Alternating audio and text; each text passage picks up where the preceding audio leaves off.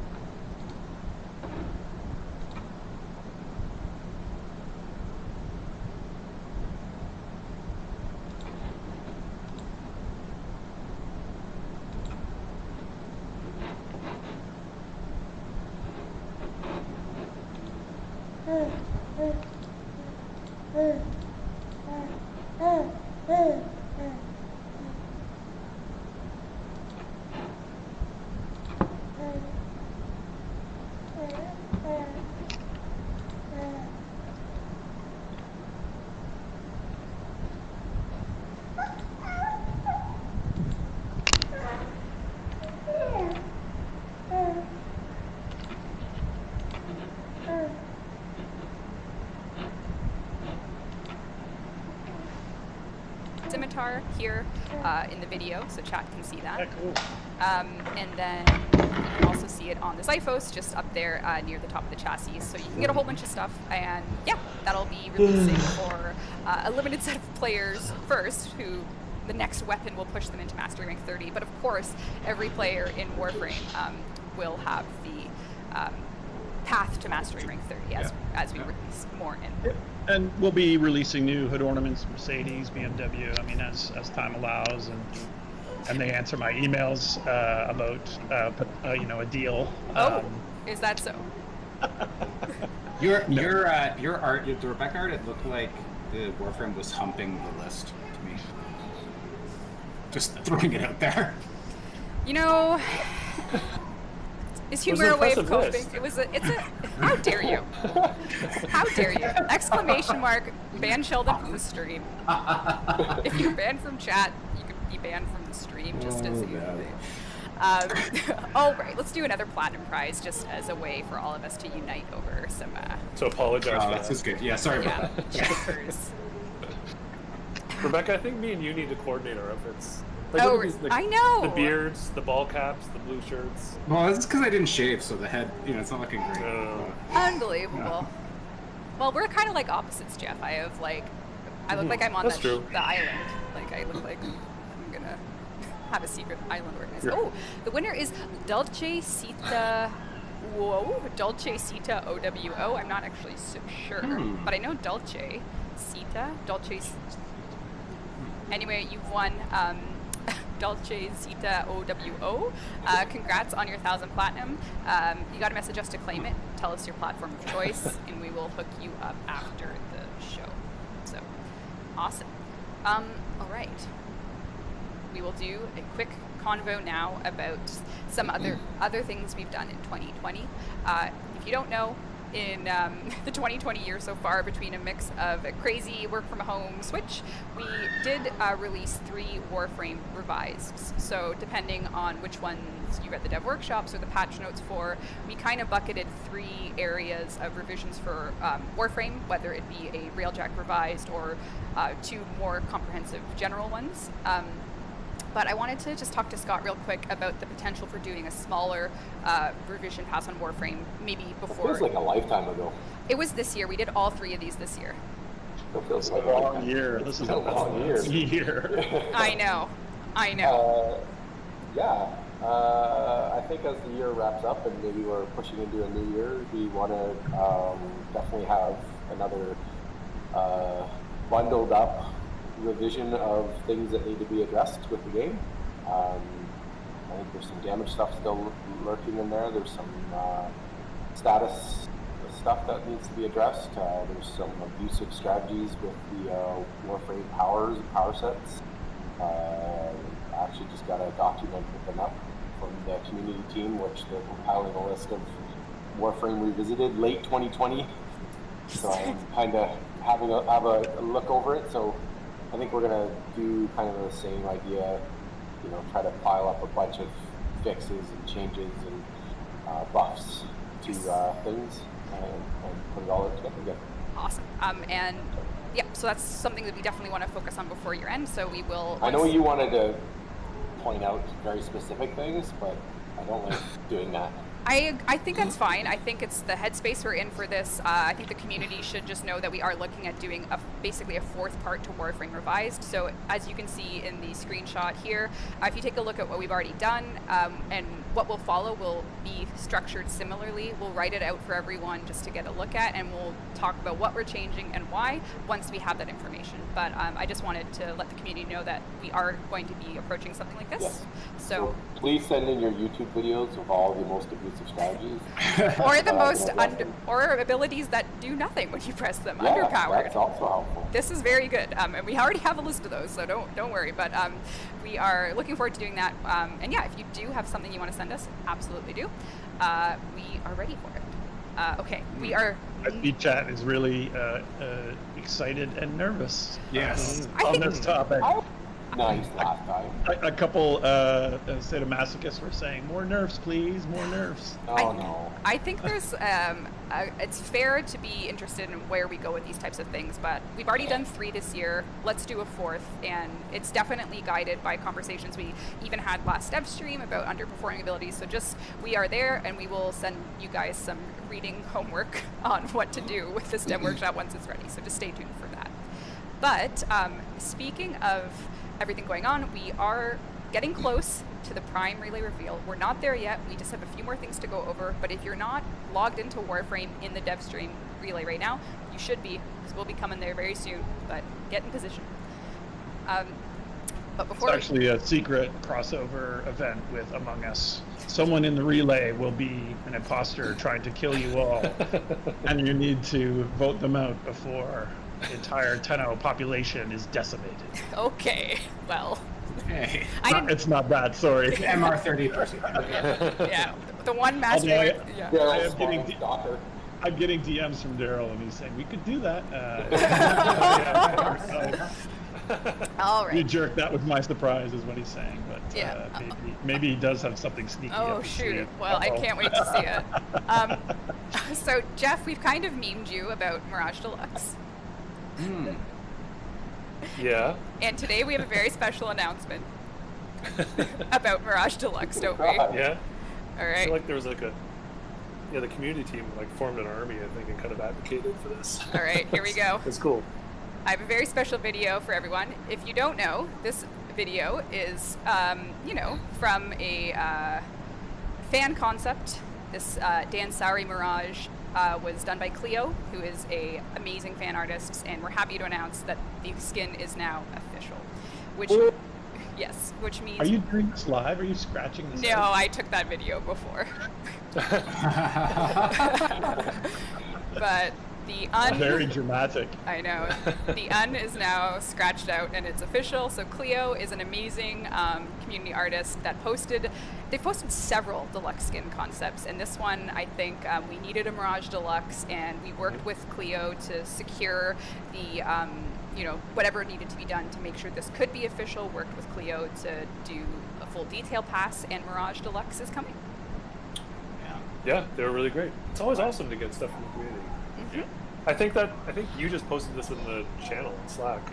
And Scott Yeah. said, make it official. Next thing we know, everyone was like, "Yep." Scott was very, The shoes. it's all about they're like these gold. It's like Jester meets like Morpheus from the Matrix with like cool color coming. Yeah, it's awesome. Yeah. Very, very exciting. So Love the long cloth stuff on the floor like that too. That's very cool.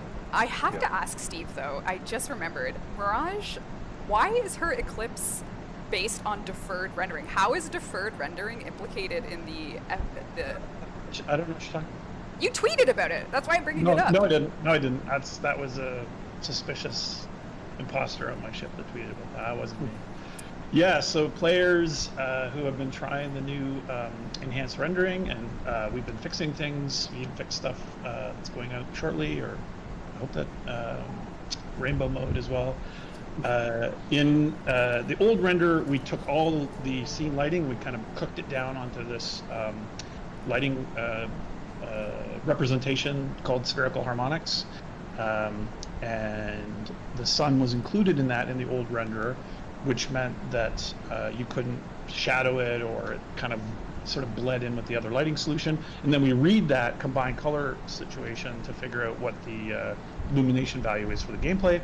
In the new render, we did not include the sunlight. We extract that from that cooked down lighting representation, so we can have really high detailed normal maps and really high detailed shadows. But you need it for this illumination measure to work properly with the gameplay. So that is being fixed. Now, And people are saying thank you're you to our off. players who were very careful. Yeah, there was some. I know we had a actual like graph showing it, so that was hugely beneficial. And yeah, And I was responding in our chat about that, saying this is bullshit. There's no way, and the players were right. Yep. so there you go. Okay. Anyway, it's going to get fixed, and thank you for your patience with that. I'm glad to hear it. There was a lot of questions about how that was even possible, and thank you for the explanation on that. Well, it's 2:45. I think the time has come to go to the dev stream relay and really jump into the idea of showing off the next prime. Before I do that, of course, I'm going to grab my Conquera Cyandana and equip it because how are we doing for donations? We're already at 51,000, so you can continue to donate, !donate, and I'm going to throw this on with my basic Excalibur situation here. I think we need exclamation mark awkward as well. We need that to go somewhere. Oh. That was popular for about 10 minutes there. Oh. Did you mute Sheldon, or is he just pretending? He's pretending. Okay. Speaking What do of you mean? awkward. What do you mean? Everything's fine. Okay, so I muted myself to aggressively type. Okay, so I am going to show everyone on any platform, all you have to do is log into the game, go to the dev stream relay. So in order to do that, you'll see it up in your navigation, and you can just click at the top and it'll take you, join us in the relay for a special event. So let's do that. Let's go to 149. Let's go all the way up to the top. And what we're doing now is we are going to take you on a journey to show you the next Prime access. I'm going to give people about 2 minutes that maybe weren't logged in to get in game, so don't start just yet with the ride. Let's wait about a minute or two just to check out some fashion framing the relay, to check out some builds, and then we'll go. So. If you do !awkward in chat, you will get a never seen before look up the skirt / loincloth of a coming Warframe character. Unbelievable. So be sure to activate that now. There's one imposter among us as I walk into the relay. Really? There's Poor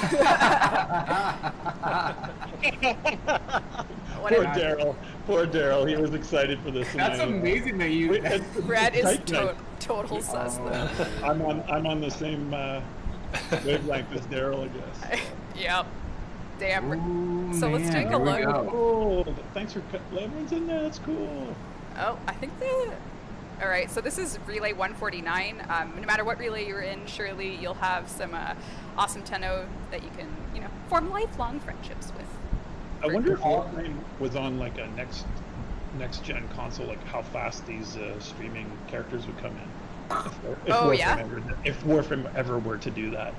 If we were to be on a next gen. If they were in a relay, how fast it would load in the textures. I'm just wondering. Oh well, theoretical. It's all just ponderance. Yeah! !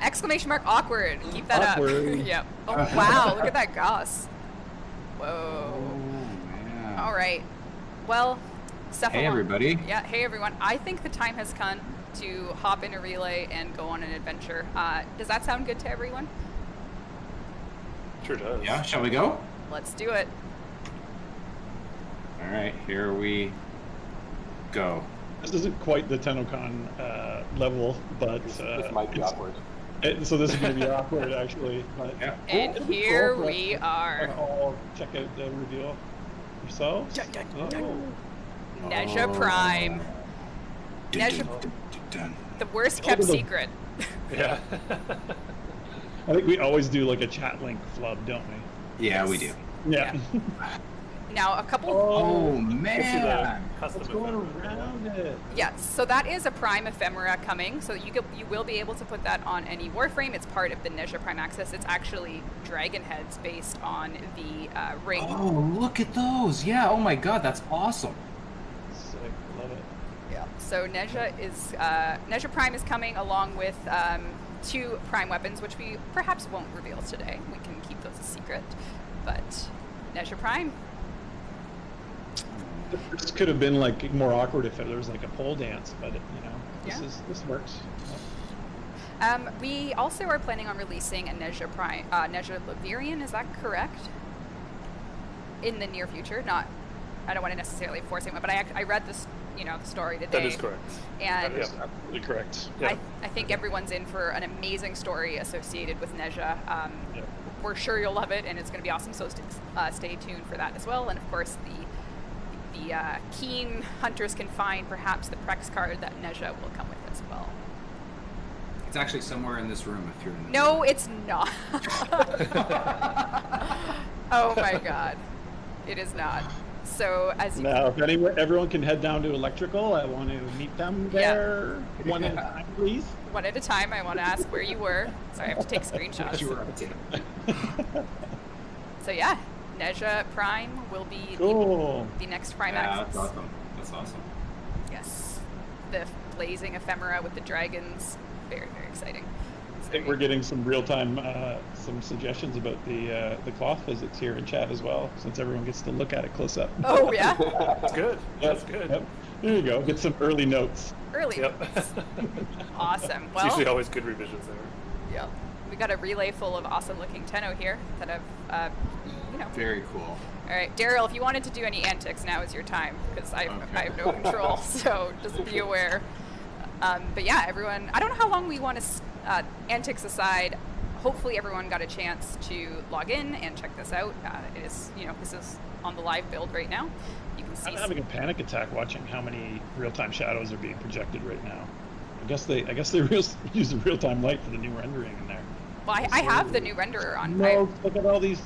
Yeah, that is cool. That looks great. Yeah, Cool. Yeah, we have all the. I do have the new renderer on, so that's. Yeah. Yeah. That's, There's some top drawer fashion framing going on in here. I know. Yep, that's fantastic. Take some notes. Yeah. Excuse me. Actually, that wisp looks amazing. Oh my Yeah, I agree. Wow. Oh man. Oh, there's a very Megan-inspired look here. Oh, look, everyone has their Sciendonis on that we unlocked today. That's awesome. That's Oh, great. look at Cool. that. Amazing. Yep, that's great. Oh man.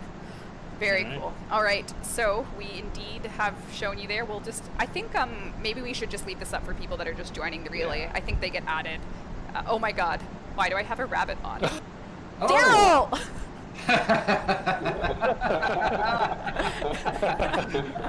Daryl! Daryl, do something crazy. Go team antics. Go team antics. Everyone just got Yeah. bunny ears. Oh my Yeah. god. There you go. Now we can jump around. Actually, we're not even allowed to jump in here. But Oh, it's serious business. I did ask for antics, it's true. You did. I know, I regretted it immediately, but that's okay. Oh, here we go. Yeah. Everyone in chat. Did you get ears? Yes. Oh man. All right. Oh, look at that Baruch. Looking good. Everyone gets ears. All right, I am gonna. Confused. It's not Easter. It is not Easter. It's Halloween, as you can see here. There you go. So Neja is on his way, on his wheels of fire. He'll be arriving precisely Yep, when he wants to. Yep.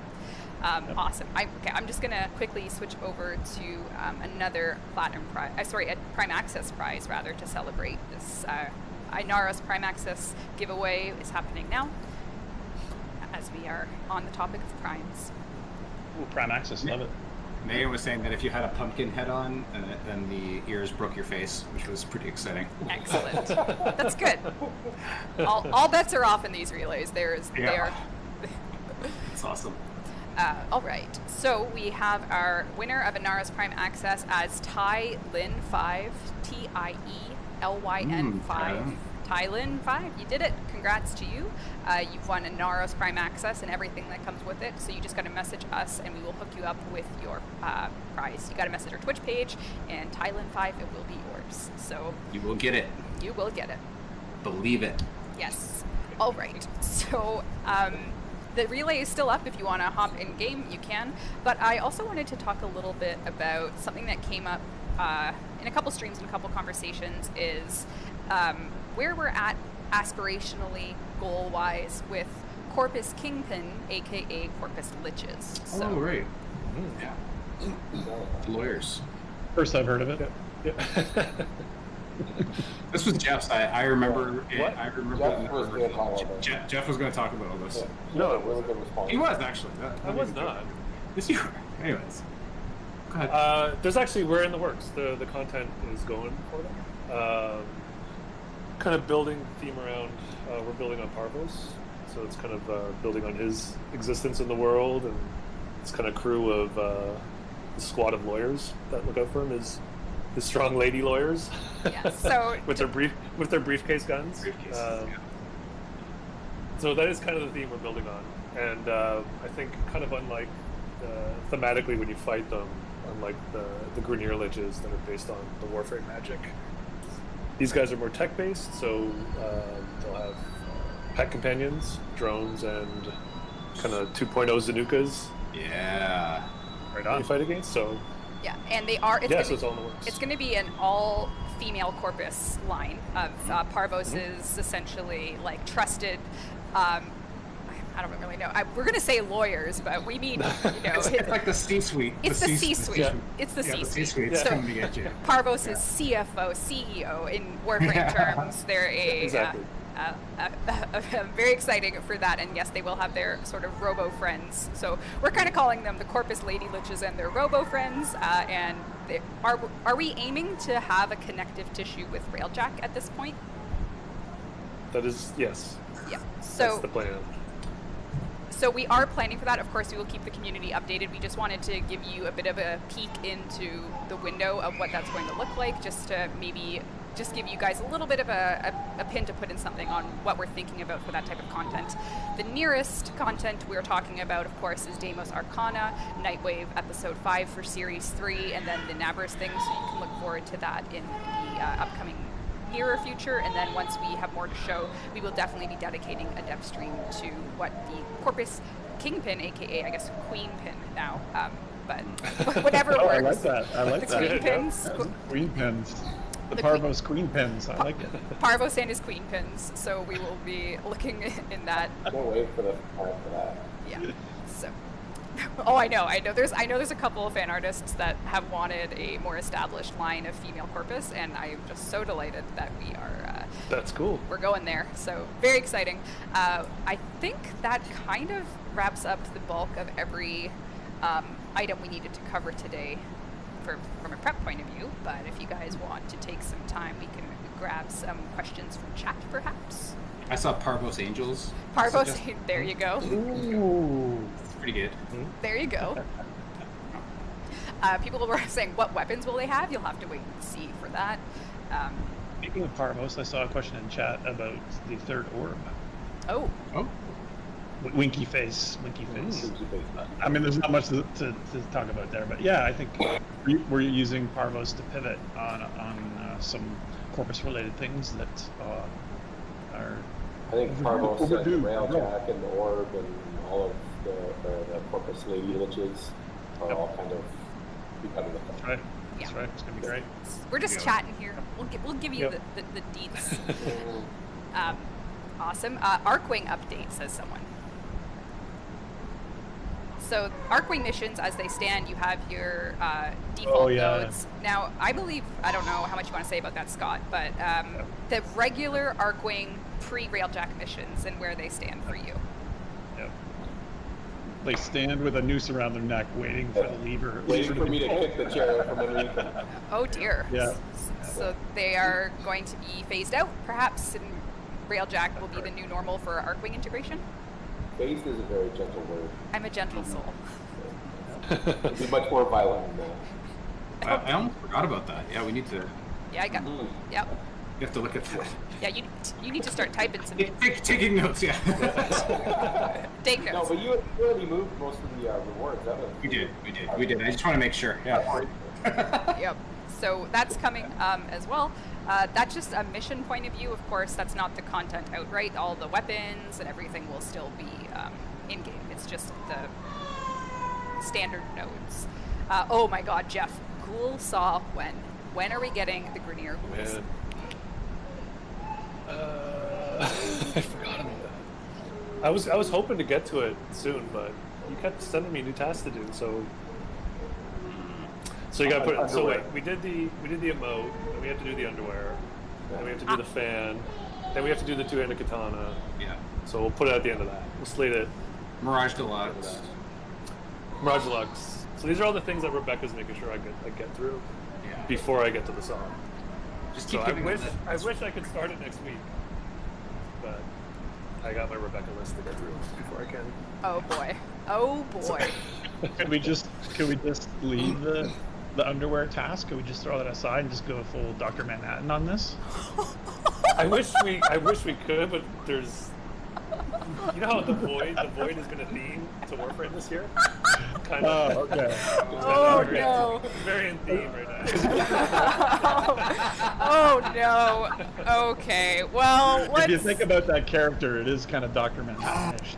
It would Oh have worked. my It would've worked. God. Oh my God. Okay, we're gonna focus on the charity again. I'm done with this guy. Charity. Let's go back to charity. There's lots of amazing Warframe streamers that will be streaming as a part of this charity. As you can see, we have little donations here coming in. One for $1. That was awesome. Anything helps.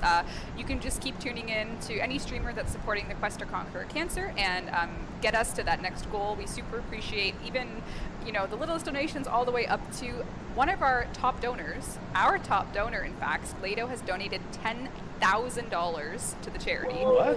One player. So that is incredible. Holy cow! Angry Unicorn donated, raised over $2,000 today, rather. So that's awesome. So That's incredible. They had an awesome stream going. Wow, guys. Yeah. So we'll keep this going. Super exciting. 3 o'clock has hit. That means the Umbra Forma blueprint alert is live, as well as the double affinity. We pulled that back. No, you didn't. Yep. No, we didn't. Okay. No, you didn't. Okay, you're right. Go ahead. Nice try. But yeah, so that concludes our home dev stream number 7. Super appreciate everyone tuning in. Thanks for hanging out, guys, sure, guys. from home.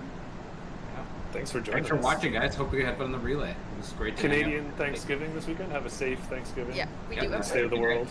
I should show you what the community has done in the relay. They are now crowding Oh, around no. me with pumpkin horror. Oh yeah. Yeah, we had some. There was some.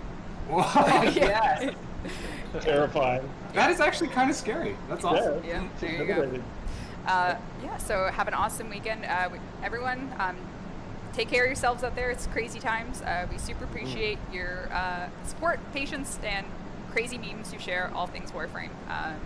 Huge thanks from everyone at DE and, of course, the DE team all working from home to make all this happen. You guys are the true heroes and truly are making these next few updates very, very special. So thanks to everyone.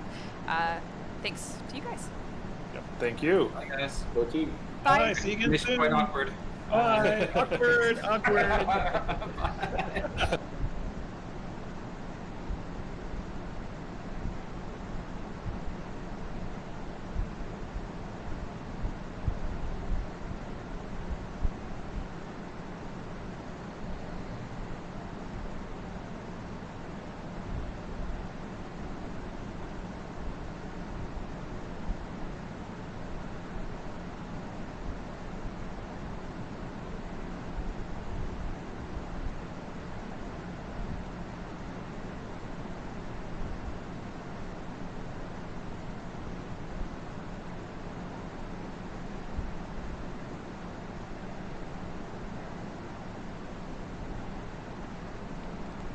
Hello there.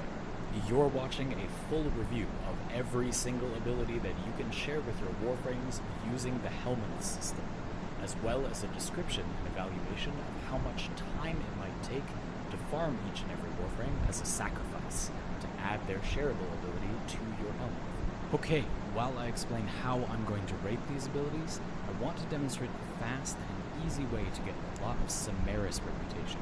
You'll get why in a minute. Anyway, that's what you're seeing in the background. Now, tier lists are meaningless without context, so please do not skip the following little section that explains how I'm going to rank everything. Otherwise, nothing will make sense, and this video will be worthless to you. Discussing how you might rank things can be just as insightful as actually ranking them. Even if you disagree with me, hearing what I think will help you think about what you think. So I'm asking you to have faith that I'm including the following introduction for a good reason. Cool? Cool. There are really 2 tier lists in here. One is just about how useful an ability might be, and the other also takes farming into account. You can find the tier lists themselves compiled in the description with timestamps, and as I said, I'd be grateful if you waited to use those timestamps until after this introduction. In this video, I'm going to discuss abilities shareable through the Helmet system in groups based loosely on what sort of thing the abilities do. So I'll talk about energy generating abilities together, crowd control abilities together, etc. to make it easier to compare and think about which ones might be more useful for what you want to do. The graphic you saw in the thumbnail is also linked below, and it's the combined tier list presented visually if you'd like. So I'm assuming you do have to go farm a copy of the given frame, whether for the first time or not. Remember, you can only unlock these abilities by subsuming a non-prime version of the frame. I'm also assuming you want to have the frame afterward too, so you can't just get rid of it and have. Finally, and most importantly, when ranking ability power levels, I'm generally assuming a frame with no abilities, and then asking how good would it be to get this ability. Those are our assumptions. Many abilities will be amazing, but only in specific circumstances. And don't get me wrong, that's what I'm most excited about. That's what I'm going to make many dozens of videos about after this. I'm just starting with a more general overview, and I know that's what a lot of people want. It's also just not useful to rank things based on corner cases. A person who would find a ranking useful is someone to whom those specifics likely don't apply. Sometimes generalizing has value, and this video exists to give people a starting point. Being specific has its place too, just not right now. Shareable ability rankings will be explained individually, but ranking farming is mostly more clear-cut, and now I'm going to explain how I'm going to rank farming a given frame that you want to subsume. In short, it's based on how long it will take, given the assumptions we just went over as well. So just to be clear, these are the criteria for the rank I'll give a Warframe's farm, the process for farming another copy of the Warframe so you can subsume it. This is separate from the rank I'll give their shareable ability. one tier list in the description includes this rank, and the other one does not, in case you don't care. And those are labeled for you.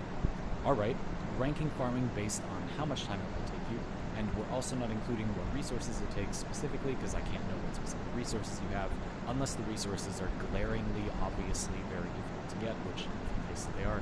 And we're also not including what you need to feed the Helminth to subsume or infuse. You do need to have fed your Helminth some stuff, and it varies depending on the frame to subsume or infuse their abilities, but the best way to feed your Helminth is to just take it slow. Your Helminth won't get tired of you feeding it the same thing as quickly if you feed it more slowly. So that's the most efficient way to feed it more of what you have alive. Alright, ranking how long it generally takes to get the parts for a frame that you want to subsume. Boss farming is usually around a C rank because RNG. You generally have to farm 3 parts, and you will often get 2 and then struggle to get the third to drop for some unknown number of runs. C tier. That's the baseline for farming a warframe. Frames that you can buy the parts for from Samaris, so these are usually frames that you get from quests the first time, start at a B for farming because of daily caps on standing.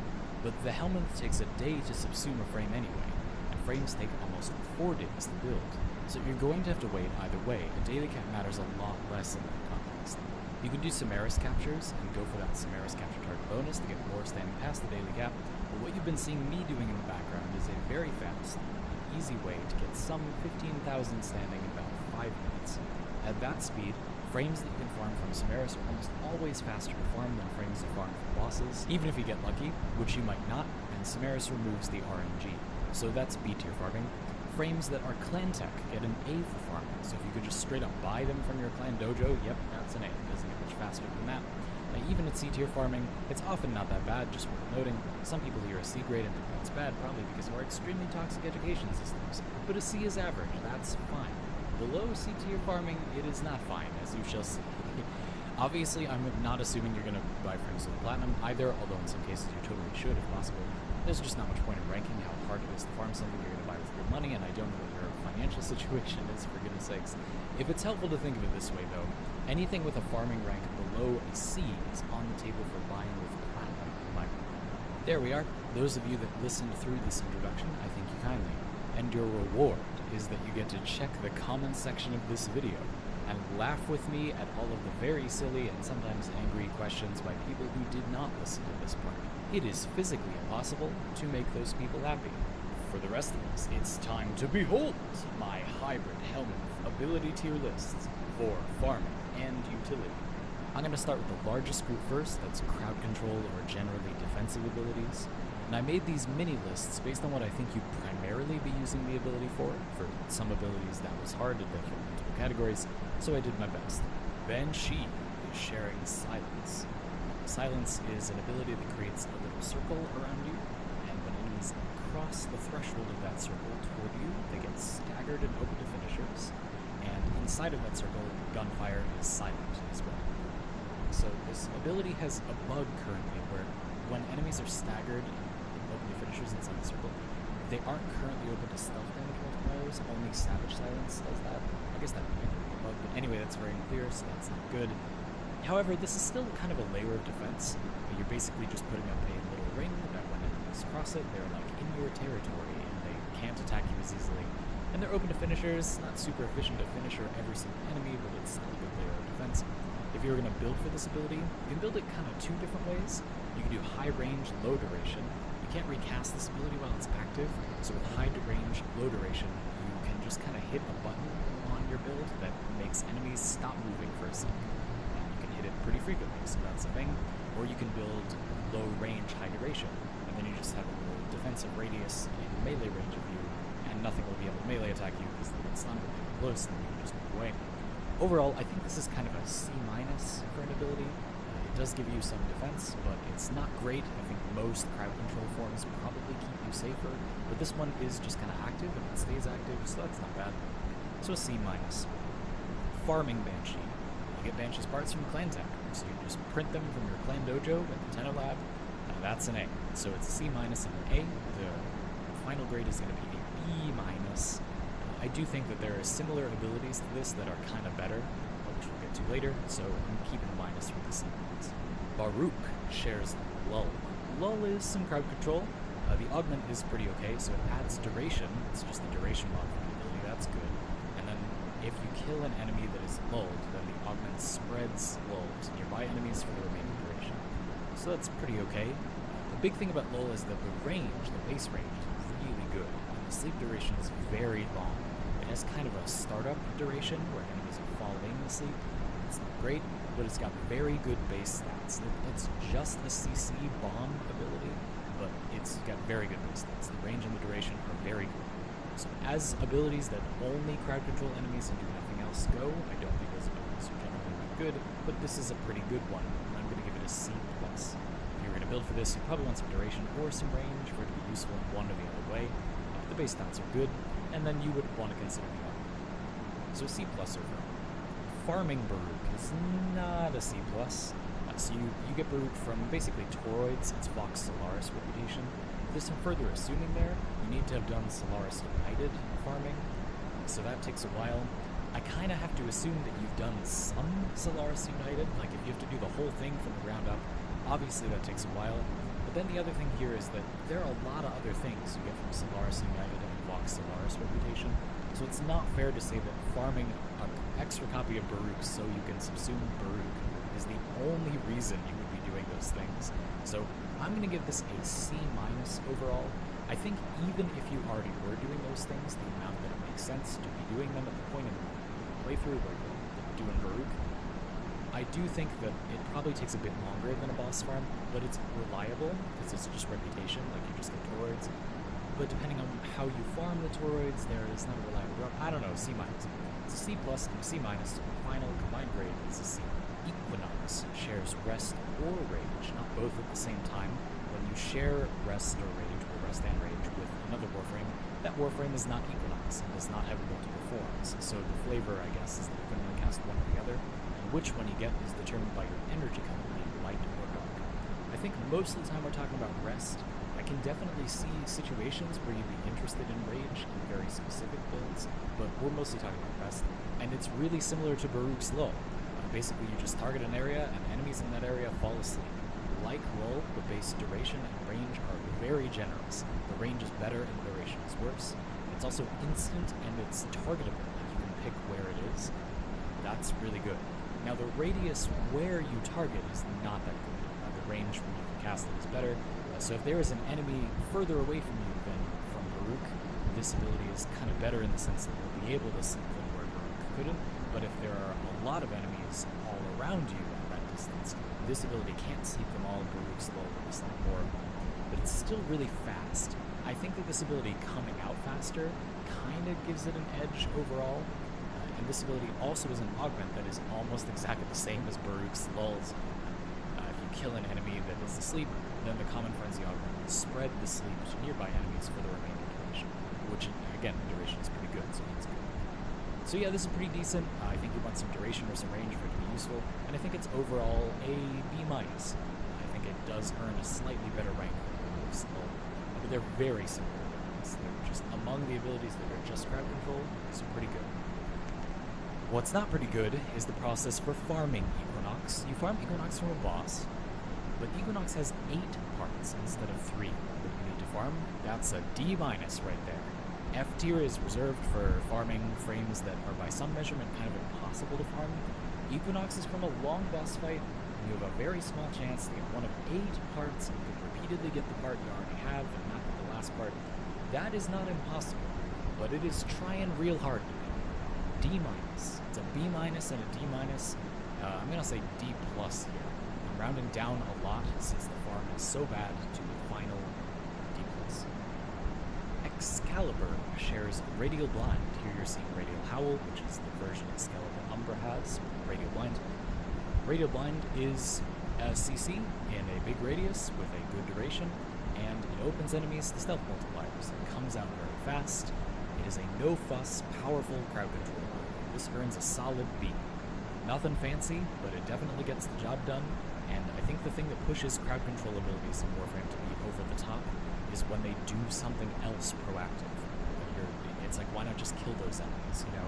Well, this hits in a very large area. You probably couldn't click a button and instantly one-shot everything in a 25-meter radius. Maybe you can, but you usually can't.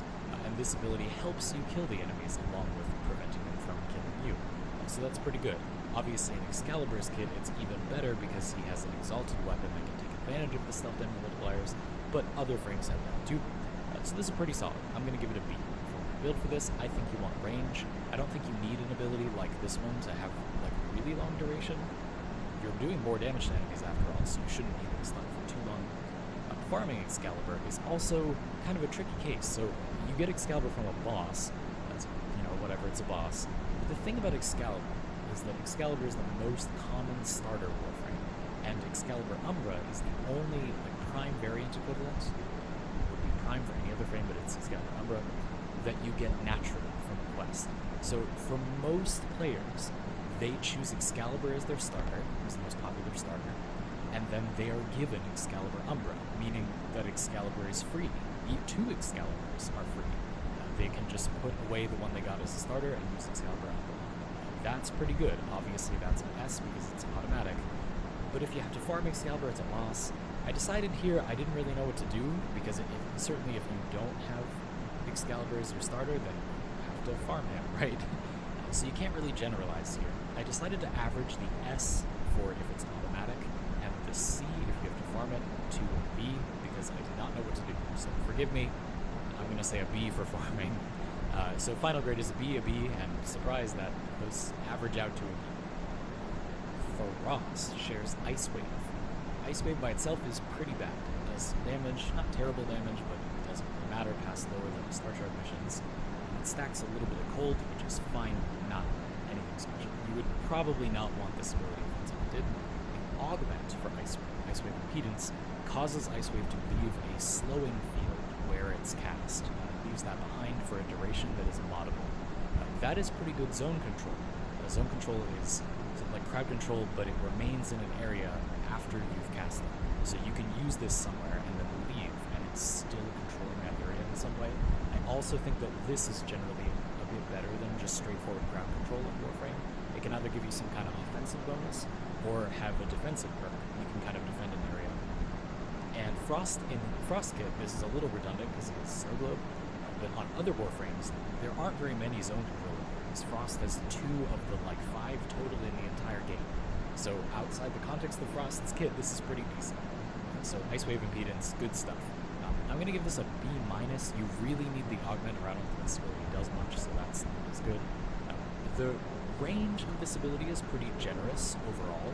The duration is not, so if you wanted to use this ability, you probably want a lot of duration and then a free mods. To farm Frost, that's a boss, so it's a C. For a lot of these, you should just check the wiki if you need to know specifics. If you need to know what boss, I often won't mention, it's just going to make this video even longer, so just check them if you need to know them. But anyway, C.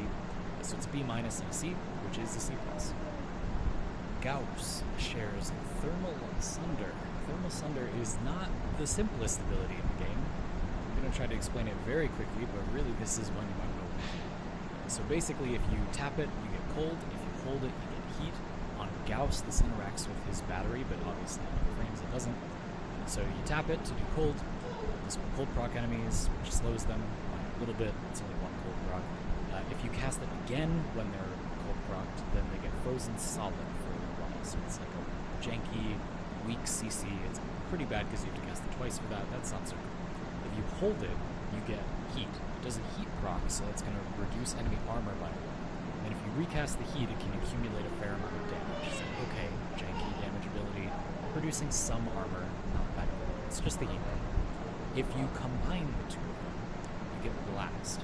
And Blast has this mechanic where, depending on the order that you cast cold and then heat, or heat and then cold, enemies get pulled out or in. So if you cast heat and then cold, enemies are pulled in. Finally arrived at probably what you would actually use this ability for on another frame. It's a very janky enemy grouping ability. Yeah, very, very janky enemy grouping ability.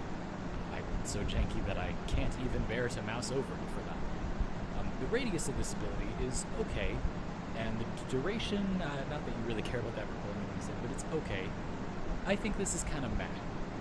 You can see some status duration and variable cold and heat numbers. Those are based on the battery, so forget about that. The big thing about this is it's a really janky build. It's a really janky build, so I hope you'll understand when I say I think this is a C-. There are a few other alternatives to things like Nidus and Korra for pulling enemies together with shareable abilities, and I think this is probably the worst one. You have to cast them twice. The range is not that great. I don't know. It does other things though. Not a bad, just like smattering of utility, but I don't think this is that productive. Like you're just gonna have to stand around casting it over and over again.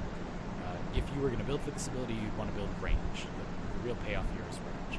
I'm not convinced the duration of this ability is really that useful. It doesn't really count as zone control because it doesn't do anything other than damage of meaning to enemies if they stay in it. Like if you leave it somewhere and then go away. But the duration is good. So yeah, range. Overall, it's a C-. You farm Gauss from a pretty unique place. So it's rotation C disruption on Sedna. So once again, it's random parts like a boss farm. But it's rotation C disruption instead of killing a boss. On the one hand, you can't just go do rotation C disruption. You have to, successfully get to rotation C. That's not so bad. But you might not easily be able to do that consistently unless you have an organized group. I think with an organized group, this is probably faster than most bosses, but without one, it's definitely slower. So I decided to give it a C-. C- and C-, surprisingly, averages to a C-. Harrow shares Condemn. Over shield generation on any Warframe with a Warframe power with no augment. Good stuff, folks. It also stuns enemies, and it holds their hands away from their face, as you can see in the little demo video, which is really good for getting headshots. Yeah, this is a good ability. It generates overshields. It's a very, very good plus for a defensive CC ability. The great thing here is that it not only stops enemies from attacking you or whatever now, it also accumulates overshields for you so you won't die later, which is great. And then opening enemies to headshots is a nice little bonus. I'm going to give this a B+. I think this is pretty solid. Maybe one of the best, just like throw out some card control abilities. This ability does have an augment, but it doesn't do anything outside the context of Harrow's kit. It just causes enemies that are condemned to be more susceptible to Harrow's other abilities, which is not, it doesn't affect you if you're not Harrow. If you want to build for this, you probably want some range. You probably don't want to have negative strength. You don't need that much range. But the basic amount of shield you get back for each hit is pretty decent, so you don't need that much strength either. I think the big thing here is you might want some efficiency, because you kind of want to be using this a lot. It doesn't hit an amazing area, it comes out really fast though. So it's okay if you cast this 2 or 3 times to control the same number of enemies you would have hit with, like Radio Blind or Lull or whatever, because it comes out really fast and you also get bonus overshields. So, good stuff. Farming Harrow is not good stuff. Oh baby. Okay, so the chassis is basically free from Void Fissure enemies. It just drops off them. I'm sure you have the chassis already. And the blueprint is from the quest, so that'd be Samaris Rep if you need to get it again. It's all downhill from there. The Neuroptics drops off rotation C Kuva Spy at about an 11% chance. Oof. And the systems, so you can get the systems from rotations B and C of defection missions at around an 11% or much lower chance depending on the rotation. The rotation B drop chance is 2%, so yeah, rotation C, 11% chance. And defection missions are known to be pretty buggy. Yes, I know, you can use Loki to teleport the defection dudes around. I've done that a lot in my time playing this game, and sometimes it bugs out still. That's an F. F for farm. This is the only F tier farm. It's reserved for nearly impossible farms. So again, it's not that this, if you do it successfully, this is not so much worse than D- farms. In fact, it might not be as bad. But the thing is, it's arguably impossible. You could do it and the game could just break and you won't be able to do it. And that's been the case for quite some time. You could farm this for months and not have Harrow. So combined grade, I mean, it's a B+ and an F. I'm going to say C-, but yeah, this is rough. If you weren't clear about the whole we're assuming you won't spend platinum thing, this is me saying farm platinum instead of Harrow. Hydroid shares Tempest Barrage. Tempest Barrage is a zone control tool, so you can cast it on an area, and if you charge it up, so you have to hold down the button, you get longer duration, and that duration is rather respectable.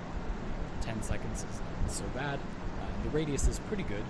One unique thing about Tempest Barrage too is that the cast radius, that is like the area you target to have this happen at, is infinite. So if you can see a place, you can Tempest Barrage it. And then the explosion radius and the radius of where the explosions will hit can differ. That's affected by range. But again, you can cast this at infinite range, so that's good. It's good for like interception, for example. and it's got an augment that has an 100% corrosive status chance when an explosion hits. That's not affected by strength, which I think is a good thing. You would want to build duration and maybe a little range, so not having to build strength, you just put the augment on, use the armor, that's good. A pretty decent bonus for a zone control ability. I think this is pretty alright. You do have to charge it, or the duration is really bad, but and it's slow, like it's not like quick to charge it up, but it's not bad. Overall, I think this gets a B-. The farm for Hydroid is Vahek. It's boss C, it's a B- and a C, so it's a C+ for the farm. Inaros shares Desiccation. Desiccation is a pretty good, large, long-duration crowd control, and it opens enemies to stealth damage multipliers. It's basically Excalibur's Radial Blind, but in a cone instead of all around you, which is definitely worse than Radial Blind, but not by very much, and this ability also costs less energy. Other than that, it is almost identical to Radial Blind, so I'm going to give it a B-, a little bit worse than Radial Blind's B. If you want to build for this, you want some range and probably some duration. The farm for Inaros, so it's a quest, so for the second copy that would be Samaris, which is a B. So it's a B- and a B. I'm going to keep the minus and say the final grade is a B-, because Excalibur is often automatic to acquire and does the same thing, but mostly better. Korra shares Ensnare. Ensnare groups enemies up. It's good for headshots, unlike other abilities to group enemies up, because it groups them up in a standing crowd. Enemies kind of slouch as well, so it's easy to hit their heads, but that's really good. That's a benefit all other abilities that group enemies up do not have. This also works kind of okay with terrain. Generally what will happen is if it can't pull the enemy across terrain directly into the clump, it will still latch onto them and CC them. So they might not be grouped up perfectly, but where other abilities would just fail to get the enemies in a group and do nothing to them, this ability will still stun the enemy, which is nice. So overall, pretty good. Abilities that group enemies up are very powerful, because you can cleave or explode them altogether, and this ability is a little bit better than those because it keeps enemies standing. That is always an advantage, but it's a little worse than them because it has a slight delay on pulling enemies together. That is not meaningless, but it is still a very good ability that I'm giving an A-. If you wanted to build for this, you probably want some range. The farm for Korra, however, while simple, is really bad, and so it's regular Sanctuary Onslaught. So you need to go to Zone 8, and then you still have a random drop chance for the parts, and it's lower than from bosses. So it's way longer than doing a boss, and the drop chance is worse, and nobody goes to Zone 8 Sanctuary Onslaught. It's people going Elite Sanctuary Onslaught. You're not going to get people doing regular Sanctuary Onslaught to Zone 8. So you're going to need an organized group. And on top of all of that, Korra requires Kavat DNA as a crafting component. That is one of the nastier things to farm, and it's a rather limited resource. You could be making some good Kavats with it. So this is pretty bad. It's a D for farm. A- and a D, so it averages out to a C+. Rimbo shares Banish. Banish is mostly pretty troll. Outside the context of Limbo's kit, where you can have some advantage over enemies when they're in the rift, and like you can freely go in and out of the rift, this ability makes you unable to shoot enemies. It's like a very brief stun, they just fall over, and then you can't shoot them. Generally, using this ability, you are worse off than you were before, unless you're Limbo, which you are not if you're sharing this ability. The augment is an okay but kind of awkward heal. So it heals for a % of max health if you target an ally, and they're banished. It is affected by strength. If you play with a friend, this might be okay. If you do this to your squad mates, you will save them, but they will get mad at you. So I don't know. This ability is usually either totally useless or actively anti-productive. However, you can banish rescue targets or walking around sortie defense targets, the human ones. So that's good, I guess. For rescue missions, it's kind of better to just get out of the mission quickly. The rescue target will teleport to catch up to you, and that will keep them safe. I suppose if your goal in life is to do rescue missions as effectively as possible, I don't know why, but let's just imagine. Then I suppose, giving a Warframe that is already fast, this ability causes them to be even better at rescue missions. You can banish the rescue target and run out of the mission very quickly. Don't do that, but I theoretically could do that. The stats are not very relevant for this, unless you were going to go for the healing, so I guess you want strength for the heal and onslaught for the augment. I'm going to give this a D-. It's pretty bad. Even as a heal, It is a okay burst heal on paper, but banishing someone is bad. Generally, they need to waste time rolling out of it, and at that point, generally the way healing is good is that you can multitask, and if you heal them, but then they have to do something to continue fighting because they're banished and they can't interact with enemies that are not banished, then they have to roll out of it, which wastes time. So not very good. D-. To farm Limbo, so for a second copy it'd be Samaris, because Limbo's request, so that's a B. It's a D- and a B. I'm going to say C-. Generally when the trend is bad, I'm going to round down. When the trend is good, I'm going to round up. Yeah, this is bad, so C-. Mesa shares Shooting Gallery. Shooting Gallery, and between its augment and base ability, does 3 completely separate things. So I'm going to explain 2 things Shooting Gallery does, then what Muzzle Flash does. Overall, I think this is actually pretty decent, but it's not great at any individual thing. So I'm going to give it a C+, but here's what it does. First of all, it gives you damage, so it's a duration-based buff, and it gives you damage that scales with strength. This is just more damage to all of your guns. And it's base damage, so it's not an overall damage multiplier. It's not 25% more of all of your damage. So you don't think about the damage number you have and then increase it by 25%. That's not what it does.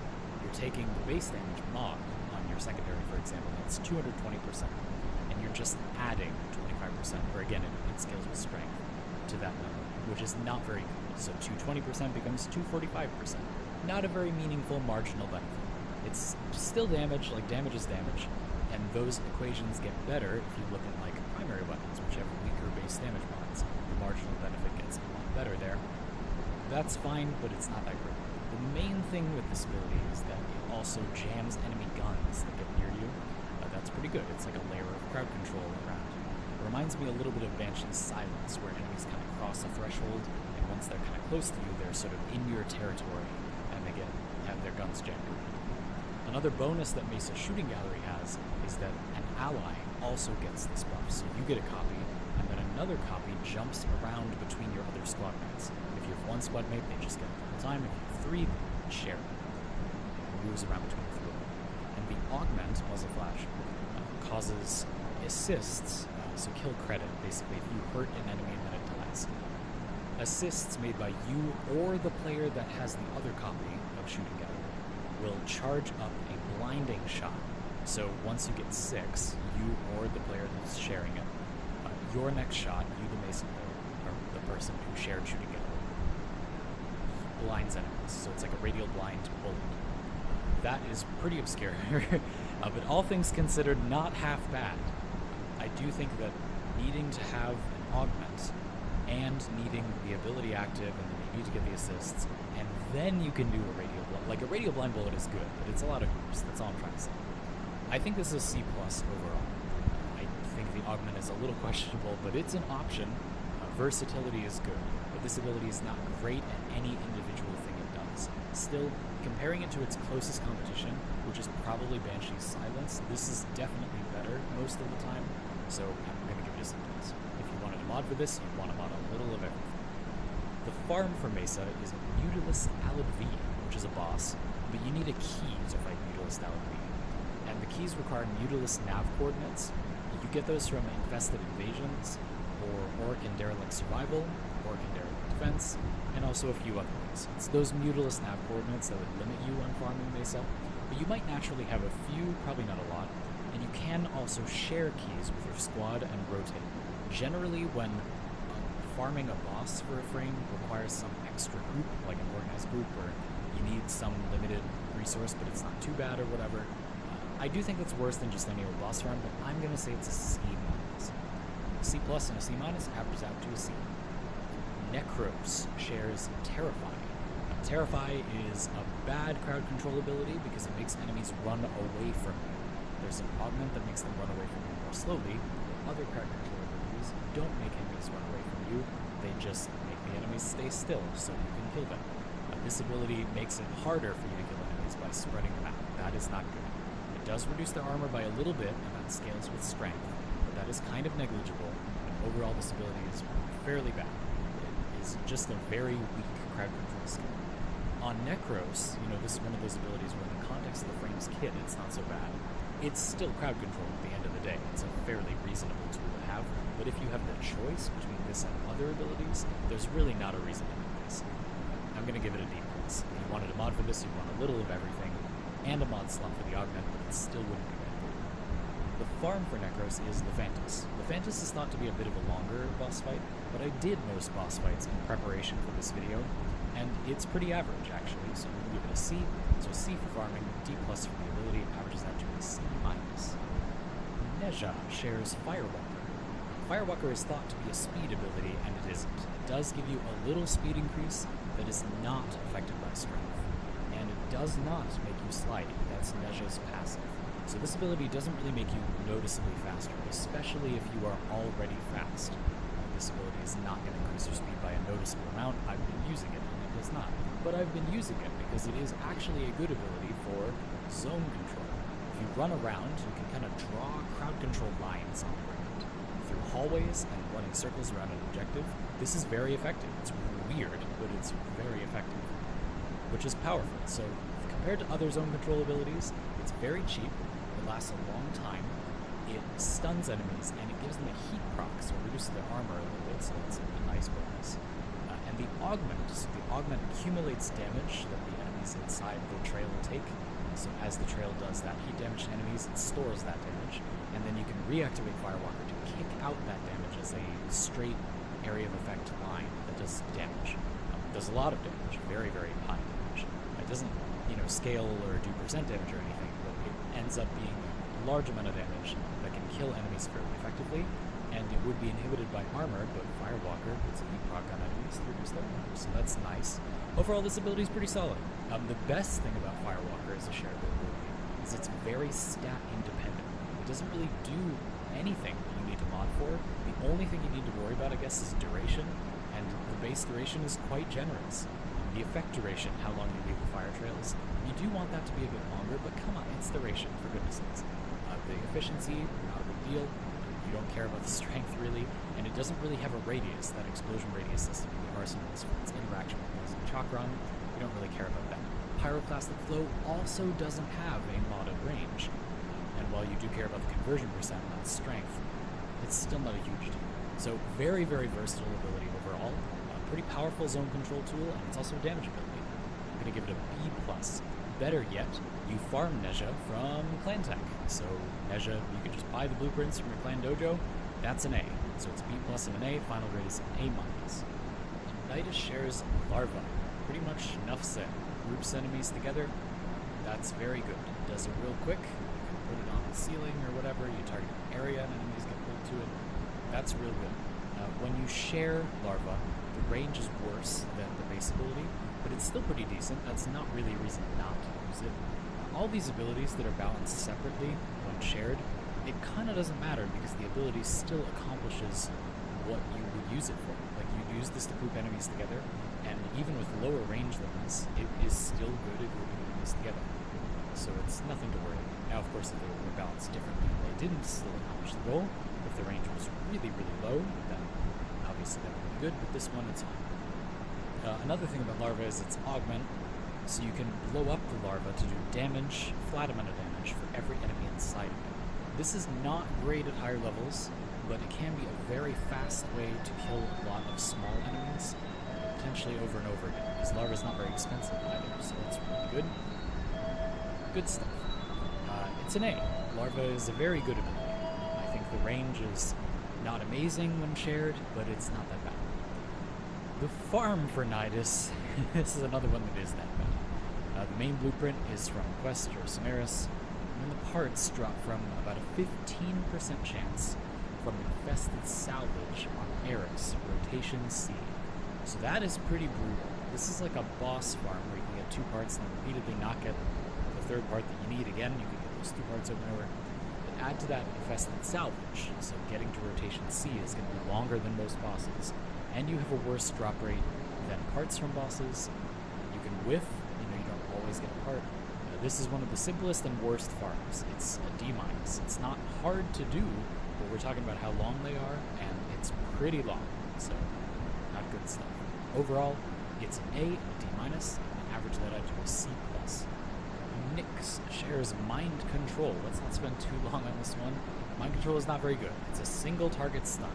Enemies do attack each other while they're under it, but they don't do that much damage to each other. the amount of damage enemies do to us is not a lot dealt to enemies. Of course, they don't have a good way to deal with armor, for example. It's not very good. There's an augment that increases the damage even more. You can shoot the enemy to ramp the damage up. All of these things do very little. It's just not really worth your time. You'd be much better, instead of shooting the enemy to mind control it to deal damage to other enemies, you could just shoot the enemies, D-. If you were going to build for this ability, you'd want to rethink your life. You farm Nyx from Forward. Forward requires you to have an invasion up. Forward spawns when an infested invasion hits an assassination node, and then you get an alternative boss. It's Forward, but Forward is a very fast boss, so that layer of RNG, but then also the speed, I decided to average that out to just the C. So it's a D- on C plus D+. Octavia shares Resonator, which I'm very surprised to say I'm going to be recommending a little bit, but for a very complicated reason. On its own, this ability is not very good. It's crowd control. Basically, you drop a roller ball, it rolls around wherever it pleases, and it Pied Piper hypnotizes enemies to follow it. That's not good, because that's having your crowd control be controlled by an AI. However, there is an augment for this ability that's an Exilus augment, so it can go in your Exilus slot, and that allows you to control where your roller ball goes. Not only that, once you've told it to go somewhere, that instance of this ability will not move on its own anymore. So not only does it let you reposition it, it also lets you stop it from moving. That turns the ability into a pretty good zone control tool, because not only can you leave it somewhere and it won't move around, you can just put it on a point, and enemies on that point are just hypnotized and can't really do anything. You can also move it from place to place, which could be helpful in some situations. Pretty solid stuff. It also kind of vaguely groups enemies up in a pretty awkward way, and it's got decent range and duration as well. So overall, pretty good. The duration especially is pretty solid. If you're going to build for this, you probably want some range, and then I highly recommend the Exilus augment. There's very little cost for running the Exilus augment, and I don't think this ability is very good with it. Overall grade with the augment is a B-. I'm giving it the minus because you definitely do need the augment for this thing worth using. The farm, ooh, this is a complicated one. It's D tier for me, but here we go. So you need the blueprint, which is from the quest, or Samara's reputation for a second copy. You also need a special crafting material, it's the Manticord. You also get a second copy of that from Samara's, again, you originally would get from the quest. And then the 3-part blueprints. They all come from different places with different qualifications. One is a guaranteed drop from the Lua music puzzle. Okay, so guaranteed drop, that's good. Another is at about a 22% chance from Lua Crossfire Exterminate caches on rotation A. So it's the first cache, so that's not so bad, but 22% chance, youch. And then there's the doozy, about a 22% chance for the third part from Oregon Derelict Survival Rotation C. So even just for that one last part, so rotation C is 20 minutes. You're looking at a couple of hours, probably, if you're lucky, possibly much longer. Those odds are fairly bad. And then you need the other parts, but surprisingly, crunching the numbers, it's not as bad as a few others, so it's still a D and not a D- or F. It's pretty bad, but it is better than some others. D for farming, and a B- for the ability. Decided to say a C overall. I'm rounding up a little bit because I think this ability is a little not slept on, as in people know, but they don't realize why it's good. I think a lot of people are not aware that Conductor allows you to stop the movement and control it, and that makes this ability fairly good. Revenant shares Reeve. So Reeve drains enemies you pass through, and it drains thralls for more, but you've got no thralls because you're not playing Revenant. So you're not really going to be killing enemies with this. It does heal you, so you're draining enemy health by a percent and healing. But the healing is kind of meh. Again, there are much faster ways to heal and do more damage at the same time. Augment for this causes it to blind, so this is basically just a janky blind. There are quite a few other abilities that are shareable that are from frames that are easier to get than Revenant, and they blind without an augment, or they do something equivalent to a blind, opening enemies to self-multipliers without an augment. So that is pretty bad. This ability also hits in a pretty awkward way. It doesn't last for that long, it costs a decent amount of energy, the base width is not very good, and the base blind duration is also not amazing, just such that if you had a little negative duration it might not be so good. Overall, this ability does a few different things, but they're all bad, and it does them in a way that takes a lot of mods or requires certain stats from you. I'm going to give this a D. I think this is pretty bad. The farm for Revenant for a second copy. The blueprint will be from Samaris, and then the parts are from Cetus bounties, which, as I've discussed with other similar frames that you get from bounties, I think that's a bit worse than bosses. Generally, a bounty is longer than boss run, and the RNG is also worse. So it's a D+. It's a D and a D+. I'm rounding down to a D because this ability is bad. Closing out the crowd control or defensive ability utility category is Zephyr with Airburst. Zephyr shares Airburst, and Airburst got a little rework when it became shareable. You can tap this ability to pull enemies in and hold it to push enemies out. It used to only push enemies out, but now it can also pull them in. It's basically a budget snare or larva, or a budget mag pull, or a budget Gauss thermal sunder that you cast twice. It groups enemies together. The big thing about this is that Zephyr is very easy to acquire. The farm is clan tech. So notably, that's a lot easier than other frames that group enemies together. But the catch is that she requires Oxium, so the farming rank is going to be an A. For the ability, I mean, again, it's like you would pick this because it's a budget and snare or larva. That's why you would choose this. There really isn't another reason to choose this. Pushing enemies out is basically always bad. Pulling them in can be good, but this ability doesn't pull them in as effectively or in as useful a way as in snare or larva. The radius is not terrible, but even larva's weaker radius when shared is pretty comparable to this. So it's really not great. I'm going to say this is a C+. The big thing that makes grouping enemies together like this bad is that they're grouped together on the ground. They fall over, so that's bad with punch through. It doesn't really make a difference if you're going to melee them, but that's kind of the only situation in which it isn't much worse than in snare or larva that group enemies together more tightly. It's also fairly comparable to max pull. It costs more energy than max pull, but while you're airborne, this ability costs half energy, so that's important. Remember, if you're going to build this, you build for range. The rank for the ability is a C+, the rank for the farm is an A, so overall it's a B+. I think you should pick Zephyr up.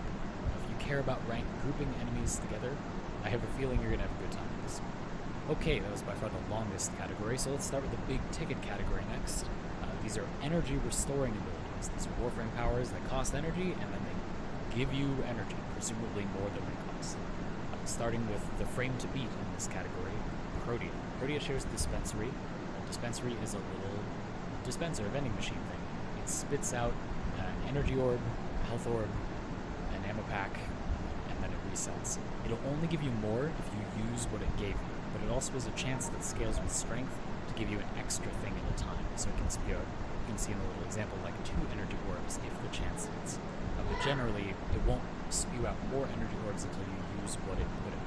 And then it's got a duration, so it'll just repeat that for the duration. Again, it won't give you more unless you use what it gave you already. This ability has a lower duration when it's shared by a lot, but it can still get the job done. And the big thing here is that if you are continuously using energy, this ability can give you pretty good value.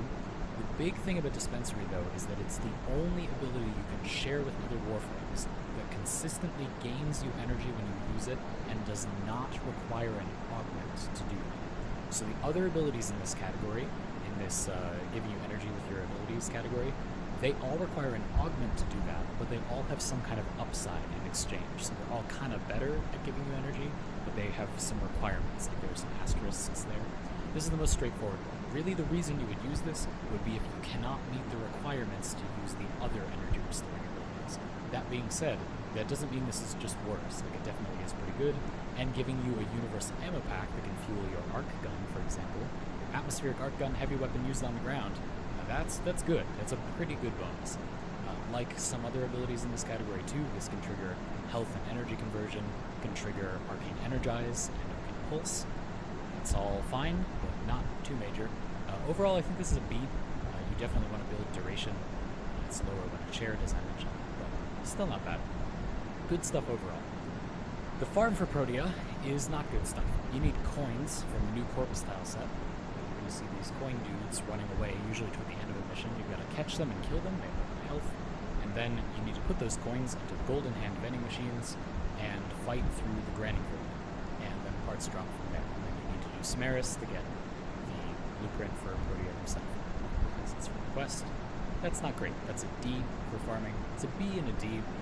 I'm going to give it a C+ as the overall grade, because again, it is the only ability that restores energy to your Warframe that does not require any mods to do so. As long as you have decent duration, this ability can do it. And if that's the situation you're in, which I think a lot of people will at least think they're in, this is really the only game in town. But there are a lot of other abilities that restore some energy to you, and now we're going to talk about them. Gara shares Spectral Rage. Spectral Rage on its own is not very good. It circles enemies in a mirror thing. They shoot the mirrors and blow them up, and then they're free. Not a big deal. Doesn't really do much.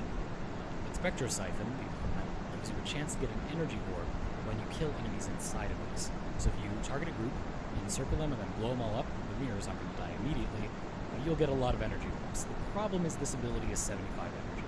So unless you target a lot of enemies and or you have a lot of efficiency, you're fairly likely to whiff with this ability. The good news is that Fleeting Expertise, our big efficiency mod, but then it drains your duration, this ability has high duration that it doesn't need at all when used that way. So you can totally use Fleeting Expertise and give it a lot of efficiency and make it much more favorable. So that's good, not amazing, but good. And then again, you've got the area collections. You really want a lot of targets for this to be good. So compared to Proteus Dispensary, this ability requires that you have a group of enemies, but it's a horde shooter, you generally do. And you need a mod slot for the augment, and you probably also want efficiency. But in exchange, the amount of energy you get is a lot higher, and you get it much faster. You get it pretty much immediately. That's decent, but I do think that those are some significant caveats. So I'm going to give this a C+ for usability. Farm for Gara, for a duplicate, so the blueprint is from Samaris, and then bounties. So you have to farm bounties like similar frames. I've been saying that bounties are kind of like a boss farm, except the chance to get the part is lower. Bounties are generally longer than bosses. So I'm going to say D+ for the farm, C+ and D+. I'm going to say a C-. I'm kind of rounding down here. I do think that despite this being a choice for energy restoring abilities with upside, I think there are better options, and we're going to talk about them. The direct alternative is Titania, who shares Spellbind. Spellbind targets some enemies and makes them float in the air. You can also cast it on yourself to make yourself status immune, and status immunity makes you immune to self-stagger from explosive weapons. So that's a nice little bonus, but that's not what we're here for. The Augment restores energy to you if you hit 4 or more enemies with Spellbind. So this is very similar to Gara's Spectral Rage, where if you have enemies around and you have a slot for the Augment, you can restore energy. However, this ability is much cheaper in base, and it's also reliable. You can't whiff. You always get the energy. In fact, without any stats, this ability already gains you energy quite reliably, which is really, really nice. Another thing about Spellbind with Spellbind Harvest Augment is that strength increases the amount of energy you get, and efficiency decreases the casting cost. So you can use either or both to increase how much energy you get. Another weird finicky thing here is that you can't recast Spellbind on spellbound enemies. So if you get this and you get the energy, you can't just spam it to get infinite energy unless you have negative duration, which would allow you to do it again much faster. So potentially, on a build with very specific stats, this could be very powerful. And obviously you want some range. The radius is not great at base, so that's a problem. Overall, I think this is pretty good. I think it is finicky. It asks a fair amount of you as the player trying to get energy back with it, but it is one of the cleanest, quickest energy restoring abilities out there. It doesn't really ask a lot of your combat situation, it just asks a lot of your build. So I'm going to give it a B- overall. The farm for Titania for a second copy would be Samaris, which is a B. It's a B- and a B. I'm going to round up to a B. I think this is a solid choice overall.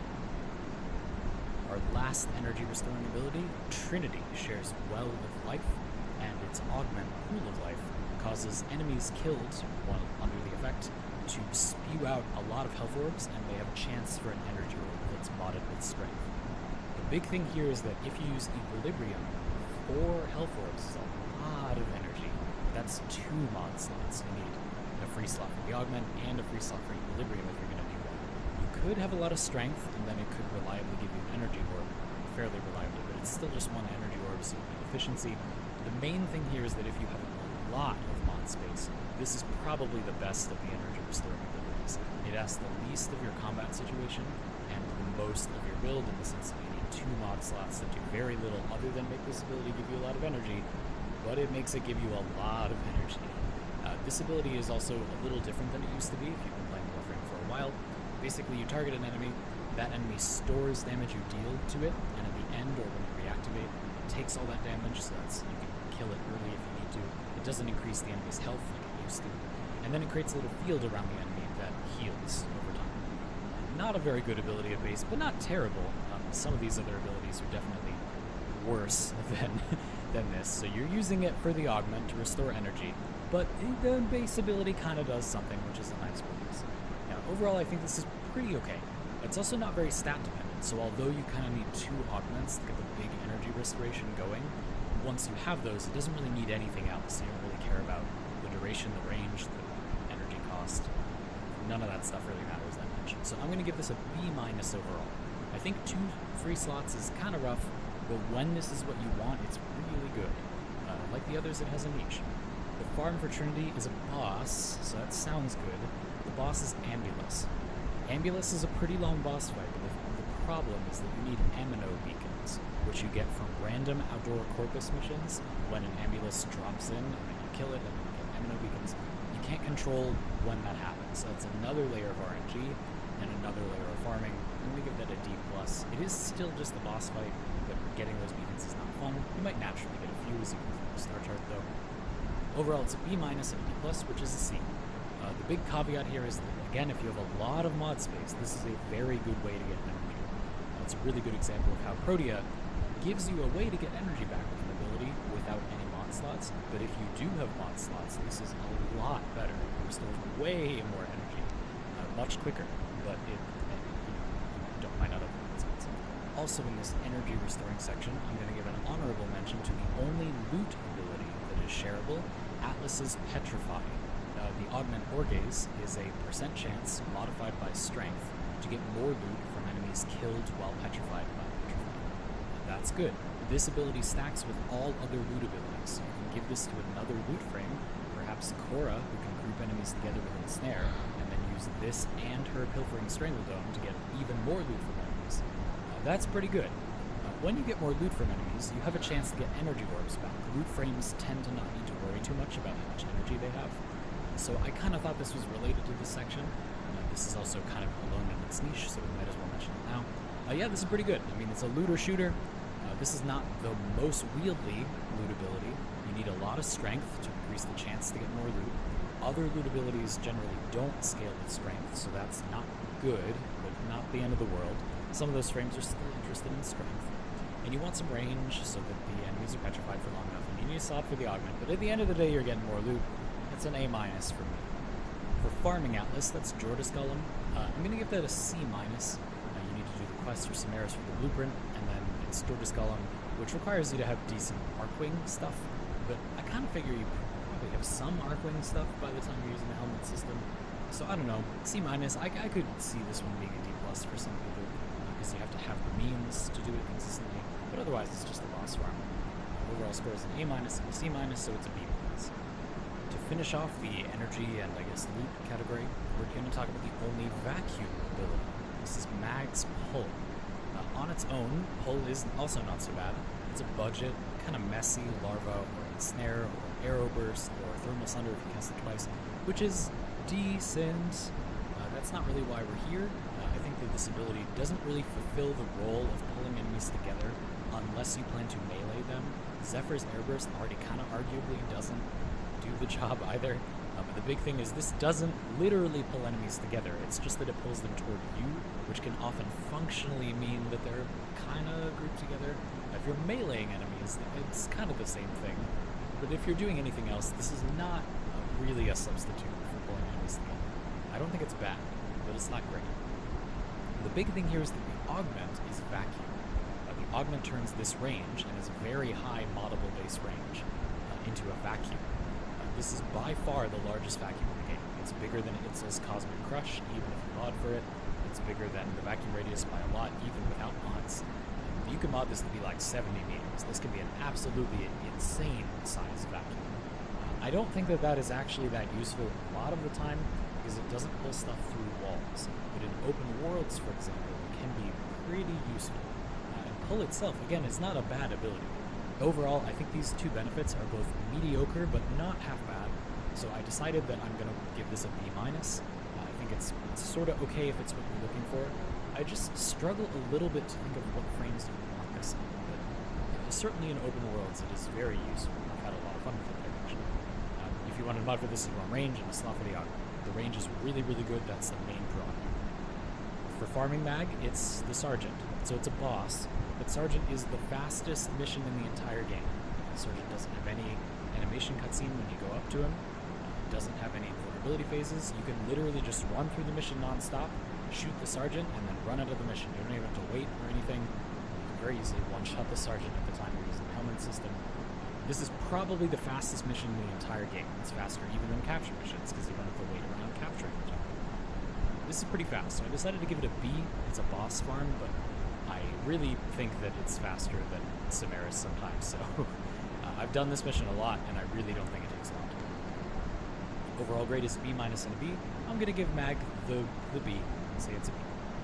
Next up are offensive abilities. So these are damage boosts or debuffs that make you do more damage, or direct damage, an ability that just does damage, as the main draw. Starting with Ash, who shares Shuriken. Shuriken does some okay damage, and it does do a slash block. This is not the worst first ability in the game for just throwing out some damage, but that's not why we're here. Seeking Shuriken is an augment that removes armor, and with only a little strength it will remove all armor. The final thing that makes this ability useful is that it's a one-handed action. You don't have to stop shooting to use this. You can just shoot constantly and continue hammering your whatever key Shuriken is on, but for Ash it says 1, to remove armor from everything near your reticle, which is really good. That's very powerful. That's not cheap on energy costs, but you're removing all the armor from enemies. What do you want from them? B-, this is good stuff. You want a free slot and some strength. For farming Ash, it's not so simple. You get Ash parts from Manics. You don't always get a part when you kill a Manic, and Manics spawn at random in high-level Grunier missions. That means you don't really have control over when you farm this. That's pretty comparable to situations where, it's a boss farm, but there's some other layer of RNG, like Amino beacons for Trinity. So you're farming like a bot, you have to kill an enemy to get a part, but then there's some other layer of RNG, you can't spawn Manics on demand, but the drop chance is also not good. So this is not looking good. There is a catch. If you do a disruption mission, a Grunier disruption mission, there's a modifier you can get when you fail a conduit called Pack Hunters. If you get that modifier while failing the first, second, or third conduit, you can't get it while failing the fourth because then the mission will reset. But if you fail a conduit, and it's the first, second, or third conduit, and you get Pack Hunters, absolutely insane number of Manics spawn, and you can get this really quick. If you get that modifier, you would probably get Ash in like 10 minutes, and those are affected by loot. The Manics are loot affectable, which is good, but there are like 15 plus modifiers you can get that are not Pack Hunters. So overall, this is probably the most inconsistent farm in the entire game. It might take you 10 minutes or 3 hours, or much longer. It took me a lot longer the first time, and then the second time I got Pack Hunters on my first try, and it took literally less than 10 minutes. So D+, I don't know. Let's be real, it's better to be lucky than good. Try to get Pack Hunters, but it's probably a D+ for most people. B- and a D+, so it's a C. It's worth noting very quickly, too, that when you do that Pack Hunters thing, that's also the farm for Gauss if you do the one on Sedna, Rotation C Disruption. So, yeah, I don't think that deserves increasing the grade, but anyway, just so you know. Grendel shares Nourish. This one is modified when it's shared, but in kind of a specific way. So this ability does 3 things with Grendel. You can cycle between them. When you share it, it's only Nourish Strike, so it's always Nourish Strike. So this is what it does. It heals you when you use it, and then you buff your weapons with Toxin damage. This works just like a mod on your weapon. It starts at 50% Toxin damage, and then it's modified by Strength.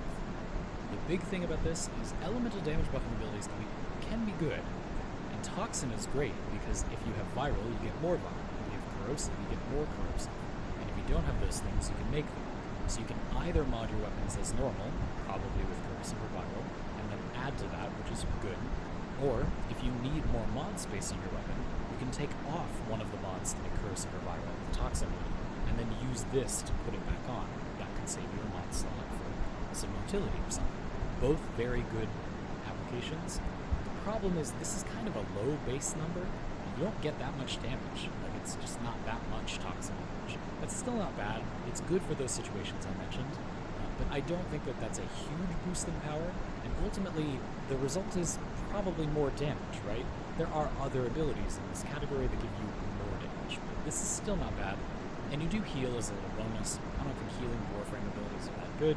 It's better to heal while either multitasking or without sacrificing something in your build, like with Operator Arcanes.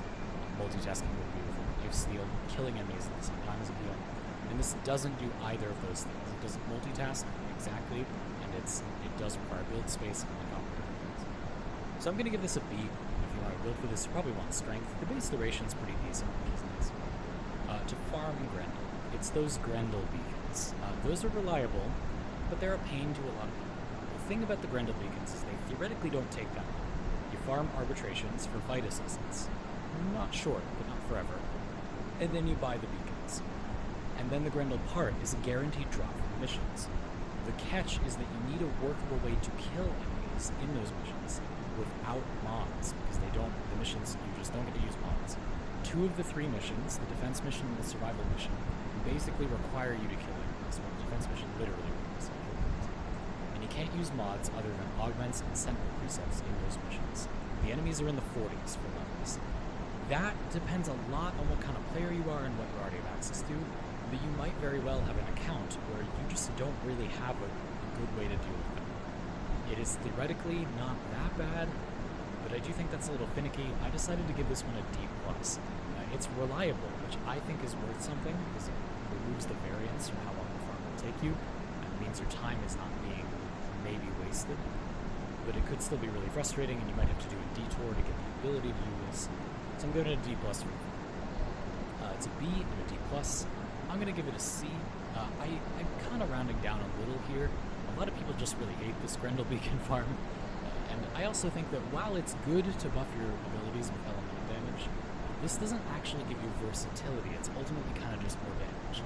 I don't think that's bad, but I almost would prefer an ability that buffs you with other elemental damage, because that gives you the benefit of being versatile in some way, even though it could interfere with the element you're trying to proc.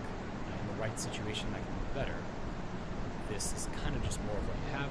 There are other abilities that give you more of what you have, in what I think is a better way. But it's still not half bad, so it's a C overall. Mirage. Oh, Mirage. Mirage shares Eclipse. Now I'm going to go off on something for a second, so I would like to save you all a little bit of time. This ability is bad. You shouldn't bother using it. Just use Rhino's Roar instead. It's unreliable as all hell, and there's no real payoff. Just use Rhino's Roar instead. I'm going to be rating this ability like a B or whatever for usefulness. And the farm is like a B or whatever, it's Samaris. So the overall grade is a B or whatever. Don't use this ability. Use Rhino's Roar instead. There you are. For the rest of you, let's have a bit of fun, shall we? This ability has been a thorn in my side for years. So there have been in the past a few reliable ways to activate the light buff, which is the damage. So in other words, previously, throughout the Vault of Time, there have been times where you could reliably force a light buff, which is the damage. But right now, I cannot find any. Ephemeras don't work at the moment. Creating fire doesn't work at the moment. You can't light yourself on fire with napalm grenades anymore, etc. And while I was live streaming on Twitch to prepare this list, a viewer pointed out that methods to control Eclipse have been consistently removed from the game. It's not just lately. It's like for all this ability's history, it's been unreliable, and the developers seem to want to keep it unreliable for some reason. I don't know why. I hate this ability with all of my heart and soul. It's a cool mechanic to position properly, and then you get the defense or the offense. I like that. Why doesn't Mirage's kit just let you generate light or dark? I don't understand. Like, why would that be bad? Why do you not want that? The game doesn't clearly enough indicate where is light and where is dark, so this can be pretty inconsistent. You can see on the buff which one you have, but what location gives you which one, that's hard to see. So this is not a very good player agency ability. I don't know. Again, I'm giving this a B for usefulness. If for some reason you're still going to use this ability, you'd want strength, I guess some duration. You'd also want to rethink your life. There's an augment for this ability that lets you share it within its radius, but you know what ability is shared automatically within its radius without an augment? Rhino's Roar. And you know why this ability is good in the first place? It's because it's a separate multiplier that gives you more damage. You know what's also like that? Rhino's Roar. Just use Rhino's Roar instead. Also, this ability is balanced separately when you share it, but I don't care, and neither should you. I'll talk about that more when I talk about Rhino's Roar, because all of the same things apply, but with Roar they actually matter, because you might actually want to use that ability. I mentioned before that this is from a quest, so the second copy it farms Samaris, that's a B. Final grade is a B. I don't care. I'm going to spend my time with reliable abilities. As for Mirage herself, I hope I made sense when I said I hope she's eventually changed to simply create guaranteed areas of light and dark. I don't know why that's so much to ask. Maybe Sleight of Hand and Prism, abilities that literally create light already, could create guaranteed areas of light and then maybe an guaranteed area of dark around them. That'd be an extremely easy solution that would make perfect sense. I feel like the light-dark thing is a cool mechanic in theory. I constantly hear people trying to, quote, fix this ability by saying, oh, just make it a toggle. But the whole point is that light and dark thing, and I don't think that's bad. There's nothing wrong with that.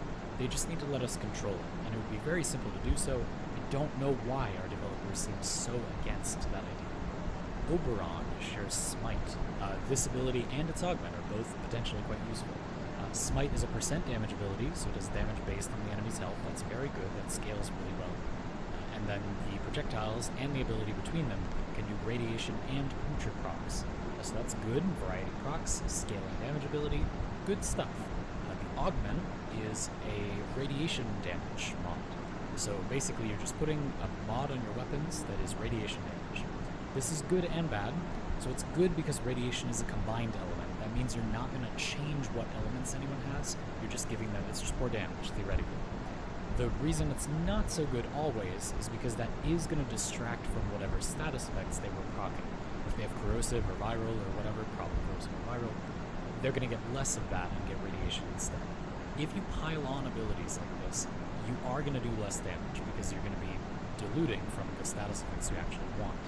On the other hand, there are situations where we're not getting a lot of status effects, and radiation has a pretty good damage type bonus against alloy.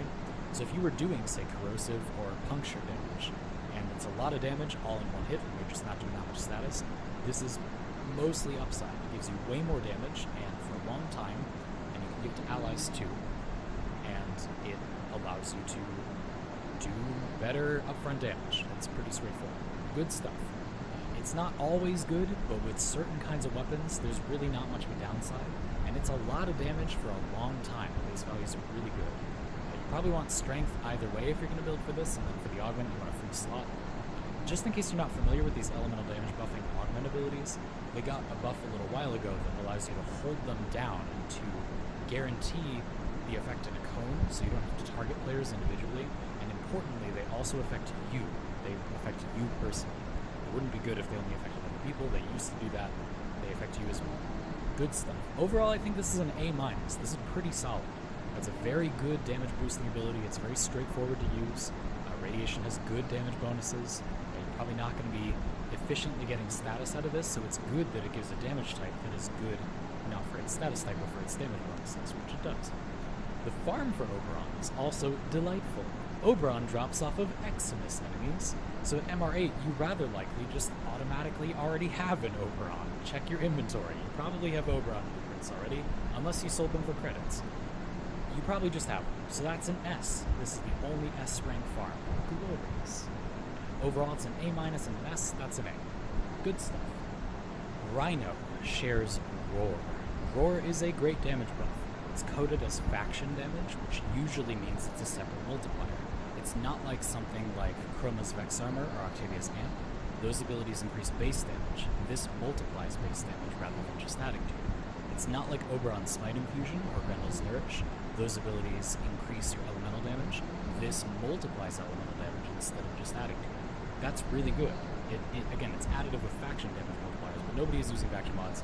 This is usually just all of your damage multiplied by this value, and that's a lot more damage. And it's really clean. It won't interfere with your status effects or whatever. That's really good. When shared, this ability is only 30% base damage increase. The base value, is 30%. It's not base damage, it's faction damage. And then it's modded by strength. The duration is really long, too. So that's really good. All that stuff is great, and on top of that, it adds damage to your abilities. So that's solid. 30% damage is not a ton, but that is still fairly comparable to an elemental buffing ability. It's kind of cleaner, and then you get the bonus of it buffing your ability damage where it applies.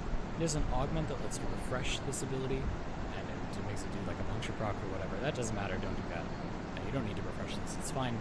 But yeah, maybe some strength on here, and then it's good stuff. It's an A+. This is a good ability. If you want more damage, it's really good. This is not the only shareable ability worth using. A lot of the time, elemental damage buffing abilities are kind of the same as this, but just better. And even when this is better, it's usually not better by that much. It's really straightforward, like it doesn't really have any secondary benefits, it's just damage. But still, that has some value. There will be loadouts where you need nothing in the way, and you want more damage, this does that. I just think it's a little overblown. Some people have said this is the only worthwhile shareable ability. That is just not true. Those people have no imagination, but it's still very good. It's an A+. The farm is also really easy. It's Jackal. Jackal is a boss. Jackal's a longer boss, but Jackal's also kind of the first real proper Star Chart boss you might fight. So that's pretty good. That's a C. So it's an A+ and a C. I'm going to give it the B+, because it is a very no-nonsense damage buff. In fact, just Eclipse existing and being this but more complicated and needlessly inconsistent makes this seem better by comparison. So let's just say B+. However, you can't have more than one of Vex Armor and Eclipse, Roar, or Zada's Whisper on a frame at a time. Eclipse, Roar, and Zada's Whisper are shareable, which is how they work. What's weird about that is that those 5 abilities are not really the same. Vex Armor and Amp are base damage, while Roar, Eclipse, and surprisingly also Zada's Whisper are all generally separate multipliers. Yes, I know technically Roar is not a totally separate multiplier. It does not matter, you know exactly what I mean. In any case, they are not base damage buffs. They're not something that you usually already have on your weapon pool. There's some kind of separate effect or some more specific effect that's likely to be a separate multiplier. So this rule generally prevents you from stacking a base damage ability and a generally separate damage buffing ability, but it doesn't prevent you from stacking any other combination of base damage and elemental damage and a generally separate multiplier. Stacking elemental and separate multipliers is all things being equal equivalent to stacking base and separate multipliers. Take your Oberon with Smite of Fusion and put Rhino's Roar in there, bam. Basically the same thing as if you had Octavia's Amp and Rhino's Roar. Yes, the value in Smite of Fusion is lower than on Amp. Yes, you have to be careful not to distract from the valuable elemental damage status effects that you're probably inflicting. Many of the elemental damage buffing abilities are buffing a single non-combined element, and you can simply get more of the elemental damage type rather than less. Also, upfront damage type bonuses are a thing. Overall, Smite of Fusion is Radiation. Radiation has good upfront damage type bonuses against ally armor, for example. The point is, it's not all bad, but that's not always a disadvantage. You can still do the thing and significantly increase your damage 2 separate times if for some reason that is so important. I don't understand why Rhino shares Roar and not Rhino Charge if our developers feel this is such an issue as to require this convoluted corner case restriction. In fact, the only thing that this rule prevents you from doing is potentially getting multiple abilities that are separate multipliers on the same build. Indeed, that is mathematically significant in a way that is not similar to adding a base damage and a separate multiplier, or an elemental damage and a separate multiplier buff. You could put 2 separate multipliers on a build if this rule was not in place, but you could easily solve that by not allowing multiple separate multipliers to be shareable abilities in the first place. But whatever, if you're from the future and we did get some sensible changes to this system, please celebrate on my behalf. Just to finally bring the point home, if you want to get the most possible damage, you want abilities from different categories, which this current system still allows you to get. You just have to include an elemental buff bonus, since those are stackable. But that's really no worse and often better than using a base damage buff. Valkyr shares Warcry. Warcry is a large attack speed buff. It also multiplies your armor and slows enemies when you cast it. And then it's got an okay duration, and there's an augment that adds duration when you get a kill. So if you like, it's infinite duration while you keep killing enemies, which that's pretty good. It's an attack speed buff. pretty much. It has some other bonuses. If the armor multiplier is going to be relevant, you probably have enough armor already, or you can just get it from somewhere else. But it's still a nice bonus, why not? On a tanky frame that wants to melee a lot, could be nice. And now the attack speed bonus is like half when it's a shared ability, and I do want to say attack speed is kind of easy to get from other sources. There's an arcane for melee attack speed. There are plenty of Warframe powers that give you melee attack speed. But still, it's not a lot of it. Even the base ability isn't really that much of it, but it's still nice because it's just so easy to keep active. So this is okay. I don't think it's amazing. I think this is a B as a shareable. The augment's a nice bonus too. The farm is a boss fight. It's Alad V and Sanuka. That's a C. So it's a B and a C. I'm gonna give it a C plus. I think it's fine. I definitely don't think it's a B minus. I just think as abilities that increase your damage go, there are a lot of better options. It's just not that hard to get attack speed. This is not a very unique effect. Vauban shares Tesla Nervos. This ability is definitely not a damage ability by itself. You throw out up to 4 little mini rollerball grenades, and these will latch onto enemies. They're kind of like automatic tasers. Just tase enemies nearby. Kind of a small layer of crowd control. That's not that great. It's not very consistent. Again, CC controlled by AI is not good. However, the augment is pretty solid. So the augment causes enemies with a Nervo on them to remember the damage they take with the Nervo on, and then when the enemy dies, the Nervo does that damage in an AoE that is modified. It just does that damage value. It's not modified by anything. It's also not affected by strength. It's not affected by negative strength. So this is a damage ability that is not reliant on strength, which is pretty unique. You wouldn't be waiting for an enemy to get a Nervo on them before killing them. You're just going to kill crowds of enemies with your Nervos out, and frequently, every so often, one of the enemies in the crowd is going to have a Nervo on them. You probably won't even notice, and you will kill that enemy, and suddenly the entire group will die, which is really, really nice. This is pretty similar to Mech Overdrive when you use like slash procs with that, and those two things work well together as well. This can kind of chain react and kill a lot of enemies as well, which is really cool. Definitely a weird ability, but especially if you have low strength and you want to add damage, or you're also using Mecha Set. It's a good source of damage, not relying on strength. If you have a free mod slot, you probably also want some range. It's a B minus for me. You get Vauban from Nightwave, so that's 75 total cred, and then you get the blueprint from the market. You'll do Nightwave anyway, but if you don't have that much cred, it could take a little while, and you could be buying Nightane for other Warframes, so I decided to give this a B minus. It's consistent, kind of reminds me of the Samaris farm, and yet sort of not. You might have to wait, but you do have to wait in the helmet system anyway. So it's a B minus and B minus, which averages out to a B minus. Volt shares Shock. Shock is a good snap crowd control ability. You can do it one-handed, so you can just be in the middle of shooting, be in the middle of reloading, and you need to stun a dude, you can shock them without interrupting what you're doing, which is nice, not amazing. The big thing is that it has an augment called Shock Trooper, which is an elemental buffing augment. So you can buff yourself and or your allies, but it buffs you reliably with electricity damage. It's a lot, good base value, long duration, very similar to the other elemental buffing augments, but only a few of those are shareable. Electricity is nice. That means if you have corrosive already, you'll be getting more corrosive, which is solid. And viral and electricity don't work half bad together either, so that's nice. Pretty solid stuff overall. If you want to build for this, you probably want some strength for more damage. And then you could do duration, but the base duration is really generous. With these abilities, I actually tend to like the duration to be a little on the low side. So if for whatever reason you do not want them active, maybe they're modifying your elemental combination and you want to change it back, you don't have it for quite so long. 40 seconds is insanely long. Anyway, and then you want a free slot for the augment. It's a B+, pretty solid stuff. The ability to modify your elements potentially, and also to just add more corrosive damage is good. Sometimes it's not great.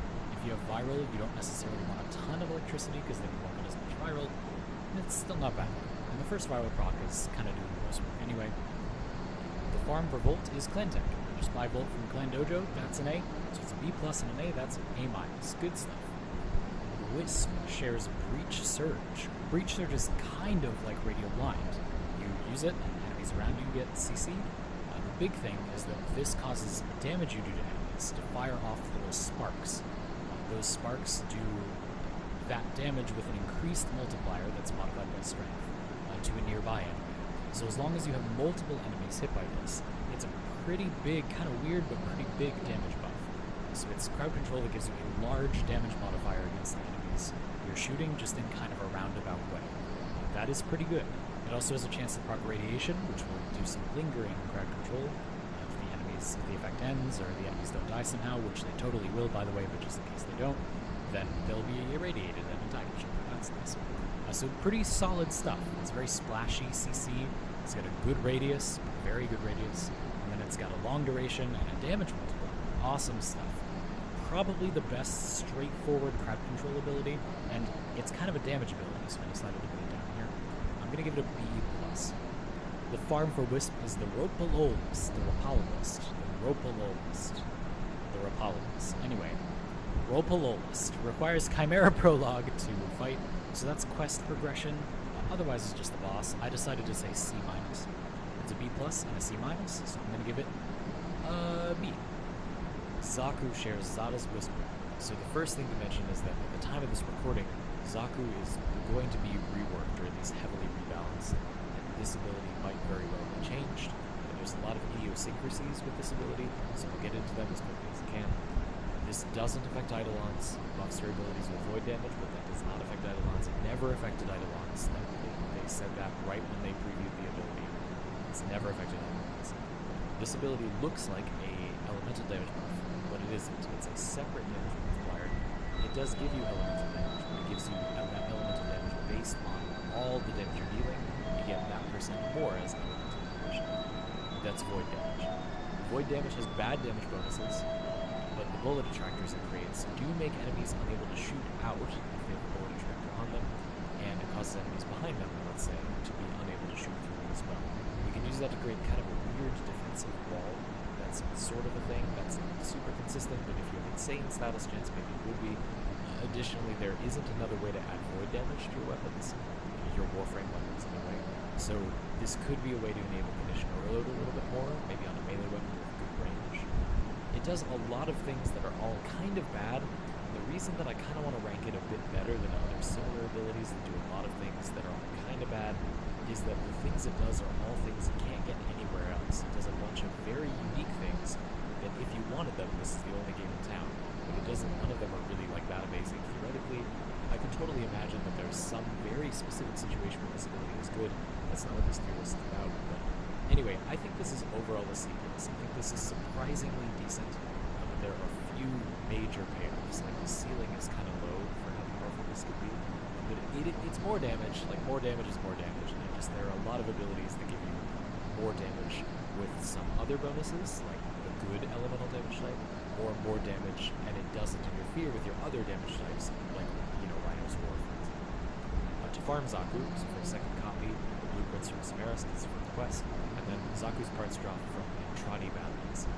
If you get lucky, this can be fairly quick, but it's still longer than farming a boss or farming the Samaras, so I've been ranking these bounty farm ones as a D+. The bounties can take longer, and the parts don't always have as good a drop chance, so you're not guaranteed to get one at all when you do a bounty. So it's a D+. Overall, it's a C+ and a D+. I'm going to say C-. I think this ability is okay, but I don't think the ceiling is very high, so we're going to round down to a C-. That's it for the damage buffers. What's left is a mix of miscellaneous abilities, the most glaring of which is Chroma with Elemental Ward. You can change the element on this. This ability does, basically everything. You could do basically anything with this ability. It does almost anything that any other ability in this list does in some way, except directly CC enemies or directly do damage. Even then, it kind of does those things too. I'm just going to say right off the bat, this is an S-rank shareable ability. You can do basically anything you want with this. Right now it's set to Toxin. Just to be clear, when you share this ability, you can change the element with your energy effect. Some people have said, Chroma's passive is the ability to change the... No. Chroma has no passive. You can choose the element when you give this ability to other Warframes. Where do I even begin? The Heat, probably the most boring option. The Heat one just straight up gives you health. Do you have a Warframe that has no base health, but you want to survive with health because you're obstinate or something? I don't know, Mirage. Sure, just use Heat Elemental Ward and get 1,000 base health. Why the hell not? Sure, fantastic, problem solved. Cold Elemental Ward. Cold Elemental Ward multiplies your armor, so you need to be even more tanky for some reason. You totally don't, but sure. And Cold Elemental Ward will also deflect bullets shot at you and chill enemies. That is really good. That will make Heavy Gunners real sad. Heavy Gunners hate this one weird trick. Electricity Elemental Ward gives you shields, that can be good for various things, and also returns damage dealt to your shields as lightning bolts. Some unique effects can modify that damage to be rather high, so that's an interesting option. And then Toxin Elemental Ward, yeah boy! This is the shareable reload speed increasing ability you need. It increases holster and reload speed by a lot.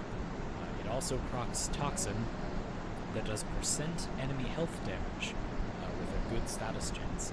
That's a bonus, but it's good. It does damage, it lets you reload a lot faster, lets you swap guns quicker. This is a very good ability. And all of those things are things that no other ability does, besides Cold giving you a multiplier on your armor. I guess Valkyr's Warcry does that. But otherwise, this ability does a huge number of things, and they're all really good, and they're all things that only this ability does. Very good ability. I'm sticking by the S rank. It's also really not very stat dependent. Like, you want some strength, sure, but besides that, the duration is pretty long base. It's not even that expensive. This is a very generous ability. For so many powerful effects, not really needing an augment, not really even needing any other stats, you could just put this on anyone and it's so good. For farming, for duplicate, this is not great. So Samaris would give you the Chroma parts, but Chroma's parts include parts of a few other Warframes. The flavor here is that you're including some elemental Warframe parts that give Chroma the other elements, you know. That means you need to go farm those frames too. And although you only need one part, like one Ember part, one Saren part, you know, you get the idea, you can't choose to farm only that one part, so it's kind of as bad as farming all three of those frames. Now here, I think the RNG is in a way in your favor, because you're kind of gambling so many times that it's like you're probably just going to get lucky one of the times. You really don't need to farm all of an Ember, all of a Saren, and all of a... You know, but you do need to attempt those things, which is not good. If you're farming those in the frames, you might have some spare parts, who knows. So that's something. I decided to give this a D+. It's an S and a D+, I'm giving it a B+. Fantastic shareable. Ember shares Fire Blast. Fire Blast has two augments that both do different things. One of them makes you status immune, and the other one heals you for every enemy hit. But you're going to notice I have the healing one on right now. It says 25 to 50. Now, that's based on Ember's immolation gauge, which you don't have when this ability is shared. The armor reduction on this ability, you can see in the tooltip, that's also based on her immolation gauge, and that does not carry over when shared. These things are different when this ability is shared. The armor reduction is just 50%, it's just locked to 50%, it's not modified with strength, and the healing becomes something that scales with strength. So you need to know that stuff, got that out of the way. That's basically everything this ability does. Technically, it does a heat proc, which reduces armor by more. That's not the end of the world, but it's a thing that it does. Yeah, this is okay. It's kind of a smattering of very weak effects. It's a pretty conditional heal as well. If you really desperately want a Warframe augment that heals you, there are abilities that heal you for a lot more and do not require you to hit a lot of enemies. This ability doesn't really do much while doing that either. It does cost a lot of energy as well. You would need augments anyway. It's not that good. Healing is generally good if you either kill enemies while doing it, which this ability definitely doesn't. It does not do meaningful damage, and it doesn't reduce enemy armor by not by a modest amount, but not by a huge amount either. Enemies with a lot of armor will still be pretty tanky. This definitely doesn't hurt though, and it's a little unwieldy. It's a lot of energy. But the big thing, yeah, is that you're either multitasking with healing, killing enemies at the same time, usually with a melee weapon with lifesteal, there are a few guns that have lifesteal, or with something that doesn't cost you any space in your build, like Operator Arcades. Those don't let you multitask, you can't kill enemies at the same time, which is bad, but they don't really cost you much space, which is good. This is not either of those things, so it's not that good. I think overall Fire Blast is just a collection of weak effects. It's a C-. It's a lot of utility. Remember, there is that other augment that can make you status immune. That's, like, fine. There are better abilities that make you status immune without an augment. Titania, for example, is Spellbound. I guess if you were going to mod for this, you'd want efficiency. I don't know. C-. The farm is a boss. It's a C, so it's C- and a C. I'm going to say C-. This ability is bad. Garuda shares Blood Altar. This is a targeted dash with good range, and then it has like an okay heal on it. That is, it's not very good. Very straightforward ability, but it's not a very good ability. I'm gonna say D+. If you wanted to mod for this, you want a little of everything. That's another reason I don't think it's very good. You really need some range. The heal radius is not very big. You want some duration if you want to leave it out for a long time. You want some strength to make it better. This ability is 50 energy, so if you want to reposition, you need some efficiency. Not very good. You farm Garuda from Fortuna bounties, so just like other frames farm from bounties, it's a bit worse than a boss farm. You need to go through the RNG of bounties, and bounties are also longer than most bosses, so it's a D+. A D+, and a D+ is a D+. Not a very good ability. Hildren shares Pillage. This is an absurd overshield generation ability with a status cleanse. This ability does not remove defenses, that is shields and armor, from enemies that don't have them, but if you are fighting enemies that do not have shields, and they do not have armor, it does not matter if this ability protects you, because those enemies are pushovers. This ability gives you a huge amount of overshields. Every frame has 1200 overshields without any mods, so you can just fill up that health bar. It's kind of like adding a vitality or a redirection to your frame for free. You get overshields, you get shield gating. This is a fantastic ability. It gives you so much overshield, which is really powerful. It does cost a lot of energy, so that's worth noting, but it is a lot of defense. It's a very powerful defense.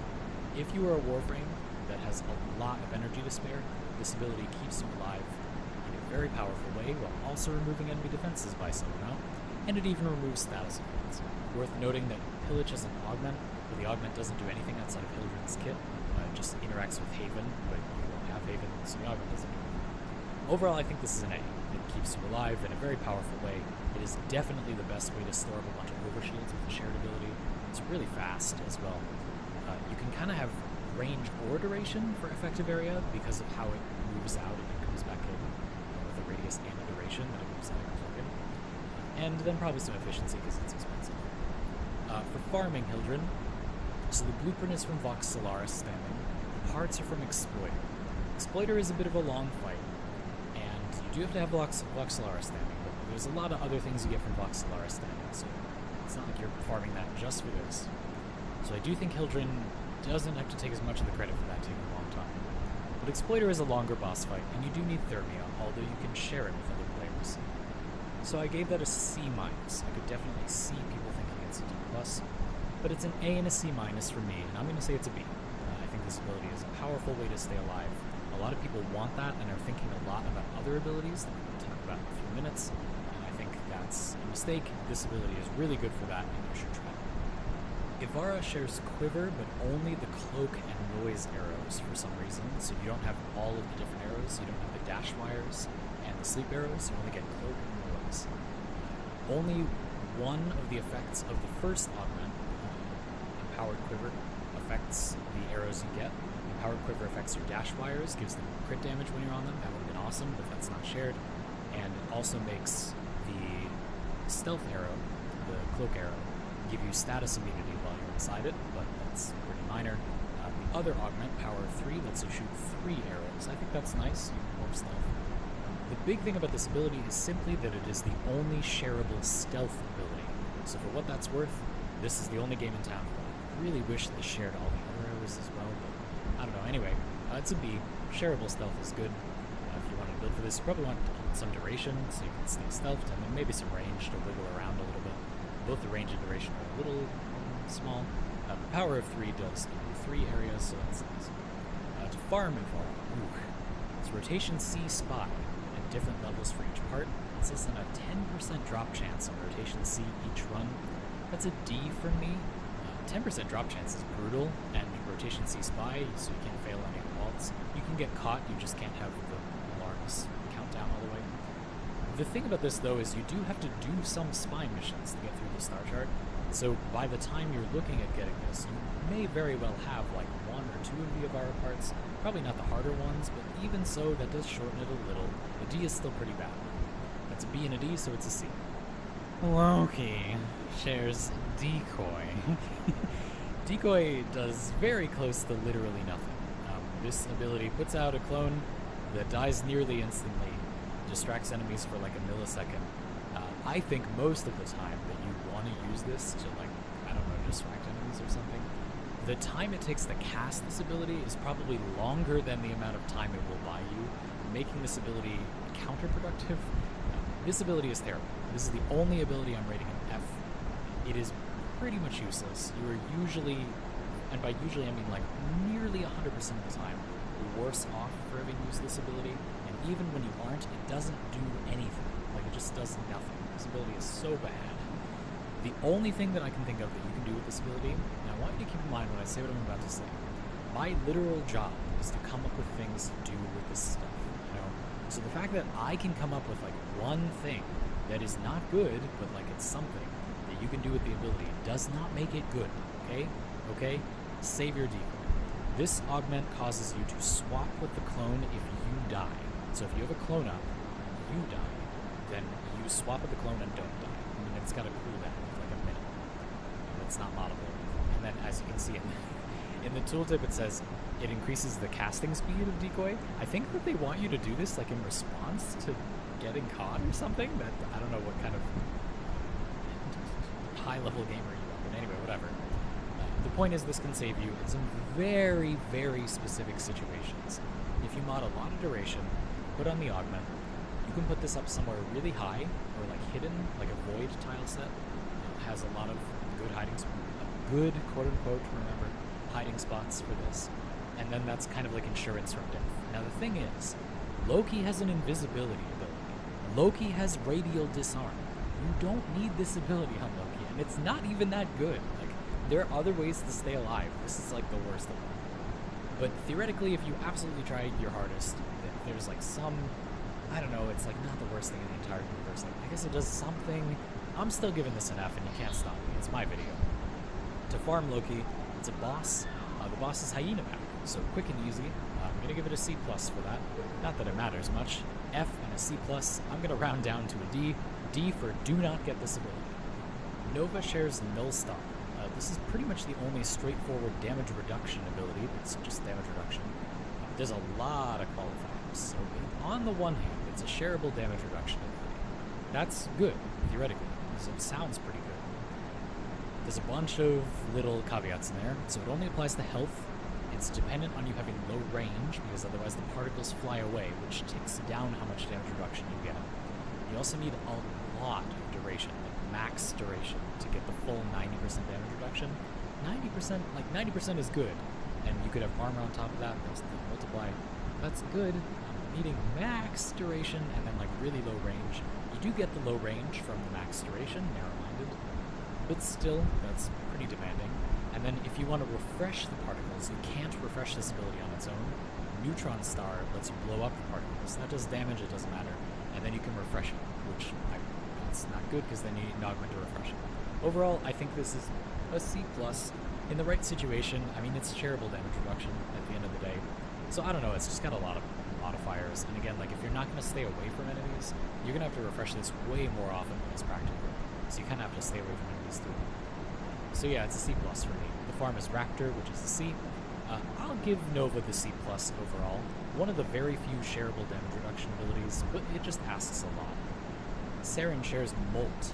Molt gives you a lot of options, but kind of like other abilities in this section of the video, all the options are kind of bad. Like, it's not really good at any of those things, it's just it does a small variety of things, like Ember's Fire Blast. It has an augment that heals you. It's a heal per second for some time. You can mod the strength of the heal and the duration of it. That's okay. Generally, I do want to impress that I don't think that healing abilities are really that great unless they're proactive. So healing is usually good in Warframe or competitive in Warframe if it either lets you multitask, that is, you can kill enemies at the same time, you can't with this, or if it doesn't really cost space on your loadout. So that would be like Operator Arcane healing. This is neither of those things. It costs a fair amount of space. It's not even that amazing a heal. Like, if you use the melee weapon to heal, you use Life Strike, you heavy attack one time, and you heal for like 2,000 health. This heals you for 50 health per second. Whoa, you know, not that great. And you need an augment. This ability also does a few other things at base. So it gives you a speed multiplier. It gives you a speed multiplier comparable with Volt. This ability gives you speed for a very short 5 seconds, mind you. But 50% speed, that is the second fastest speed multiplier in the game. The big thing is that Helminth comes with an ability that you can give to other Warframes that gives you a little more speed than this. So it's not good for that if that's all you want. It's not bad for that. And then it gives you Decoy. It removes status effects and draws enemy attention for a second. And then when it blows up in like an okay radius. That's not that good, but again, lots of little tiny bonuses. I decided to give this a C-, but I really don't think it did. I don't know, maybe it doesn't deserve that much. So, man. The farm for Saren is Keladathane. Keladathane is a long boss fight, and you need points from Rathum arenas. You do lose some points when you do the boss fight, so that's not great. Definitely takes longer than a normal boss fight, but it's a C-.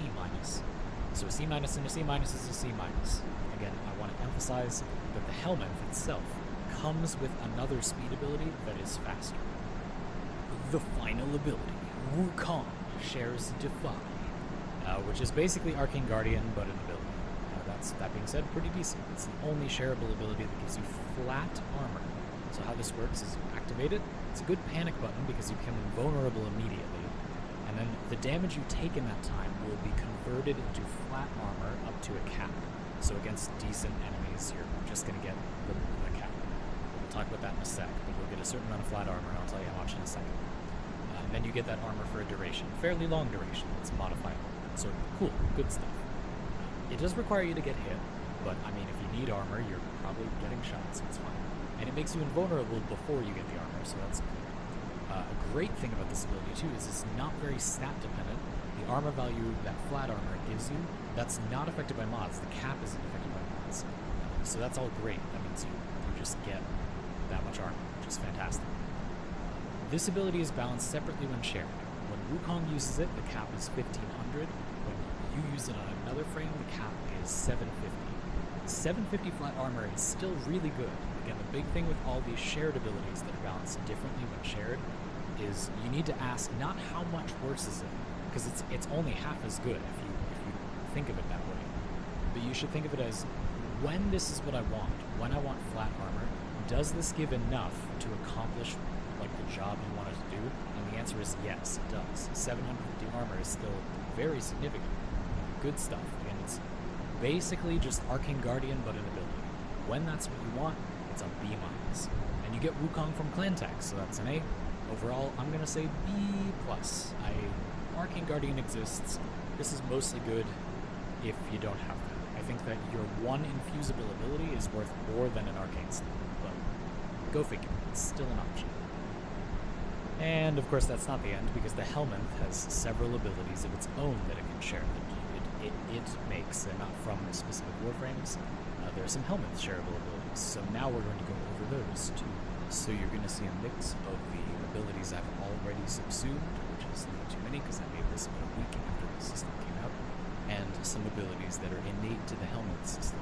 And you get these abilities just by ranking up your Helminth, by subsuming Warframes into it, by feeding it other stuff, which you need to do when you subsume and infuse abilities, and just by using it basically. And you can see all that stuff here. You can see when you get each of the different subsuming abilities, and you can see that at the 10th Metamorphosis, so once you rank it up all the way, you can subsume every Warframe. So that this idea that there's like a limited number of Warframes you can subsume, you don't worry about that. That's not.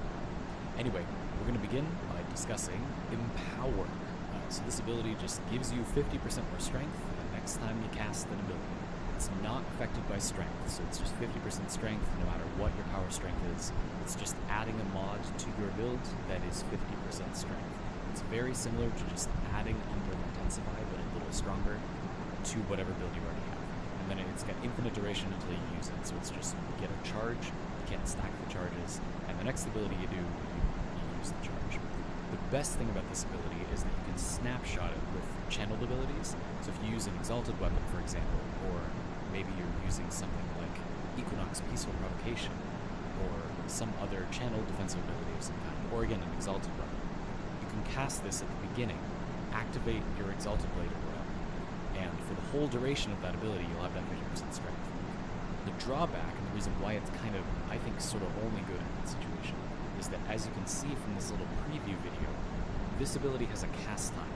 It's not a short cast time. You do like a little, there it is, fist pump, and then you get the strength. So activating this, if you're going to be activating the power you want the strength on frequently, is going to take you a lot of time that you could be using to kill enemies. Depending on the power you're activating, you could be using that time to just use the power again if you had enough energy. You could, for example, infuse a Warframe power that gives you energy back, and then simply cast the ability you want in power on twice instead of using in power. And a lot of time that would be maybe the same speed, and then you get an energy restoring ability, or it could be literally faster. So I think this is mostly only good with channeled abilities. That being said, it's pretty good for channeled abilities. This is basically a strength mod in place of one of your abilities. That's pretty solid. I'm going to give this a B for that power. Energized munitions. Now we're cooking with gas. This is why my Hydroid is sweating in the Helmet's chair, because of the spice that is to come. And this is the first of the more spicy abilities from the Helmet. This ability gives you 75% ammo efficiency. That's not affected by strength, so it's just 75%. You can't get 100%. Ammo efficiency makes shooting bullet use less bullet per bullet. You can kind of see that in the preview, where a Bratton is being shot, and every single shot does not consume a round of ammo. Or it does, it consumes a fourth of a bullet. A fourth of a round of ammo, which is good. It lasts for a duration. The duration is short, very short, but it's modded by duration. Pretty solid. This ability is powerful. Lets you basically increase the magazine capacity of a weapon. It's kind of like reload speed, except you're accomplishing the goal from the opposite direction. So it's making you reload less. Your weapon has less downtime, but it's doing that by making your bullets in your magazine worth more uptime, rather than making your downtime shorter. So it's kind of a magazine capacity buff, but that would be awkward, so it just makes bullets be worth more bullet. This also, of course, gives you ammo, like you're not spending as much ammo. There are very few weapons in Warframe that actually need help with how much ammo they use, especially with a little trigger control. There are a few weapons that need help with how much ammo they have, and there are a few weapons, the Soma Prime with that mod that gives it crit chance for every shot it fires before it reloads, and the Ocucore, that tentacle beam thing that gets tentacles the longer you kill enemies with it, they reset when you reload, come to mind as examples of weapons that care about having specifically a larger magazine instead of reloading quicker. It's not like that doesn't exist, like there are a few weapons like that, but generally this is reload speed from the opposite direction. That is not bad at all. I think that, like, for getting your weapons that have more uptime, I think this is much more effective than most reload speed abilities, and it has other benefits as well. Again, if the weapon is a little ammo hungry, this also fixes that. My note to all of you looking at this ability is to take ammo mutations off of your weapons, to not worry about ammo economy as much as you are. My experience is that people kind of preemptively try to fix the ammo economy of a weapon without actually checking if they need it to be fixed. You'll be pleasantly surprised that you do not need it to be fixed. You do not need carrier on those loadouts. You can use something else, and there are a ton of custom options, so you should do that. Even if you do desperately need ammo help, this ability has got you covered, and it's also a reload speed buff. Pretty solid overall. Yeah, I don't know. I think this one is an A. I feel like it's very, very powerful. Infested mobility. Yeah, so this is a buff that has no cast time. You just hit the button and you instantly get the speed. Very similar to how Saren's Molt and Volt's speed feel. And incidentally, it's a sprint speed buff, just like Saren's Molt and Volt's speed, that is a little bit faster than those abilities. Those are 50% at base, modified by strength. This is 60% at base, modified by strength. This is the fastest sprint speed ability in the game. Not by very much, though. We'll get back to that. It's also the only parkour velocity increasing speed ability in the game. And it's pretty fast, too, 30% modified by strength. That is not a thing that a Warframe power has previously done. It lasts for 8 seconds, which is short, but actually compared to other abilities that make you go fast, it's pretty average.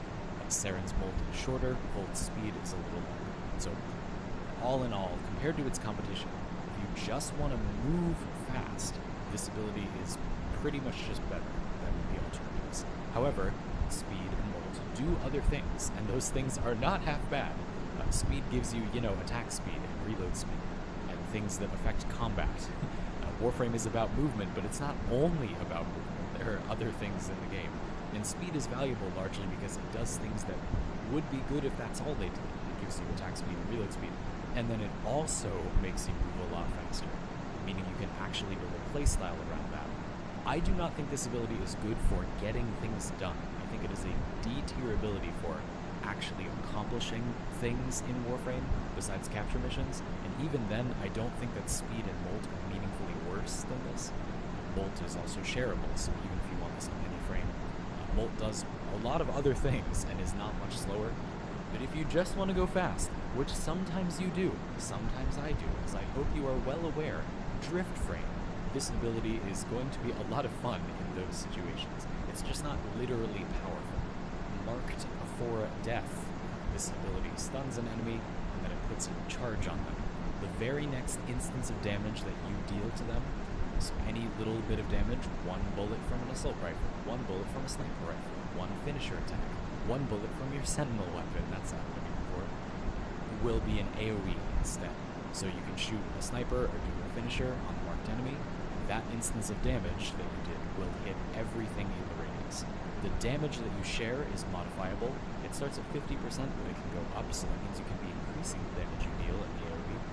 And the explosion radius and range are also modifiable by range. It's very important to know, probably the most important thing to know about this ability is that the radius that the explosion affects, so it says explosion range. Most things that are explosives in Warframe do less damage the further enemies are away from the epicenter. This ability does not do that.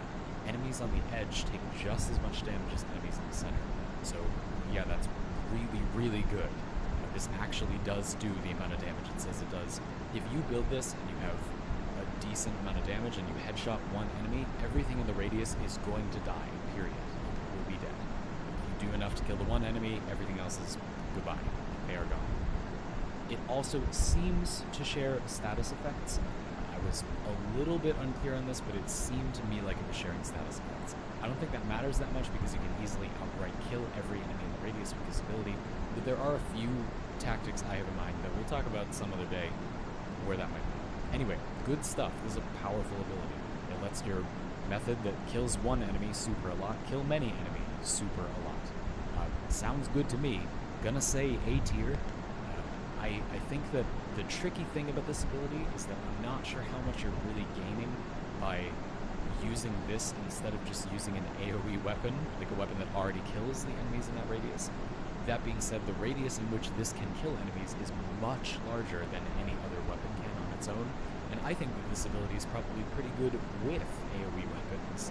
It doesn't have to be a sniper rifle, it doesn't have to be a finisher, and that being said, if the enemies outscale you or something during your mission, you can use those things and everything will definitely die. It is so easy to get enough damage. You do not need like a lot of damage for this to kill everything. It's great, very solid. Rebuild shields, self-explanatory effects. It's very important to note that this ability has its own internal cooldown. So you can see it says 12 seconds. You just cannot use this ability for 12 seconds after you use it. To me, there's really not much to say about this ability on its own. The main thing that comes to mind is a whole discussion about whether or not shield gating is ever going to be less of a broken, balanced warping mechanic. I'm strongly in favor of heavily reworking shield gating to be a proper one-shot protection system, instead of the abusable mess that we have now that kind of rewards you for getting small amounts of shield rather than large amounts of shield. This ability is kind of silly in a shield gating world, because if any amount of shield would give you a shield gate that can absorb infinite damage, then having an ability that restores more shielding, but then it has the cost of having a cooldown, that's not worth it. Like, that's bad. This ability is bluntly a D. It's not useful. In a different version of the game with a balanced one-shot protection system, I feel like this ability probably could be really good. This is not a bad idea for an ability in theory, but in the current version of Warframe, this is not useful. And I hope that changes. I think this ability is a signpost of there being something wrong with the balance of shield gating. And if you didn't already think so, I hope that you're somewhat convinced. Yeah, again, like while we're on the subject, you can just use a random auger set mod, and it basically accomplishes what this ability does, but on any ability with no cooldown. So I don't know, this is very bad in its current form, but I think that it should be good. I think that it's kind of a balancing landmark that this ability ought to be something that is powerful, and the fact that it isn't is a good symptom to locate and diagnose the problem, which is that shield gating is a bad one-shot protection system that is not balanced, and we should just have a good one-shot protection system instead. The fact that this ability exists makes me wonder if our developers are thinking that, and maybe are going to rebalance that. I do not know. I could see it going either way. Anyway, D tier, this ability is bad. Perspicacity. This word means, to simplify, insightfulness. Cool word. It lets you instantly and automatically hack the next thing you try to hack. Outside of sorties and other modes that limit cipher use, this accomplishes literally nothing because ciphers exist. But from an accessibility perspective, I like this ability because some people are not comfortable with rhythm games or whatever corpus hacking is, which is fair enough. Definitely a D rank ability because it does literally actually nothing except in sorties. But I'm happy that we have this ability. Unlike something like Rebuild Shields, I feel like it's great that we have this ability in its current form because it can be more accessible for some types of players. Wonderful stuff. I'm just personally not going to use it except in Sortie Spy. It doesn't mean it shouldn't exist. Unlike some other abilities that I could. Master's Summons. Yep. Fully heals your companion and also teleports it to you. That's not good. You can use a mod or two on your companion to heal it as a matter of course. Teleporting it to you is not particularly high value. However, this ability is surprisingly actually a lot better than that because it also revives your companion if it is bleeding out. So if you have a beast companion or a Moa and it is downed but not dead, this ability instantaneously revives it. There's a small animation but not very long. And for 50 energy, your companion is back to life. If you have a companion that is giving you an effect that is valuable to have a lot of uptime, so like Cat's Eye or Charm, for example, both very good effects, and having them up is really nice. When you run a Kavat that is using these abilities, you incur this cost where you have to keep it alive by reviving it, right? This ability completely removes that. I do not think that this ability is going to compete effectively with most other abilities in loadouts that really need something. But if your loadout doesn't really need something, I think this ability is one of the surprisingly more powerful bonuses that you can add to a loadout that can synergize well with a companion that's providing value that you are benefiting from in some way. I'm going to give this a C. I do not think that it is very powerful, but when it is what you want, it is pretty good. I don't think that keeping yourself from needing to spend time reviving your companion is no value. It's just not the end of the world. Pretty good stuff. Finally, we've come to Expedite Suffering. What Hydroid here is really sweating about. You thought it was Energized Munitions, marked for death. No, no, no. This ability that I do not have unlocked. But luckily I know how it works because I have some lovely Twitch viewers at twitch.tv/LadyVance. Thank you very much for telling me about this ability and telling me how it scales and stuff, because there's a very important detail that is not captured by this description that I would not have known that changes things quite a bit. Let's talk about this ability, the hot fire at the end of the spicy dish. You affect enemies in a cone. So it's a cone attack. It removes slash and toxin procs from those enemies and deals the damage they would have dealt over their remaining duration immediately instead. The important detail that is not present in this description is that it also makes them do more damage than they would have dealt. So it basically adds a multiplier to how much damage they would have dealt. That's very important because it means that this ability can make status-only weapons viable in a way that is somewhat comparable to crit and status weapons, which is good. I'm going to explain how, but first I need to explain what this is not good for, which is Hunter Munitions. Basically, this converts the duration of a status effect into immediate damage. That's very good when it's good, and it's not when it's not. And it's not when you're using Hunter Munitions. If you're using some random primary with Hunter Munitions, this is not a good ability, because those enemies will die in 1 or 2 seconds anyway. You generally don't even care about the full duration damage of that slash. I often hear people say Hunter Munitions is bad because waiting, but that's not true because you don't have to wait. If you simply use Hunter Munitions and compare it to other options, you'll see that it really just represents a few armor-piercing ticks of damage that generally kill your enemy in a very timely manner. You aren't waiting around for it to do meaningful damage, it does that right away. The catch here, of course, is that Hunter Munitions is generally consistent when you're hitting one enemy many times. There are very few, in fact I can think of hardly any weapons in the game, that repeatedly hit many enemies for significant damage with significant crit chance, so that Hunter Munitions will proc reliably on many targets. If there are weapons like that that you're enjoying, maybe Expedite Suffering would be useful in them, but the real key to this ability being powerful is area of effect and status duration mods, preferably having both together. Again, the big draw here is that this ability is kind of like 2 damage multipliers. It's got its own damage multiplier, so it's making the remaining damage dealt by that slash or toxic proc do more damage than it would have done, and immediately. The more damage is a multiplier, and the immediacy is also a multiplier if you mod for status duration, because the enemies, you're not going to wait around for them to take out status duration. Normally, you don't even wait 8 seconds for an ability's status duration to run out, let alone buffing the status duration to like 16 seconds, and then, okay, the enemy will technically die like next year, you know? This ability turns that status duration into an immediate multiplier. So if you want to think of it this way, this ability allows you to make the multiplier on Expedite Suffering and status duration into crit chance and crit damage for weapons that don't otherwise have it. So here's what would be required for this ability to give you value.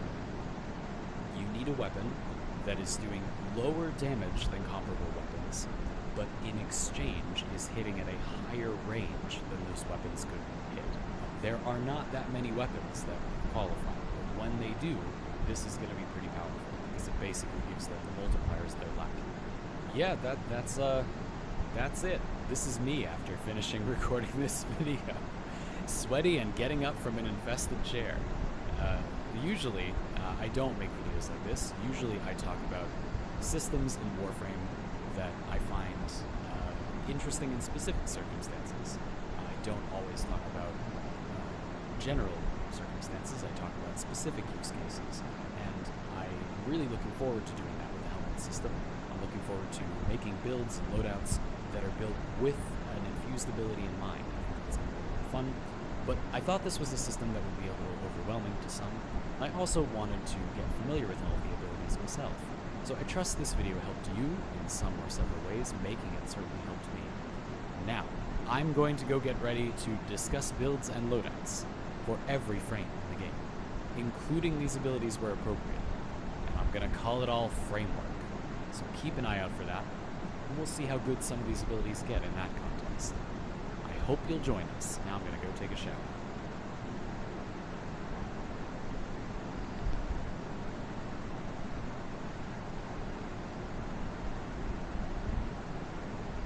Well, I mean, like, there's, like, the balance is attributed weirdly in Warframe. There's, like, specific people that handle the balance of specific things. So, like, there's, like, Pablo, and he's in charge of these Warframes and their balance. And then there's, like, Scott, who is in charge of other Warframes and their balance, and, like, looking at weapons and their balance and stuff. And they're, like, they seem to be pretty completely separated in a lot of cases. Like, they talk a little bit, it seems like, but not overly much.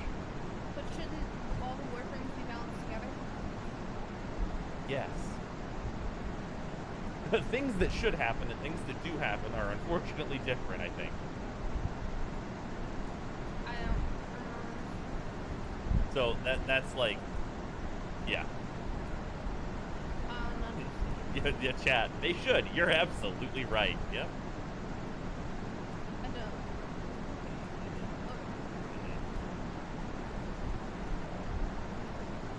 Yeah. This has now frustrated you, hasn't it? And you don't even play Warframe. Well, I don't understand from a structural standpoint. Like, okay, can I tell you how I feel this has happened? Yeah. Can I tell you how I feel this has happened? Yeah. You have company makes game. Uh-huh. People love game. Yeah. Company grow game. Uh-huh. People love game. Uh-huh. Company keep growing game. Company go, this is too much for a team. Company hire people. Uh-huh. People go, we love game. Company hire more people. Company, someone, player balance goes, can't do everything on my own. Okay, we split in half. We give half to this business. Yeah. So it feels like the company has grown, but no one's done a restructure. Yeah, that's probably extremely accurate. Like I just feel like they need somebody to come in and go, okay, so I organize and put labels Yeah. on things. Uh-huh. And so do you want to know what's really interesting to me?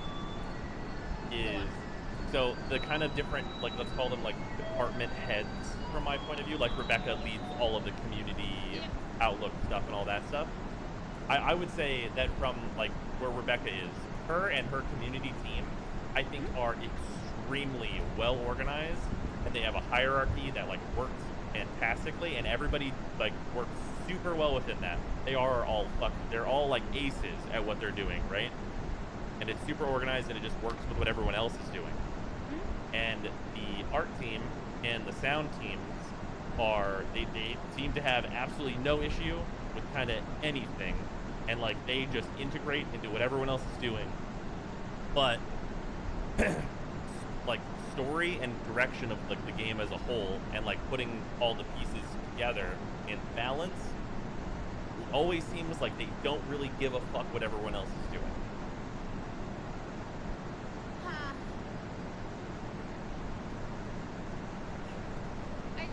Do they have producers? There is a producer. He stopped appearing on dev streams a while ago inexplicably.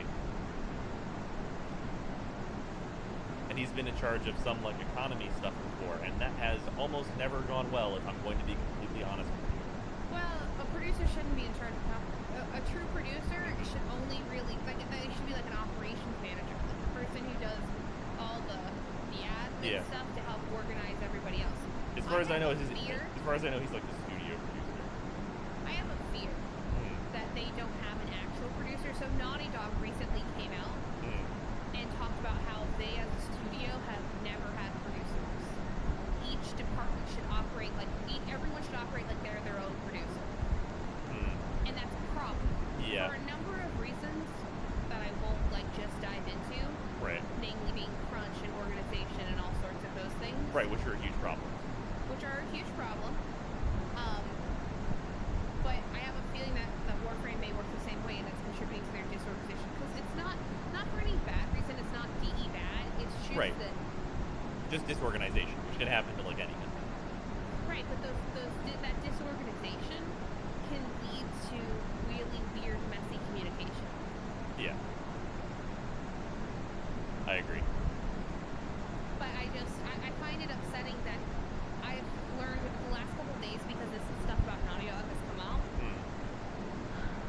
more and more studios operate that way. You know who else operates that way and has issue getting games out? EA? Valve. Well, Valve is like a problem on top of a problem for that, isn't it? Well, yeah. Because they have a weird studio policy where everyone just works on whatever they want. Yeah, well, I mean, that's just kind of the thing, is like, there's no producer, so there's no one to, the problem is that you need not somebody who's in charge, but you need somebody whose job is to help organize everybody to work collectively together. Right. Right?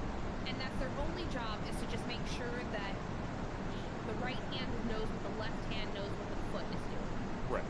And so when you don't have that, and you're saying, well, okay, on top of your, instead of knowing what all your fingers are doing, I also need you to understand what the other hand is doing and what the foot is doing. Yeah. And that it's too much. It's unrealistic, because then you have to rely on not just that one person to know what's going on, but for the other two to effectively communicate with that person what everything in their department is, to be able to condense all that information and share it in a way that's effective in driving towards a singular goal.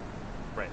So, to go with that, this is an excellent point that like ties directly into that. So you know how I've been complaining a shitload about Railjack, right? Mm-hmm. So the big reasons for that is because Warframe, as it is balanced currently, the actual like regular game of Warframe, I quite enjoy. I think certain things should be more powerful, and there's like some like little things here and there, and like there's balance changes to be made, but the gameplay itself I enjoy, right?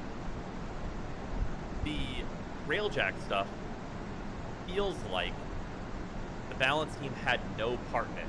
like the normal balance team had no say in it whatsoever, and that Steve took it upon himself, or whoever, no, not blaming anyone specifically, but someone else, like from a different department, took over and did their own thing.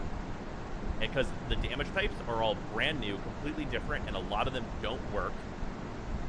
And all like the way, like the pace of the pacing of Railjack is that of like a slow, like Gears of War style thing, and it's completely at odds with how Warframe is regularly played, and it sucks and it's not fun. So like it's just not, it doesn't match up with like the fun of Warframe. It's not building on that in any way.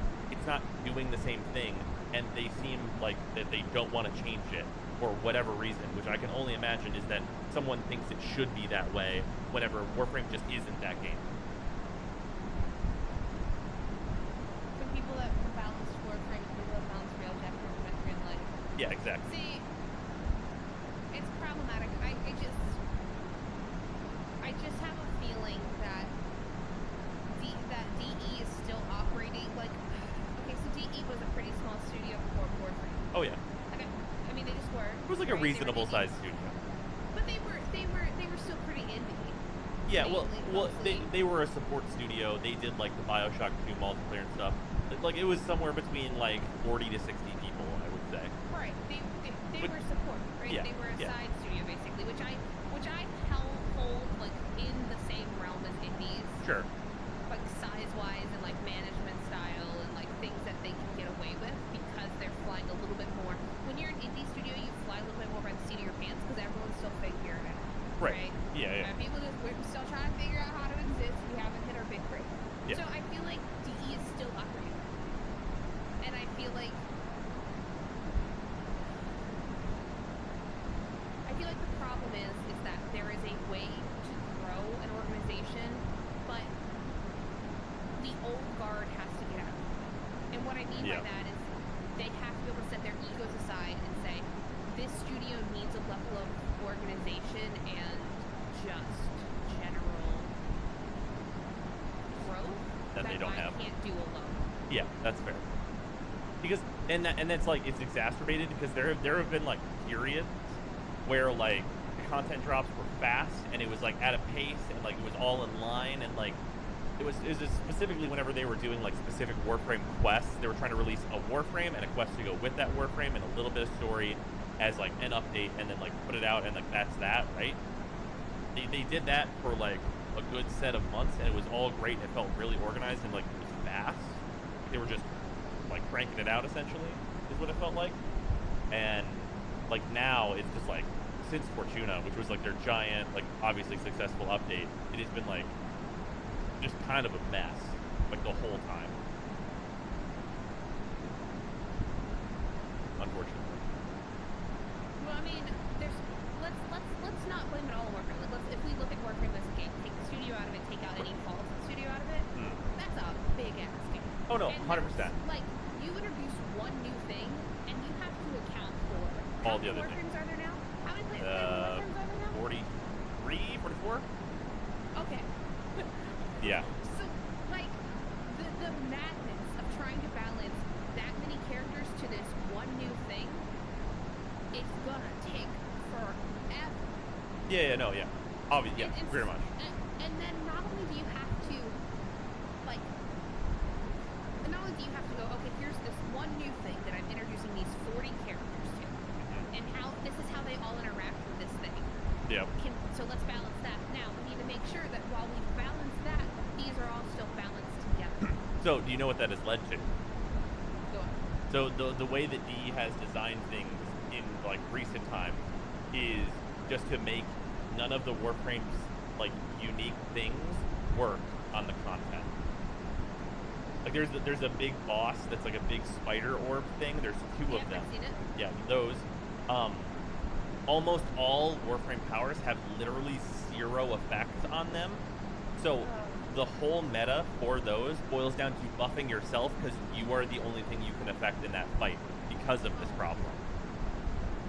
See, this is why and- I'm up the stands. Oh, go on. And on top of that, until this next upcoming patch, which is when they're going to start trying to revert this thing that they did.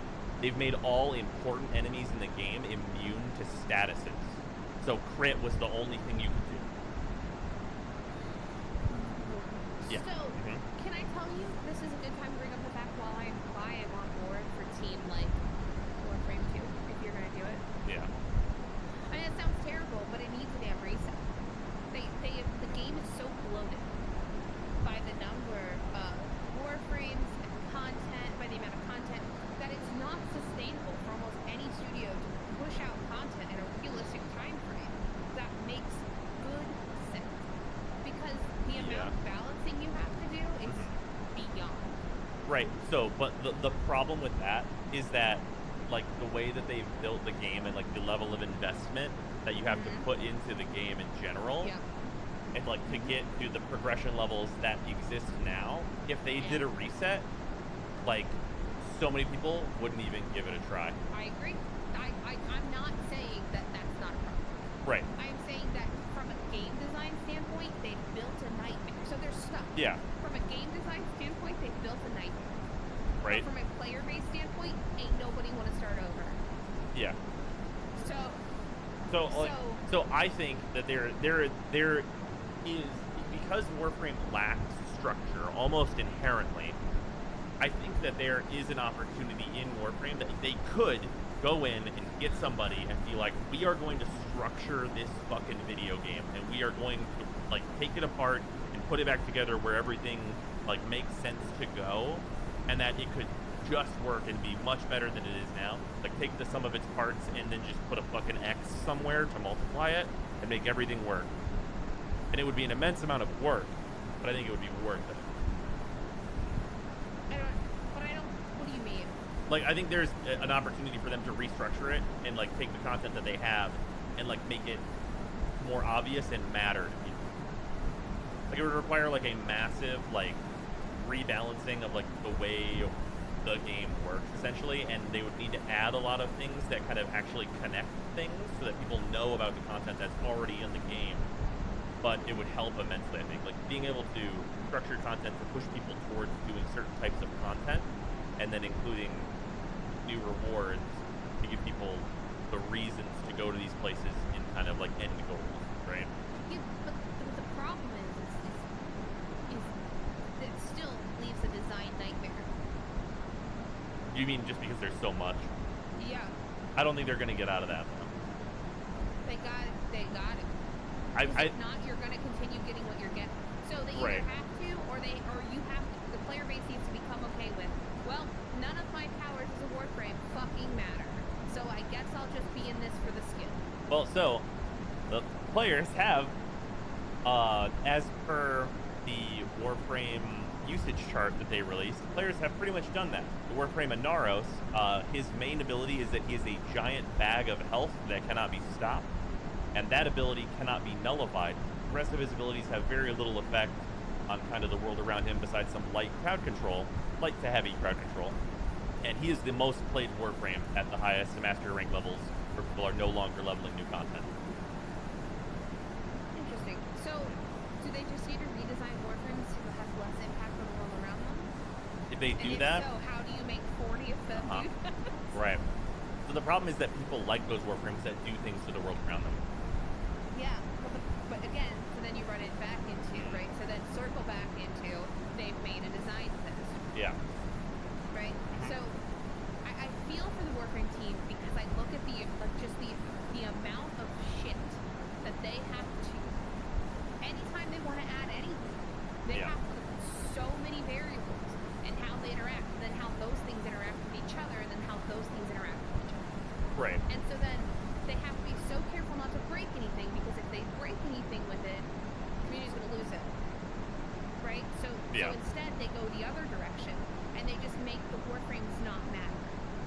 Right, which is what they've done. Right? Yeah, and it's frustrating because people want to use the Warframes, but what we end up using is just Warframes that affect themselves so that they can affect the things around them. Right, which then people are still pissed off because they can't use the Warframes they want to use. But the reason they've fallen into that is because DE doesn't want to let people break their new toy that they put out. they just want people to do it at like the designed as pace. And a great example of that is, you know, that exploiter orb thing that we were talking about, right? Yeah. So Nova has a very unique ability where she can basically send out an orb, fill it with damage, and then it explodes, and it does that exact damage to everything in the area simultaneously, right? Yep. There are 4 exhaust pipes on exploiter that you destroy one and the rest freeze, and you need to unfreeze them to destroy them. What Nova could do is she could do that exact damage to all of them simultaneously to essentially skip 3 of those and push you ahead in the fight. Yep. And that was awesome and cool and a great use of Nova. And there were a couple different Warframe powers that could do that, and then they nerfed it to change it so no Warframes can do a unique thing anymore. So now everyone uses Inaros on that fight because he's a big wad of health. Remember when I told you that a good DM will encourage creativity and solutions? Yeah.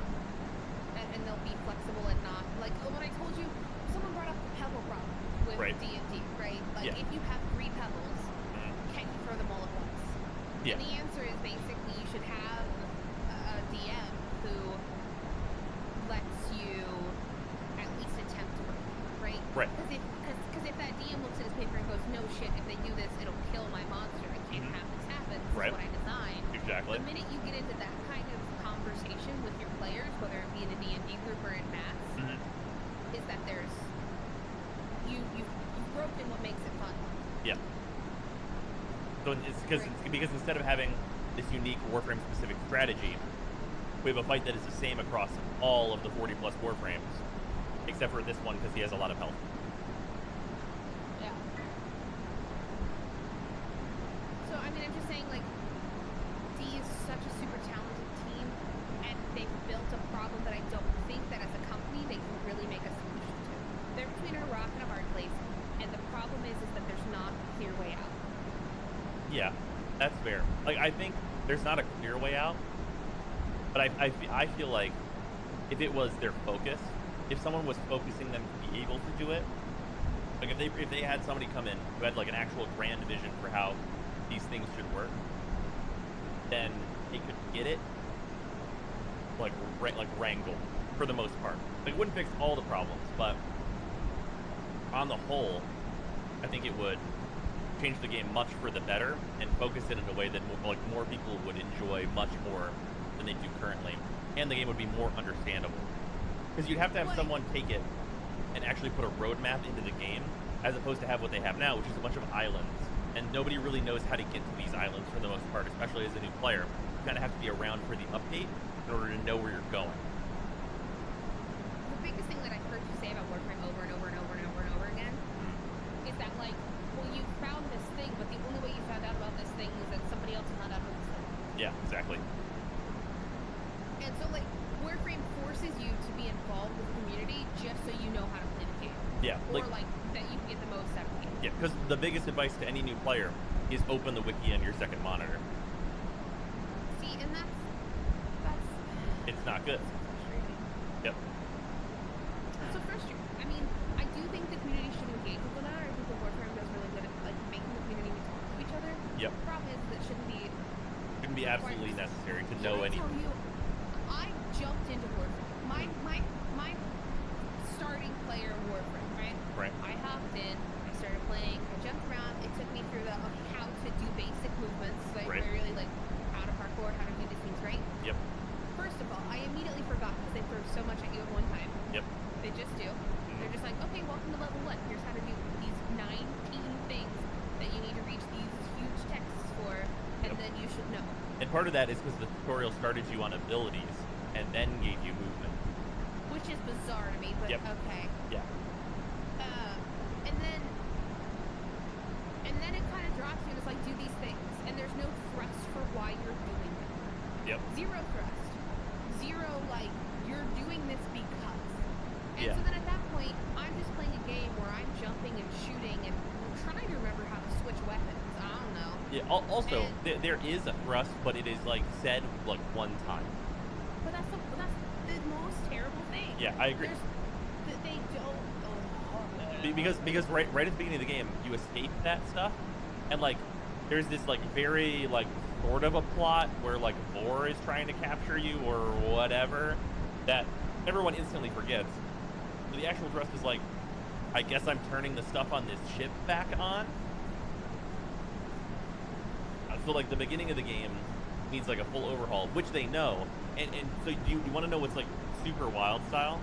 Go on. So at the last TennoCon, they showed off a brand new intro cinematic for the game, right? Yep. That was the thing that they did. It was big, impressive, cool, looks awesome, way different than anything in the way that the game starts out right now. That was last TennoCon. We are getting close to this next TennoCon. That cinematic is not only not in the game, the rework of the like intro stuff to the game to like get people in, none of it, nothing has changed at all. See, Like they got that made by like an impressive studio that did a great job, and nothing has been done to try and implement it or put it into the game at all. and maybe they were going to introduce its introduction at this TennoCon, right? They introduced the cinematic last TennoCon. Yeah. They introduced the rework this TennoCon, right? Maybe. I don't know. Maybe. But like, even so, it's so frustrating for someone who doesn't play the game. Is that there are clear things that Warframe can do. There's a clear roadmap on what Warframe can do to improve. Even if you can't really fix in-game right now, Right.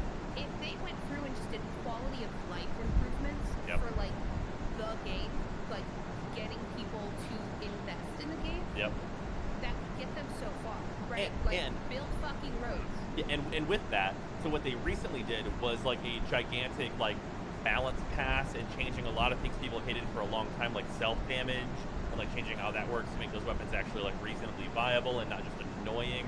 And they went through and they changed a ton of stuff, and it was, I think, in recent memory, the most positive like thing they've done to the game. Like most people, I would say, very happy with what like happened in the game. Like many positive changes, great stuff.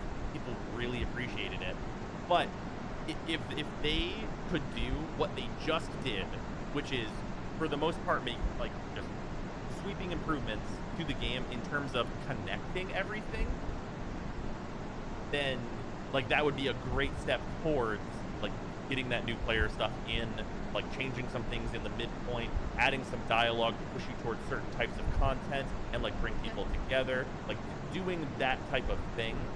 Just that this stuff hasn't been done. They don't have anybody with some crushed up bread to put breadcrumbs between things, which is what they really need to do. No, I genuinely agree. Like, I would play Warframe if I had time, but I need that. I need a Yeah. press to care. Yeah, like you need to know where to go, like plain and simple. You need to know why you need to go there and like what to go to. Because like Genuinely, Yeah. for a new player, Mhm. it's not my job to find a reason to care. right, exactly. That sounds bad, but it's true. No, it's true. And okay, so this is an obscure thing that is one of the most frustrating things in the game. If you have so there's these things called dragon keys, and they open dragon vaults, right? Following so far, this is obscure. Okay. Dragon keys, dragon vaults. The dragon vaults are located on Orokin derelicts. Orokin derelicts require specific keys in order for you to get into them. And they are their own node way off on the side of the star chart that's not connected to anything else. The only way to get the blueprints to build the dragon keys is to build a clan and build a room that has no other purpose at current except for to house those keys. And that room is connected to an old dead mechanic that is no longer relevant. Those keys used to be on the marketplace but were moved to this room for no fucking reason.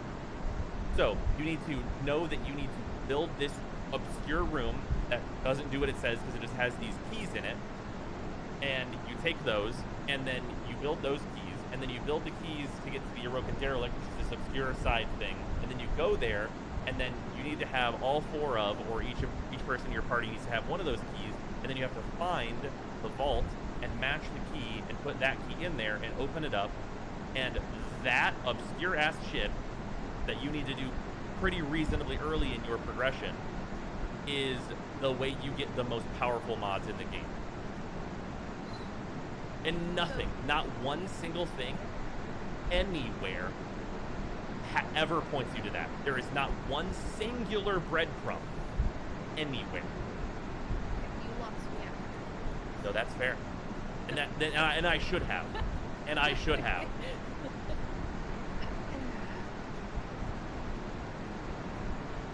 Mirage's Quest no longer, like, you don't have to do that anymore. You don't build that quest anymore. Those are broken ciphers that you also get out of those. That you don't build Mirage's Quest anymore. That's not a thing you do. There's 0 breadcrumbs. There's no way to know that you can go do that. Unless you know. If you're around, and like, if you knew in the past, the Dragon Key blueprints have moved to a place that's even more obscure than they were originally.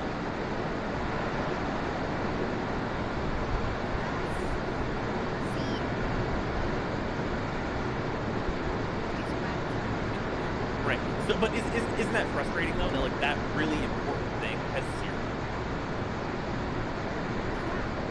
No, I mean, see, and this is, so you're asking me to stop playing for playing Warframe, and it's stuff like this, is that I know Warframe is like this. Right. Is that I know that I have to spend my off time playing this game, researching this game, Right. to understand how to play this game. Also, so you said you got to like MR6, right?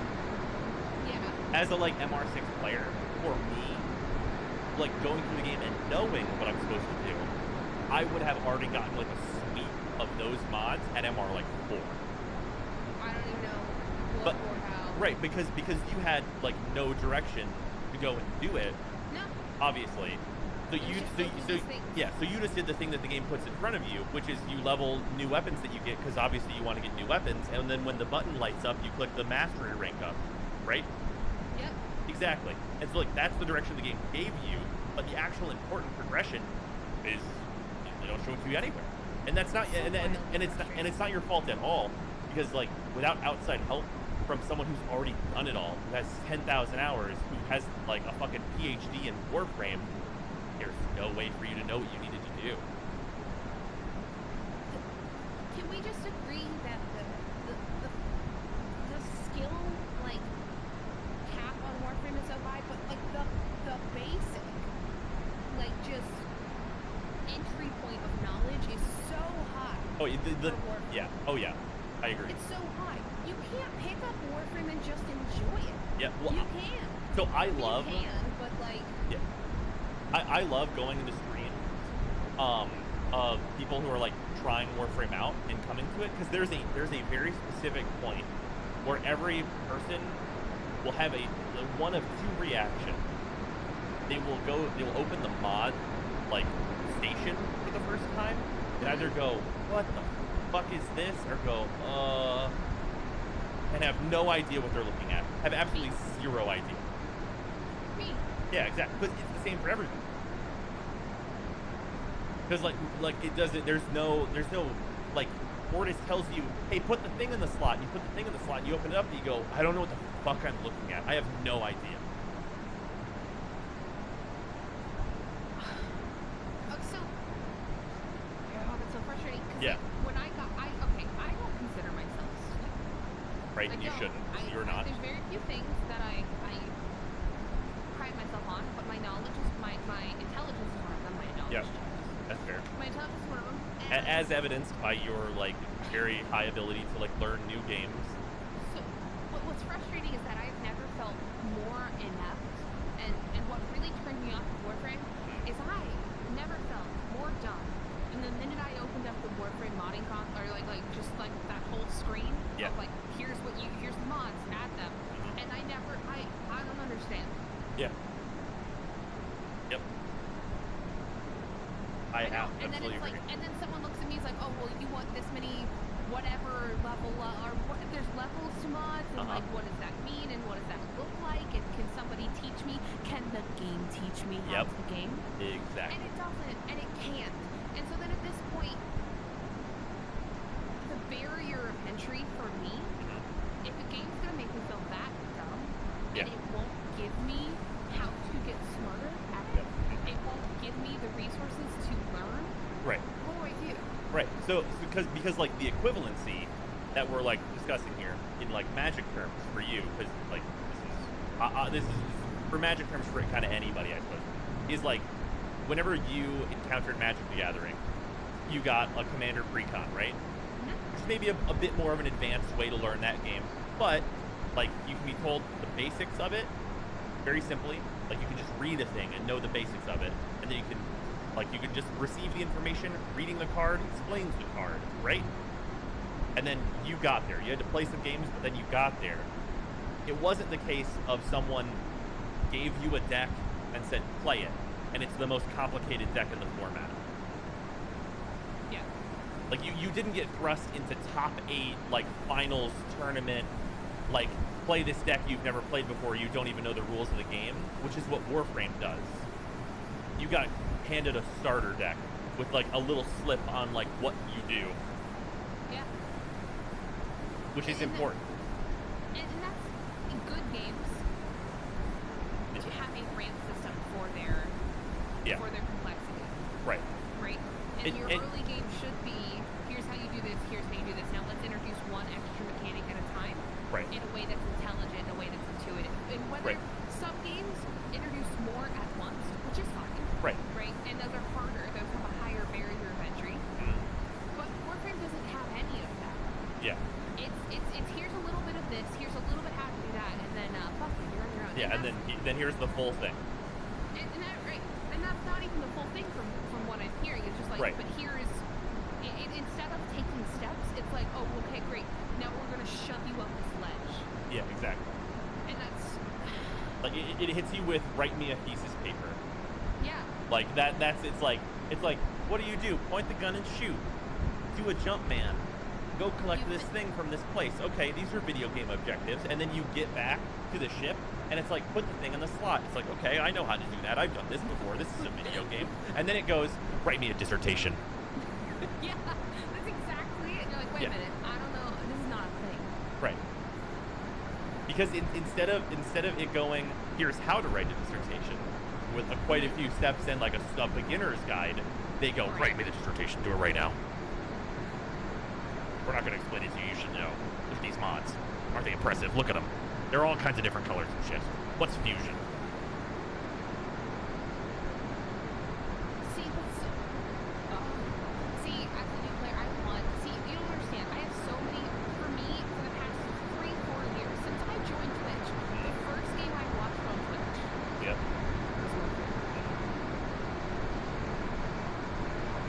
Most of my friends, you know what they play? Warframe. You know a bazillion Warframe partners. I do. And they all know me. And they talk. And you're dating one. And I'm dating one. Yeah. Right? And we were like best buds before that. So, okay. And Warframe is still an impenetrable mystery to you. Yeah. Yep. Yeah. And that's so frustrating because all I want, if I could, I would love to be able to even if it wasn't my game of choice, right. I would love to be able to hop in and be knowledgeable enough and have enough experience in Warframe to hop in and play with you. But the thing that you, right, because the thing that you don't want to do is for me to look at you and go, put these mods in your weapon, you're good. No, but you, I hate that. Because you desire to understand what you're doing. Like, you don't want to just be told, oh, put these shinies in these holes, and then you can just play. You want to actually get it. Because you desire to actually, like, understand. Which is just like, the barrier to entry on that is absurd. Yeah, I mean, I love Warframe for so many reasons. I don't play it. For anyone who's ready, I don't play it.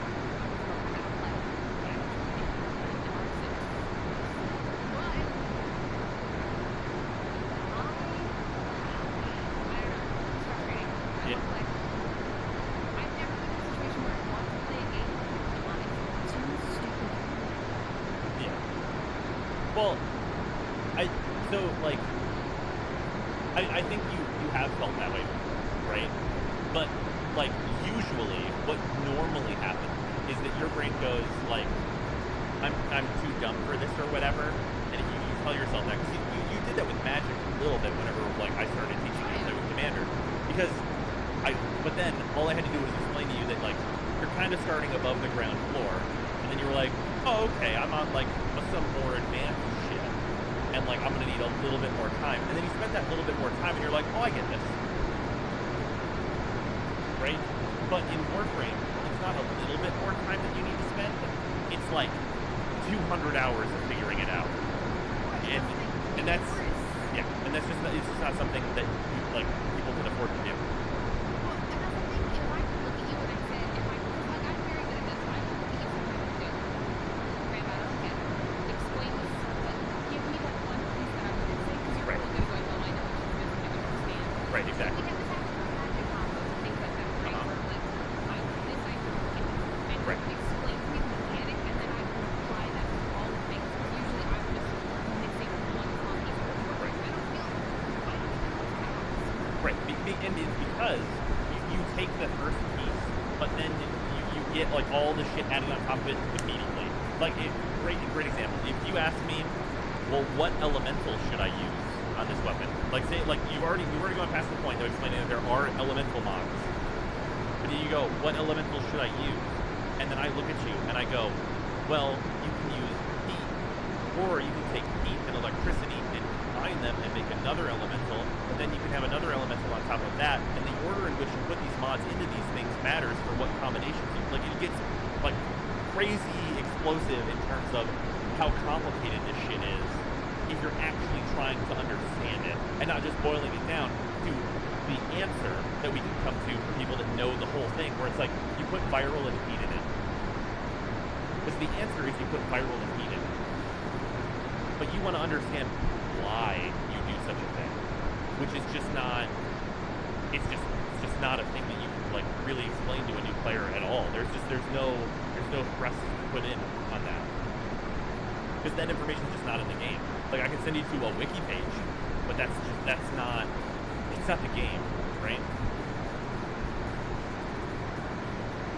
Yeah. No, and I get it. When someone just says, like, almost all the answers are in the wiki, not our brain. Oh, fair.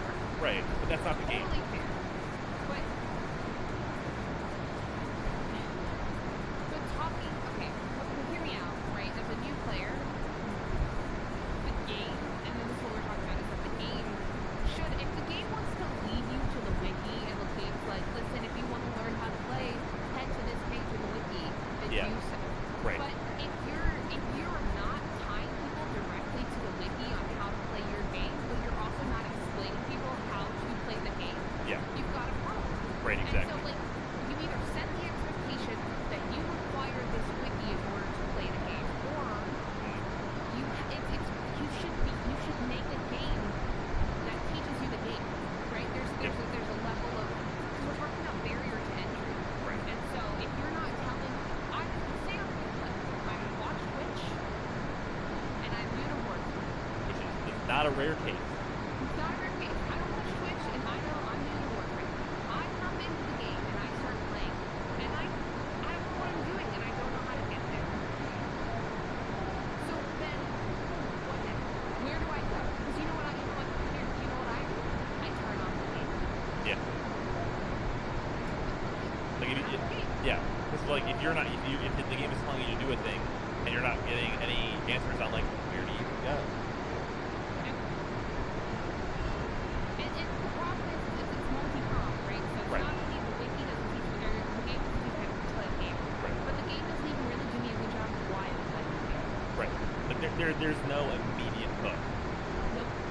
At all. So now I'm playing a game where I'm a space ninja, and I don't know why I'm doing what I'm doing, or how to do what I'm doing. But I'm supposed to be doing this as a new player. A lot of games nowadays are like, yes, but not for base game. Right, exactly. A lot of games can rely on a wiki, but it's usually for like extra shit or optimized, complicated shit that's like kind of at the end. Like, what are you gonna do in say like a Destiny 2? If you want in Destiny 2, I want to run the raid and I want to do it right. What are you gonna do? You're not just gonna jump into the raid. You're gonna go look up like a YouTube video on the raid. You're gonna watch it. And you're like, oh, I understand, and then do it. Right? That's perfectly reasonable. But that's because you can do that because what the raid is has been set up for you. Like you know what you're getting into before you do that content, which is why you sought out that YouTube video, because you've been told this is a difficult team-based exercise in game. For example, Monster Hunter. I look at the wiki for Monster Hunter pretty often. We were looking at it tonight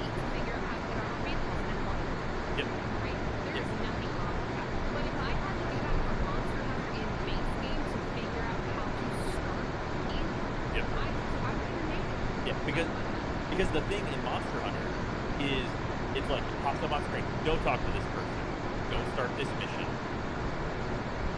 And like, they give you a lead in, and like, they literally tell you, pick a weapon, fight. And like, the controls for your weapon are on screen, and like, there's certain weapons that are more complicated than others. And that's fine. Like, you might need to do a deep dive on like, how does the charge win? I don't know. You have to charge a million different things. That's why there's this curve of things, because if you don't understand the charge weight, you can be like, I'm going to use a longsword. I hit things with longsword, things die. There's a reason that in Monster Hunter, all of low rank, which is not a small amount of missions, is what's considered tutorial. Because it's teaching you things that whole time. And it has a lot of stuff, to help you learn. Because like, yeah, the training place, big agree. The training place gives you like this whole breakdown of like, what can your fucking weapon do, bro? And like, whenever you're going through the story, it's not difficult, but like, if you're like there's you have to go and build things, and like, they push you towards to do all these things in the game. Are they going to give you all the information on like, okay, I need to optimize an end game, end of Iceborne, MR 100 plus set for my heavy bowgun? No. And that stuff doesn't have to be explained. As long as you get the basics and you get how to play, you don't need to, the game doesn't need to teach you how to be the best. The game needs to teach you how to play it, period. The game needs to give you a sense of understanding. Yeah. A perfect example, when I played low rank, high rank, I was not looking at what step I was looking at. I was looking at, oh, I need a crit. I wasn't looking at any of those things that I was looking about. But now I know, oh, this is, okay, I get this. Yeah. I was just building this the next set. Oh, I like this one. Oh, I want to equip this. Oh, I had a really okay. I looked at like my stats until I was out of hybrid. Why? Because the game didn't teach me that what I needed to. Yeah. I could be successful at the game because I was learning the mechanics of all the monsters. Yep.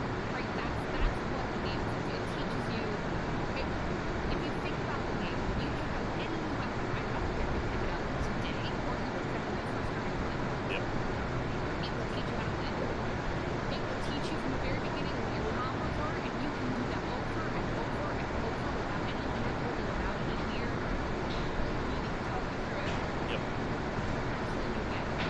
Right? And it will start to teach you rotation, it's not going to teach you what your skills are. And it's not going to tell you what skills are good on the weapon, but like, and one of the major things is that the way Warframe, Monster Hunter is built is that whenever you encounter a thing, what you have doesn't really matter that much. Because like, the number one objective like the game kind of faces you with, and it does this really early. It does it really early. It's like the first mission, survive. The first thing that you encounter in the game is, don't die. Get out of this monster's way. But it doesn't, it's such an engaging one, Right. right? Yeah, it's hyper engaging, and it's in with the story, and it's like doing a lot of good things around that. But like, it really hammers home the initial point. You don't want to be eaten. You are fragile. And that's great, but that's so amazing that it does it for you, because it does it in a way where there are some points in Monster Hunter where it feels a little hand-holdy. Right. And that's fine. It's just because everyone is doing things so differently, right? But they're fast enough and they're concise enough that you're not spending any more than maybe 20 minutes. Right. Right? Doing Agreed. this thing, and it's helping you master these just basic skills. And there are the optional missions that go into that as well. So there's a bunch of optional missions that like the thing with the new Iceborne mechanic, Claw, Yeah. you want to know how it works? Go in there and teaches you the whole thing. It does literally the whole thing. There's a full breakdown on it. If you need that, it gives you. Whereas like, we went through recently on stream, we went through the tutorials in Warframe, and it's like, the beginning is like, yeah, move and shoot, and then the moment you get into anything more complicated, it's like, this isn't not only is this not helpful, some of this isn't true. And that's where the barrier enters, right? So I'm Yeah. not saying that Warframe needs to be Monster Hunter. Right. Warframe needs to have something where you're not like, well, you should just know to go to the wiki because other games have wikis too. Yeah. So you open the game, you should be opening up the wiki. Well, not so much true, and that's not the case for many new players. It's not their job to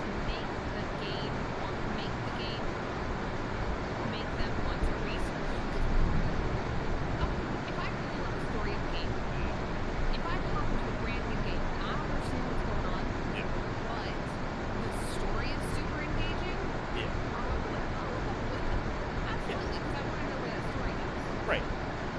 Right? But this has 90 fronts. Like, you get one little, like, tidbit of what the story is, and one little, and it's like the tiniest, like, I don't know, 2 sentences or something. Right. Like, it's real. It's real tiny. So, all those, that little itty bit, I was supposed to go, man, I gotta know what happens next. Let me just go pop open this wiki to understand these massive systems that I have no idea how they work. Right. And like what Warframe really needs is whenever it starts out, if you're going through the planets and things, like there's the whole lore stuff, the beginning needs to be more engaging. And then there's this extremely important bit, and it's like kind of the hook for Warframe as a whole for a lot of people, I think. Second Dream. Very important, huge story beat, really well done. First cinematic quest, it's like extremely important for the game as a whole. The game doesn't actually push you towards it. There's no breadcrumb trail to bring you there. Like, you go from Earth down to Mars and you kill the guy that's part of the war. You do that, and then it kind of says, whatever, dude. And it's like you can keep going through more planets, but it needs to bring you through. Because it's just not structured enough to bring you to the second dream. Because if you can get someone in the beginning, like, hooked on and, like, have an engaging story up to the second dream, then that player, I think, will be invested at that point. Because right now, for a normal person, I would say in general, or even people that, like, play games a lot, the point I would, like, the person I would say as, like, an example for that is another streamer by the name of Angry Pat. Good dude.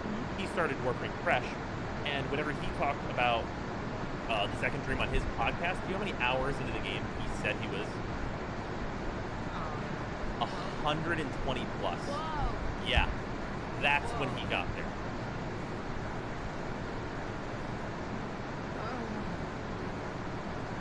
Okay, so can I Right. Can I ask you a question? Uh-huh. And I don't even know if you'll know this answer after all these years. Okay. But what kept you in Warframe from the beginning?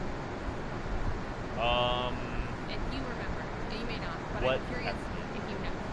Well, so for me, I'm the type of player that likes to collect all the things. Okay. And Warframe was the game that wasn't doing random drops, but with like random stats like Borderlands. I could build a thing and then have the thing. And I wanted to collect all the things. So for you, it was just purely Yeah, because having the things. when Warframe started out, and whenever I started playing, because I started playing at the beginning of Warframe, like being a thing, like when it released on Steam is when I started. Oh, okay, so you started from the beginning. Yeah, I was at the get-go. There wasn't story, there wasn't this big overarching thing. They had a cool aesthetic, and I wanted to collect weapons, and they were doing weekly content drops of new weapons and interesting things to do. And I was like, I'm in. I love collecting shit, and like these Warframes look cool. I like how this game looks, and like the reason I bought a Founders Pack is because I think they're doing something cool. So I'm gonna get this Founders Pack. I want this thing that's in the Founders Pack. I want this Warframe. I want to do the whole thing, right? And like that was what got me in. Obviously, Warframe is a way different, better game now. But like that was the hook for me. Was the fast updates and collecting all the things, because I'm a collector type player. I want to have all the things, or at least the most powerful things. Sure.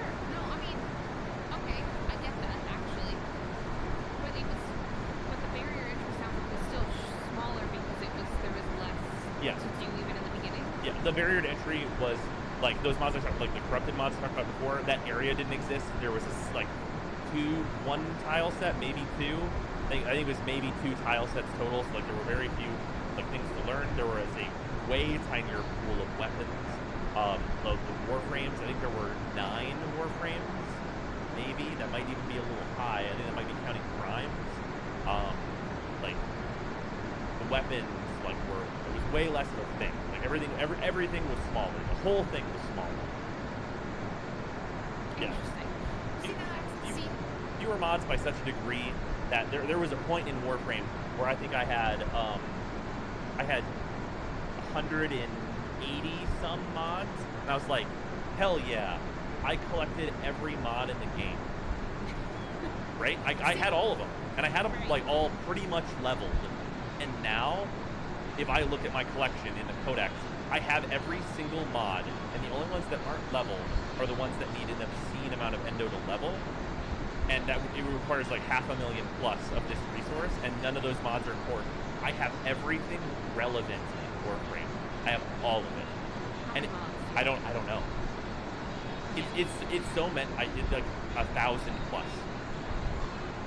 I don't know. There's like the bar scrolls so fast and so far that I don't even know what to do to count them. Like except for look at the wiki.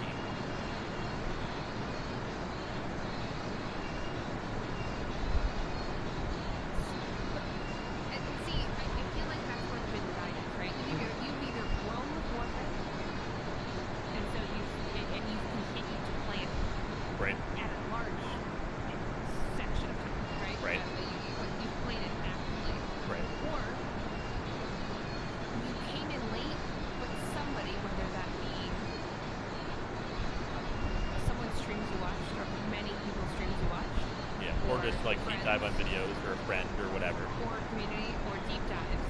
Yeah. Has got me. And so now we're at this point. How old is Warframe? How many years? 7 years. As of like this, like yeah, we're coming up on it. 7 years. 7 years. So okay, see that's so. I have a great question for you, Sarah, because you probably remember. How many years into World of Warcraft was the first level squish? What do you mean level squish? Well, like they like not the levels, like they squished the content to make it more like dense and like not have like a bajillion levels, right? Well, they did that. They did that for in the beginning. Hold on, there's always been cap levels. Well, no, there's always been the cap, right? But like the power squish, not level squish. Sorry, I'm not a World of Warcraft player. No, you're fine. They like squished the numbers down to make everything more palatable. Oh, so they did that right when I quit. Right when you quit, okay. How many years in was that? Not right when I quit. I played a little bit into the new one, but Cataclysm was that for them. So Warframe did, World of Warcraft did a thing where they basically reset the entire world by making an event that changed the entire world. Okay. And when they did that, they reset all talent trees and they simplified them. Okay. And they changed the mechanics on how you switch from. So within I played Druid, right? That was my main. Okay. So you can ask for that 3 different ways. You can be a tank, a healer, or DPS, right? Right. Basically, was how that broke out. Yeah. And then there were trees within each of those that you would spec into to build a certain way. And that's what they did. Is they simplified all of those, and then they made switching between them easier as well. Right. And that made a lot of the older players actually drop out because they simplified everything and because you could fine-tune into what you wanted to be fine-tuned right. that you could do prior. Does that make sense? Right. And so they tried to simplify anything and it alienated people that were super far heavy deep in, right? Yeah, and I feel like, let's see, Cataclysm, I just want to see when that came out. Yeah. December 2010. It was apparently 6 years into the game. Yeah. Okay, so what I think Warframe needs to do is they need to not necessarily like squish and like simplify what people are doing, but they need a patch that trims the fat. Like just like these mods, gone, irrelevant, get rid of them, useless. Just tear the wall down on these mods that no one uses, that are absolutely irrelevant, and condense the amount of stuff you need to learn in a considerable way. Like they need to breadcrumb everything, but also like that vast like amount of shit needs to be condensed down into like what's actually important and what people are actually ever going to use in a realistic manner. Because like, great example, they have all these augments for weapons, and they do a specific thing on these weapons, right? I think they should just, because they're not making those anymore, basically, like they're pretty much just not releasing augments anymore, and there are few to none augments in the game that are even relevant, remove them. Get rid of it. or integrate them into the weapon just as a whole. Just tear down the things that don't matter.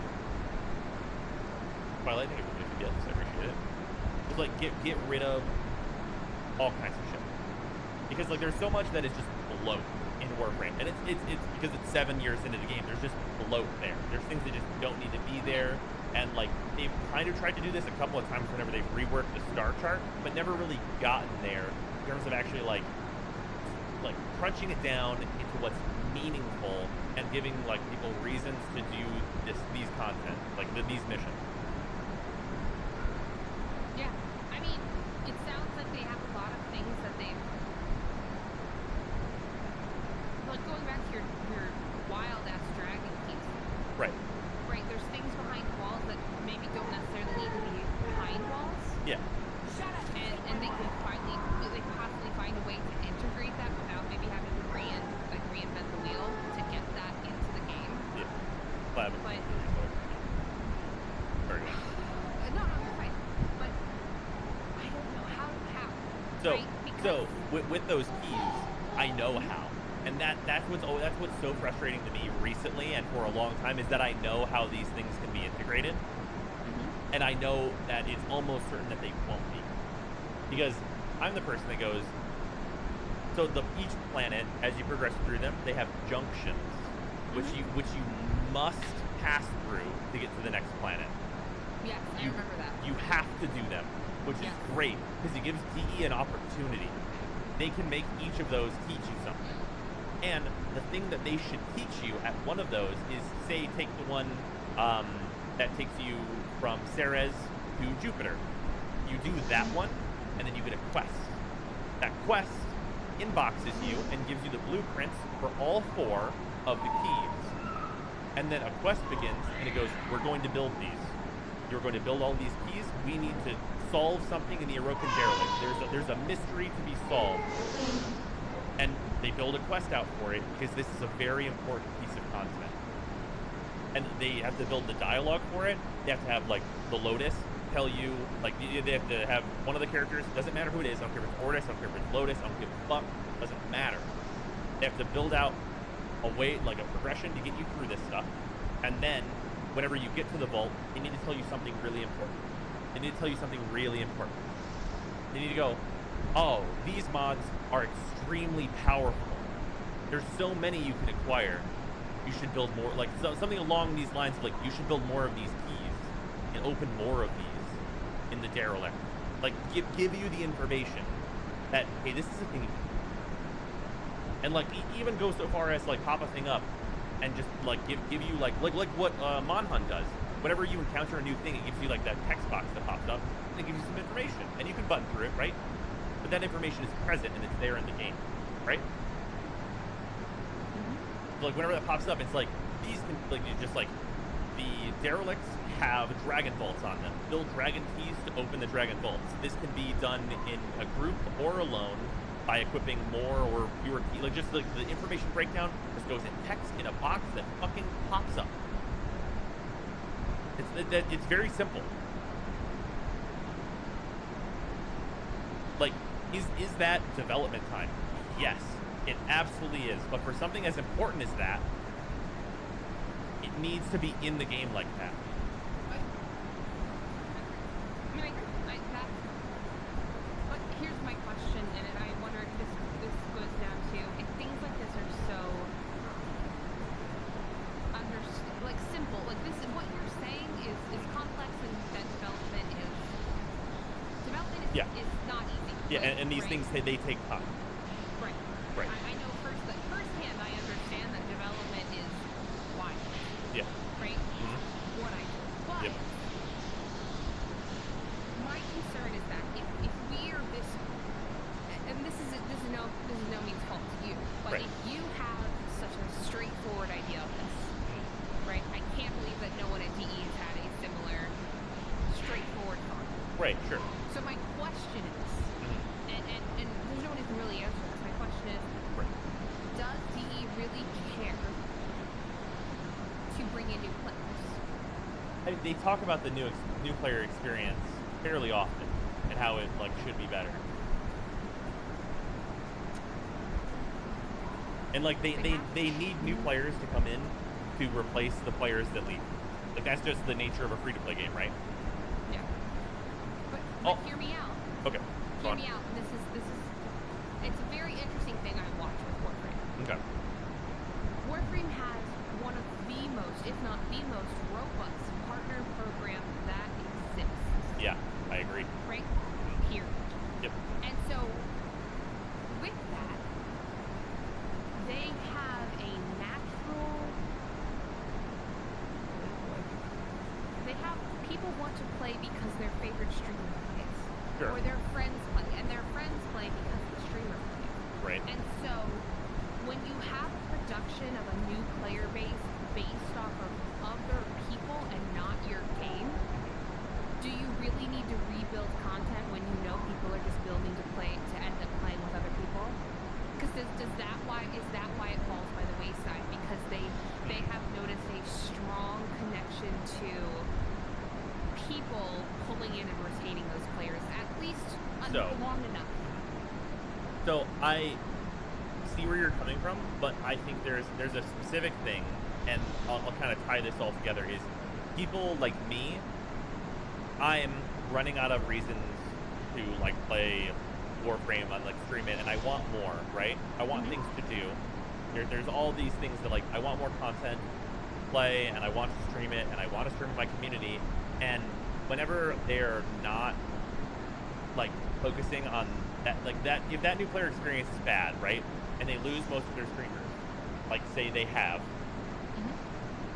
a lot of content creators have quit and come back for various reasons, and stuff like that has happened, and they don't have, there's not a very like large community of streamers for the game, and content like I mean it's larger than a lot of games, sure, but and like content creation on YouTube is popular, but by no means like insane popular for what the game is, and that's great and all, but if those people leave, the game needs to have the stuff in it to actually teach its players what to do to create more of those people, right? Like your game needs to in some way not be an engine where I need to teach the next generation of streamer how to play the game so that they can teach their viewers to play. The game needs to be able to create another person in like the vein of me that enjoys the game and understands it to the point where they can explain it to their viewers. Like it has to not involve me just knowing the things, right? I agree. And you can take that thing that I just suggested with Dragon Keys, right? Where you add that quest and you add that development time, and you can add in a thing to it that also really appeals to older players very easily. All you have to do, and this may come across as like oversimplification and like not everyone cares about that Brozine, but really what the community over time that I've seen playing the game for 7 years loves are cosmetics. We fucking love that shit. All of us like really long-term players, we fucking we'll eat cosmetics up, bleed them out of the palm of your hand. If you add two new corrupted mods, and you go also as a bonus reward with this update, as we've added this quest, if you collect all of the corrupted mods, if you have one of all of them, you get a decoration for your ship that is just each of the different keys, and you can put those down as decorations in your ship. Do you know how fucking fast I'd be like, we farming this, boys, we fucking do it, we fucking do it, like we would get in there. I am fucking here for that. And like players like me and other streamers that care about cosmetics and long-term players, we fucking in on that shit. Then we're here to stream, we got content to do, we got shit going on, we're here, and that pays off on that quest being released and helping new players, and also giving us long-term players a goal. Like, bro, we need that shit to drop. And then when we're in there and we're getting it and we're getting that shit to drop, there's other stuff to do. There's long-term content like opening relics, and like there are other things on the edges that we can go and do, like sorties, and there's other content that can fill out a stream full of things if we complete it quickly. And if we don't complete it quickly, then it can be like a long-term thing. And like there's all this kind of stuff that can like spring out from just a simple small addition, some models that already exist being applied on the tail end of this update that is for new players. And it's decisions like that you can apply to that type of an update that can make it where you're making the game more whole and more inviting for newer people and giving them the information that they need, but also veterans are getting what they want. What they No, I really agree. want. I mean, Yeah. Go But on. then the bonus to that, right? The bonus to that even is you're also you're introducing those new players to a collectible as well. Right. Right? Agreed. And that they're going to collect throughout Yeah. And throughout their play. And a thing with that is that that text box that I mentioned, in that text box at the bottom, it should be, if you collect all of them, there's a special reward available. That's all you have to say. Put that information in the game as a footnote, one sentence. Yep. Because that way it's not only in the patch notes that they release for this, where everyone goes, woo, I want that. It's also in the game. People go, what's that special reward? And then they have impetus to ask someone, what's the special reward for this? And that's part of the thing, right? Is not everything needs to be fully explained in the game, but the game needs to give you a reason to ask someone who has knowledge a question. Yep. Right, because that loops back to, like, Yeah. what do you ask? Right. When you first start Warframe and you don't know what's going on, where do you even start on what to ask? Right. And that gives it, right? And Yeah. then, so, something that was said a lot, something that was said a lot is that people don't know about whether or not the Warframe partners really pull people in, and they don't now. They Right. don't. But if you go back and look at the last 2-3 years on Twitch, Yeah. for those who don't know, before I was a community manager in the games industry, I was a community manager for streamers who were Warframe partners. Yeah. That's what I did. And so the thing is that what you saw before is that Warframe, while it's not quote unquote huge in streaming, it's big enough and the community is insanely, and I mean insanely inflated. People Yep. that love Warframe love Warframe. They love it. They eat it up. It's breakfast, lunch, and dinner. And it is, oh, I know every Warframe partner that I love. And here's their names. And because that's the kind of community it drives. Because you've got an amazing community team led by an amazing community manager. Period. And team, and then- yeah, like community team run by like, and it's a great group of people that do a really good job managing the community. Yep. And so then they make these really great partners, and they support these really great partners, and then those partners turn around and they recruit people, and then people grow up and go, I just want to play this game because I want to be a part of it. I want to be Yeah. a part of that community. I want to do it. And that's why a lot of people played Warframe to get to the point where they understood it. Yeah. Because their driving factor wasn't the game. The driving factor was the great community. And I'm going to keep it real with you, Chief. Not to be a hot take at 5 o'clock in the morning, but people played Warframe to get partnered on Twitch. I'm Sure. gonna Yeah. keep it real. Yeah. People started streaming Warframe just to get partnered on Twitch. Why? Because they knew they could. Yep. Because they knew that the requirements to be a Warframe partner were smaller, so they had to do that. That was barrier 1. Barrier 2, if they stuck with it long enough, chances were they get partnered. And now, mind you, it's not everybody, and there's still degrees of success with that. Right. But truthfully, that is a lot of it. And so when you ask me, did the community really have that pull to pull people in to play the game? Yes, and for many reasons. But now they don't, because now they had so much goodwill, gamer goodwill, right? We saw this with Bethesda. Right. Right? Bethesda would come out with a game and it'd be like, this is great. We love this. And then they had all this gamer goodwill because of, we love the way they talk to us, that we love the way they act, we love the content they produce. Well, then over time they release these other games and it's like, wait a minute, this isn't very good. And that goodwill goes down. And it Yep. goes down. And it all came to a head with 76. Right? Yeah, right. And it's like, this is terrible, and like, it was the breaking point for people. Like, this has been terrible for a long time, fix your shit, was like a big Right. sentiment. The quirky, like, oh, this isn't broken, it's Bethesda. It's not broken, it's a feature. Yeah. Right? That was a thing for the longest time because there was forgiveness because it was Bethesda. And I feel like the same thing's happening with DE. For the longest time, people were like, no, don't worry about it, this happens, it's DE, we know they'll hear us, we know, right? Yeah. We know that they'll fix it, they'll make it right. But And that was the then, thing. since Fortuna dropped, it felt like the listening stopped in a lot of ways, and that was like over a year ago. Mhm. And like, even though like they were definitely listening in like smaller ways, on the Right. whole, it was like, what are they doing? And it lasted long enough that people were like, like whenever Railjack dropped, it was the breaking point where you see that giant spike where they announced it at the Game Awards, and then it was like, nope, and then they lost 10,000 players in a month.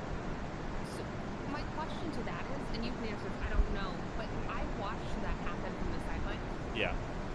And there's this really weird thing that I have with this question for Warframe. I feel like Warframe turned off to their consumer the minute that the consumer's desire and the game's pace mismatched.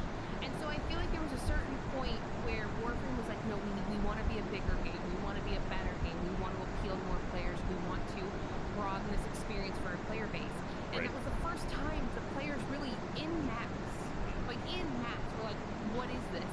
Why do we have it? Thank you, but why? This isn't Warframe. Yeah. What are we doing? And then at that point, DE kind of went from this synergy with their players to like, I don't know, guys, jeez, I'm just gonna. And then they had the issues with the Warframe drops, And like, that alienated a lot of people in the Twitch community. yep, because then Yep.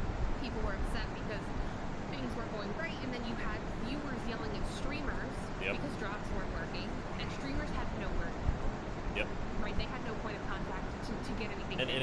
And that's a lot of stress to put on people that, like, let's say on average in like the Warframe stream community, you're gonna be like, if you're one of the top end-ish is like between 10 and like, let's say 90 like viewers. If you suddenly have 1,000 people going, where's my drops? Then like that's like a huge amount of stress to put on those people that like maybe regularly stream Warframe, right? Yeah, well, and then you had players mad at streamers, and because you had viewers mad at streamers because not only were streamers not able to answer that, but I'm gonna keep it real with you. A lot of streamers aren't educated enough in business to be able to respond to that in a very PR way that keeps everyone chill. Yeah. So you had streamers putting like the exclamation point drops would be like, I'll fucking know, go figure it out with DE. This isn't my job. Right. That's what it boiled down to. And then you had viewers mad at streamers for being assholes. Yep. And then you had streamers mad at DE because they looked like assholes because there wasn't anything they could do and there was no communication. So then we've got on two fronts. We've got the community mad in mass at Warframe because of all this. Yep. Then you've got your partners who are your biggest shoutcasters. They're the reason people play. A lot of people play the damn game, whether people play it directly because of a streamer or people play it because of a friend who has a stream, who watched a streamer, right? Mm-hmm. It's like a chain reaction. It's like a chain reaction, right? So then you're cutting off all these lines. And now they're in a weird place where they drop new content and their top in the directory for Warframe doesn't peak above 700. Right. Maybe peak above, maybe. Yeah, maybe. Right? But like that, those numbers for top directory should speak volumes on what are we doing wrong and how do we get us back to good.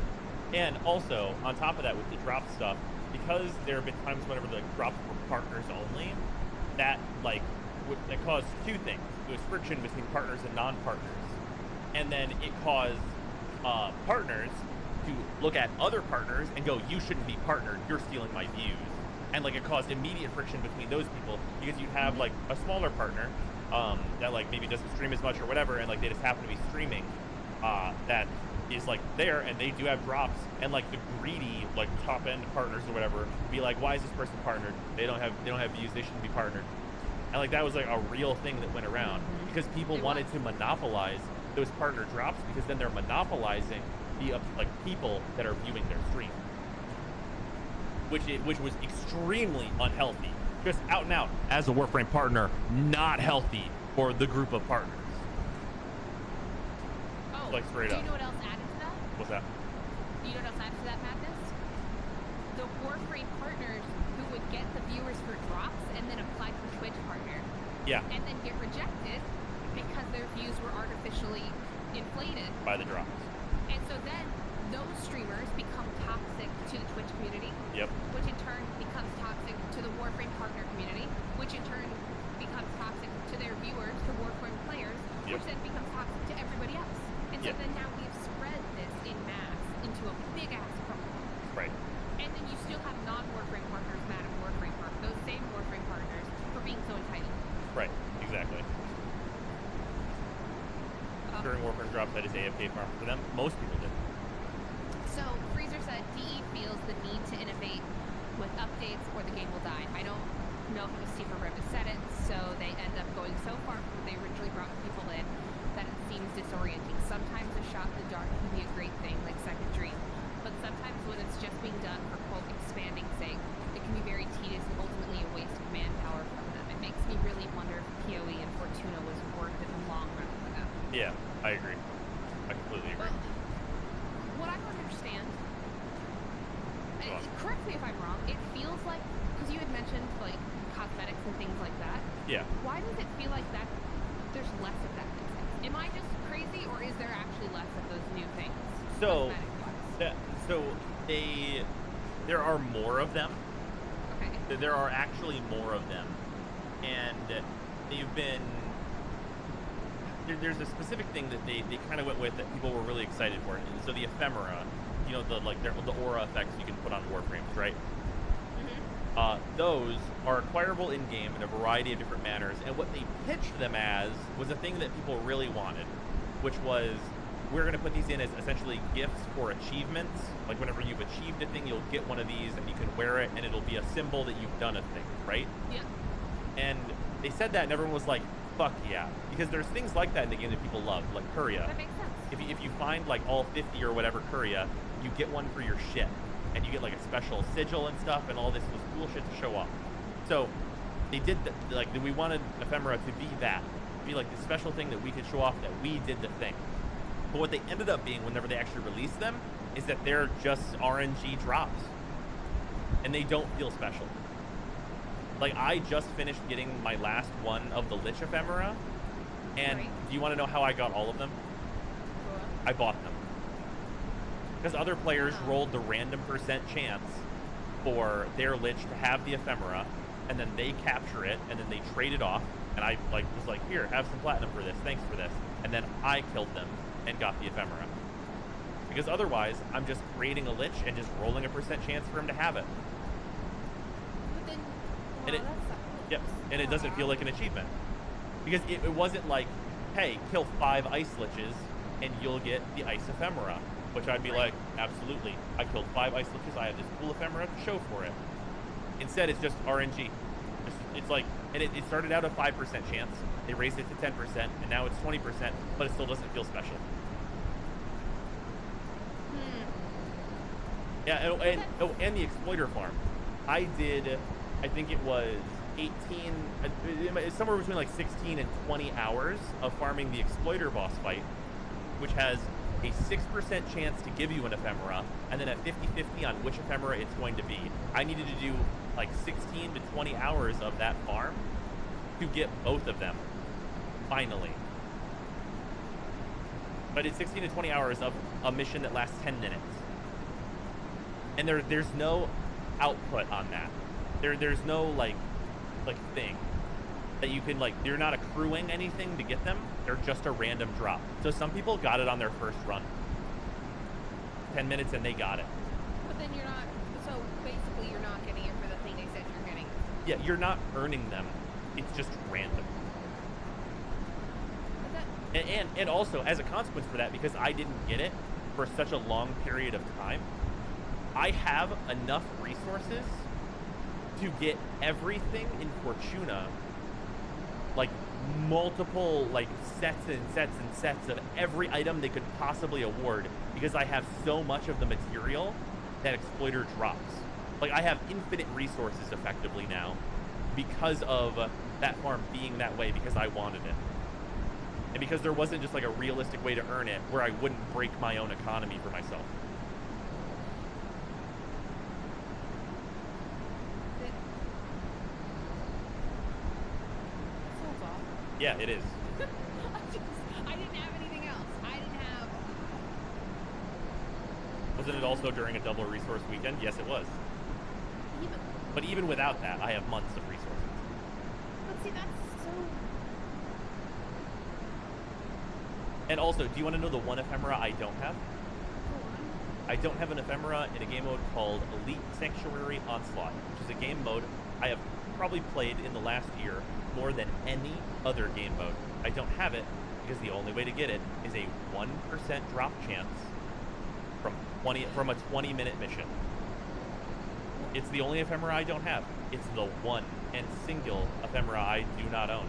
And I have done more ESO. To buy it?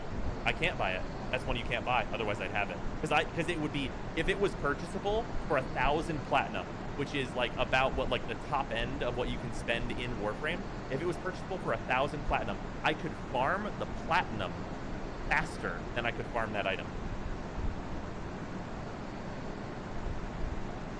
How did they get to be such a... That's what they introduced it as. They put it in there, and it's a 1%. It's a 1% drop, Yep. and they're like, good Uh-huh. luck, kid. Yep. And the worst part is it's not even a good ephemera. It's like one of the worst ones in the game. But it's the only one I don't have. Yeah, 99% chance to get a 1% drop is 500 runs. But other people got it on their first or second run. You bought Barrow's New Ephemera? Yes, I did. You want to talk about alienating a player base? Mm-hmm. Because you have to be, like, really deep into Warframe to even go for that, right? Yep. Like, how many hours would you say, on average, for a knowledgeable player, right? How to take to get to the point to do that mission to possibly get it? Okay, to be able to do that mission, like join someone and kind of have them do it for them, or do that mission? To do that, to actively be a part of that For mission. a regular player who is not like being led by the nose to get to it, I'd say you'd probably have to be 500 hours into Warframe. Nuh-uh. Yeah. Are you... To be able to understand what you need to do, yeah. Because to do that mission effectively, especially by yourself, there are only a couple Warframes that do it well, and you need to be geared as fuck. So you have to... So you're telling me the barrier for entry for this thing that's really cool is 500 hours in the game plus the number of times it could possibly take you to do it.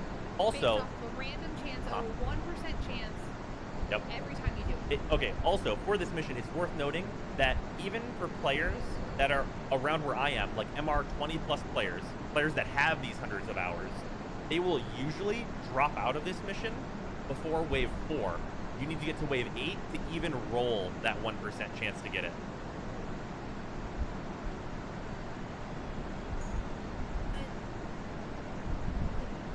Alright. Yeah. It's an easy mission to fail.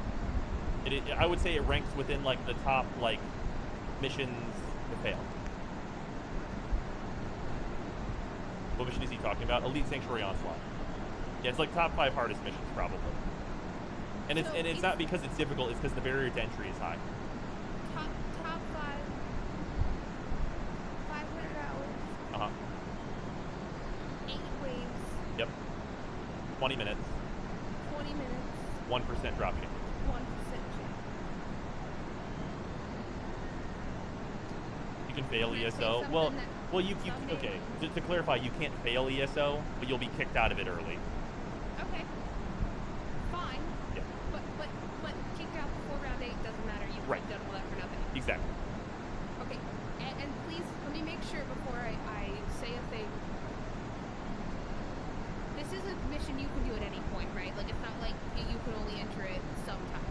No, it's always available as long as you're past the new Strange, which is a relatively early mission you have to do. Okay, so at least we're there. At least it's always available. At least it's not also like, and it's only available during random times. Yeah, right. Can That's I say but what that is, that's Eidolon farming. Okay. Can I say something? Go on.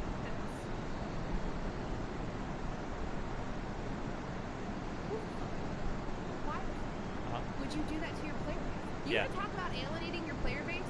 Have somebody play that mission 25 times and then be upset.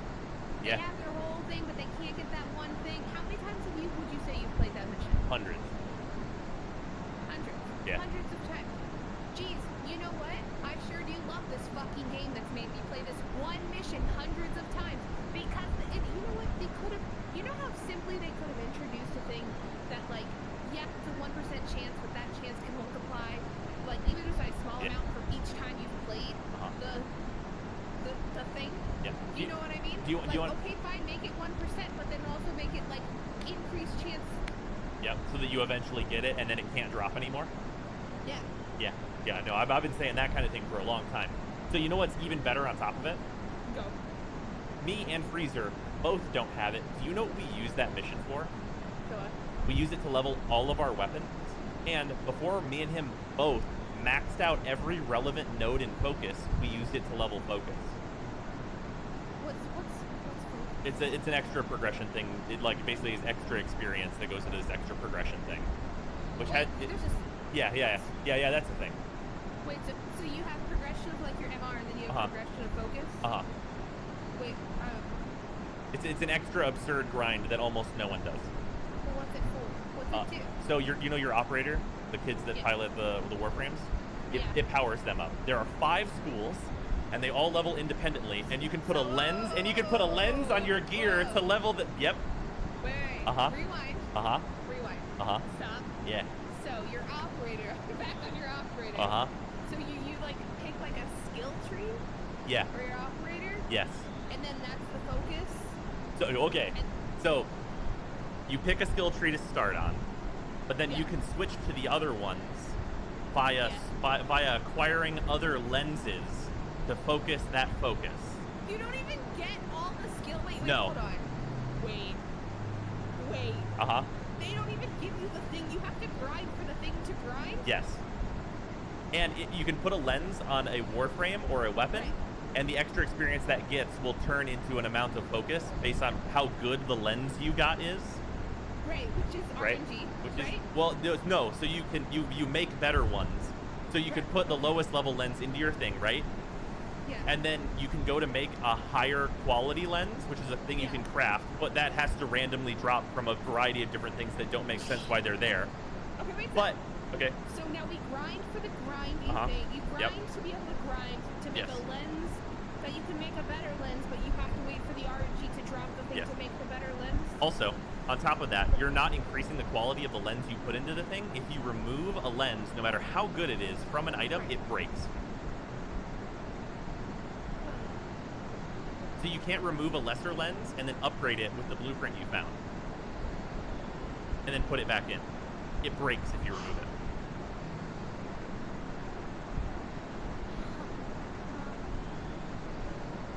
I have a college education. I have 2 jobs that are very complex and deal with very difficult situations. Yep. And I'm just not sure why. All right. But how did you learn to do this thing? Did the game It came teach you out. to do the I read the thing? patch notes. Holy God. Yeah, I read the patch notes and then figured it out. So like anyone who wants to do it now has to read the wiki to understand that there's a thing to do for They- the grind, for they- the grind, for they the can- RNG, for the grind. They can hope they understand it if they read the wiki. The focus area for the wiki isn't even like very good. If you read it, you probably won't get it.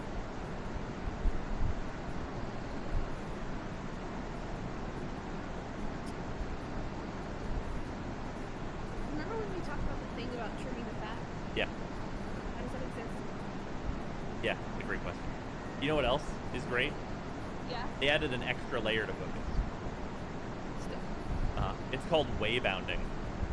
What the? Yeah. Okay, See, so we're making up words and I'm not. Because focus I kind of get. This is like, real. Focus makes sense. It's a focus for your operator and like what the fuck is a waybinder? So once you max out certain specific skills in each of the 5 different focus trees, you can unbound a waybound.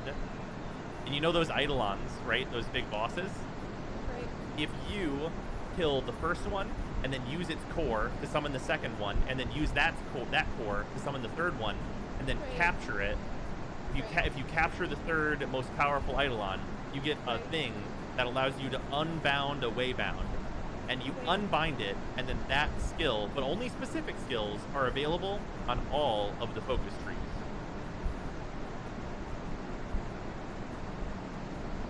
But you need to max out those nodes with focus before it becomes available, and you need like a bajillion focus, plus this special item that only comes from this one place that there's no tutorial or anything or any real breadcrumbing on how to get to do it. Because you only use one of your 5 focus trees at a time, which you pick.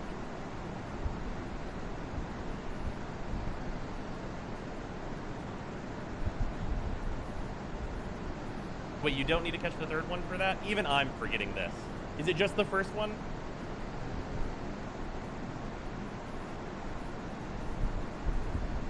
Even I'm forgetting this. It's so fucking nonsensely complicated. It is the third? I thought it was the third. I don't. Brilliant shards are just for focus? Okay, yeah, the brilliant shards give you extra focus. My bad. Sorry. Okay. It's any of them? Okay. So what So you you're still need telling me- to go and do that and then unlock it and then level only specific nodes and all that business. So you don't need to kill all 3 of the Eidolon, just the first one. So all of this. Okay, let's redeem this maybe. Okay. A little bit. Okay. So all of this, you have increased your focus and your wave bullshit. All of it. You've done it. Huzzah. What does it give you? Like what does all of this grinding give you? What does it result in? Please tell me it makes you a god. Well, so there's one important ability in the Zeneric tree that allows your operator to do a little dash, and then they give you a bubble where it'll start regenerating energy for your Warframe. And then beyond that, none of the skills are useful, except for doing the content that levels the skills. But what you've leveled the skills, so why do the content that leveling the skills makes better? So It's also like the first or second node you can level. Oh, and then also as like a small thing that is not actually that important, there's a thing that can make it so your operator's kind of fast. But it's almost never super relevant. So they put it behind this big old golden wall. Big wall. Yeah. Big wall. Yeah, some of the nodes are downgrades, by the Big way. hours you'll never get back. Yeah, some of the nodes are downgrades, worth noting. And they go, but now you're kind of like Sonic. Yeah.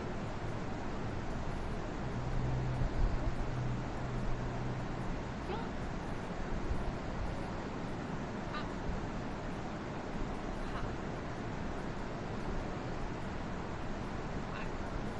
I don't know.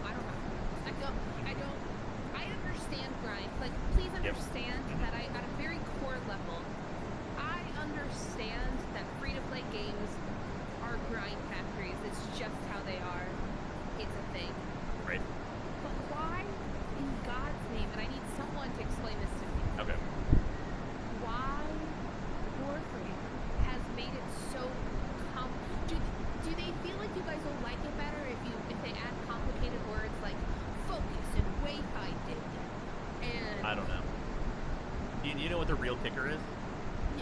please don't. I can't. Chat, can you tell me when the second Green came out? What year was it? 2015. It's 2020. Right? Confirmed, Sarah? So Okay. Focus came out with the second Green 5 years ago. It has been reworked twice, and we've never lost progress. I'm only almost done with the grind for it. No. Uh-huh. Can you buy your way out of it? No. That's my other question. Well, so you can buy higher quality lenses, but you usually can't buy the highest quality lens. But you can buy like greater lenses instead of the regular ones, which are like there's a negligible at best difference. But I have bought some of those lenses whenever I've been feeling lazy. What? So the only thing you really have out of it, is fucking Sonic Operator, Yep. who isn't really relevant, just like gotta go fast. Yeah. And also the because look at my big dick, I got all the focus. Yeah. I'm very close to having finished all of it. I only need a little bit more focus, just a few 100,000.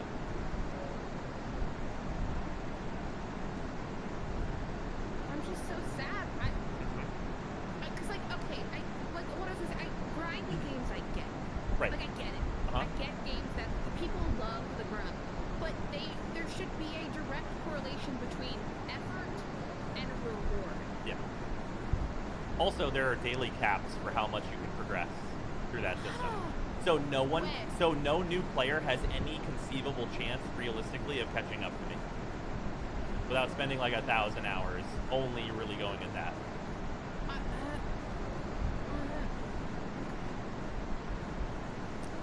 Okay, all right. Yep. Anything else you wanna? Okay. Anyone else wanna throw at me? Please. Let's see here. Let's go, because obviously I don't. So the way, so you know the Eidolons, right? Right. So to farm them, they're available for 50 minutes during nighttime on the plains. Yeah, and I then knew there, that. and then there's like an hour and change where it's daytime and you can't do them. So those are generally a very elitist thing that you can only do in like consistent groups if you want to like do them well. There's not a whole lot of random matching that goes into them unless it's like a challenge that's been on the weekly for Nightwave, which is its own bag of tricks that you'd love to hear about. Those groups can be quite toxic because of the time limit on being able to do those missions, because they want people that can do them well, right? Right. You need the skills you get and the weapons you get from doing those missions to do those missions well. Oh, perfect. Okay, great. So basically, if you don't know how to do it, you can't come with us. Right. Exactly. Okay. All right. Perfect. This is a common MMO problem. Yep.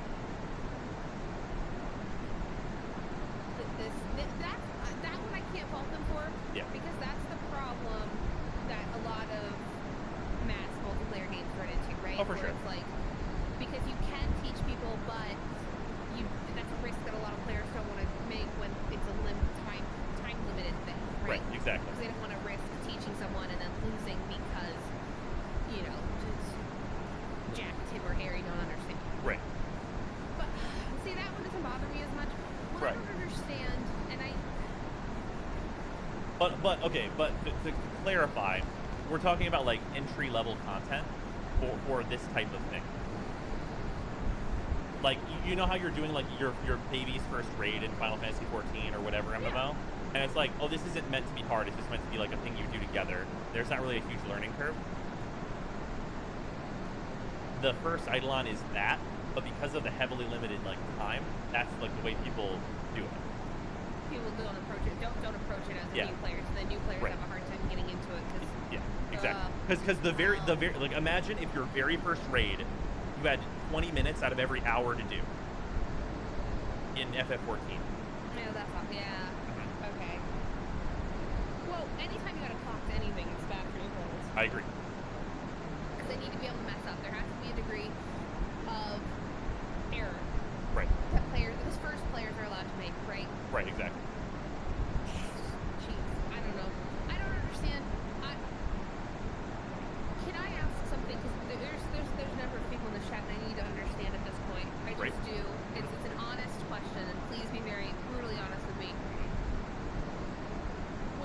When you look at it all spread out like this, just kind of like broken down, just on these couple things, what keeps you playing?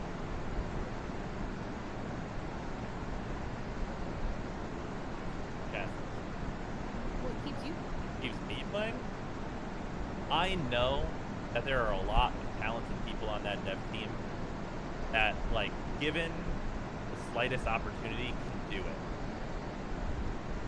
They can do it. They have the capability. I know that. I know they can do it. But I know that, like, they lack the focus to be able to do it all the time. And I think that there's possibility that they can bring it together. But I think they need to bring it together. And, like, recently, like, Railjack was the breaking point for a lot of players. Because it was like, they reported it as the bringing together of Warframe. And I was excited, along with many other people, for that. Because that's what we wanted. We wanted Warframe to become this cohesive thing and, like, have a big thing that can help bring everything together. And we didn't get that at all, and that was why it was the breaking point for so many people. And, like, the core stuff in Warframe, the core, like, enemies show up, I'm this cool Warframe, my powers feel good, the shooting is solid, like, I have good things to do. I have cool things to do in like the regular, normal mission-to-mission gameplay. That stuff's good. But it's all like the systems and balance and just like content bloat for things that just don't need to be there that all get in the way. Because there's a lot of good stuff in Warframe. Like it is still a good game, but it has big fucking problems. I mean, from what I've seen of Warframe, and I've seen a lot, I've watched and been involved in so much like conversation surrounding Warframe. Right. There's no doubt in my mind that the dev team's talented. Yeah. Development is hard. Right. And there's a lot of things in Warframe that are very beautiful and work really well together. So, In short, it's a beautiful mess. I mean, that's about accurate, ain't it? Yeah.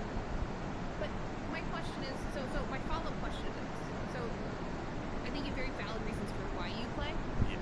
and a lot of other people have really great ones as well,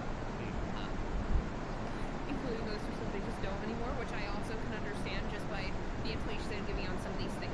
Yeah, because there's plenty of people that like come to this channel and watch my videos that like the way I treat Hearthstone. Like I kind of want to look at it and see where it's at. I'm not playing that. And that's fair. Because people got sick of it. Because maybe Right. one day you'll want to, but like right now you're sick of it. Maybe the thing that broke it for you can be fixed. Exactly. Right? And that's that hope. And that speaks to the dev team, and that speaks to the talent that's there, is because people still want it to be good, right? And that's Right. great. So Yeah. here's my question for those of you who still play. And this is genuinely going to loop back to my point that I have had this whole time, and I ask, and I honestly, if you had a friend that you just knew, and they said, hey, I really want to get into a game, would you recommend Warframe? Would Warframe be the top of mind recommendation that you give to somebody who doesn't play it? No.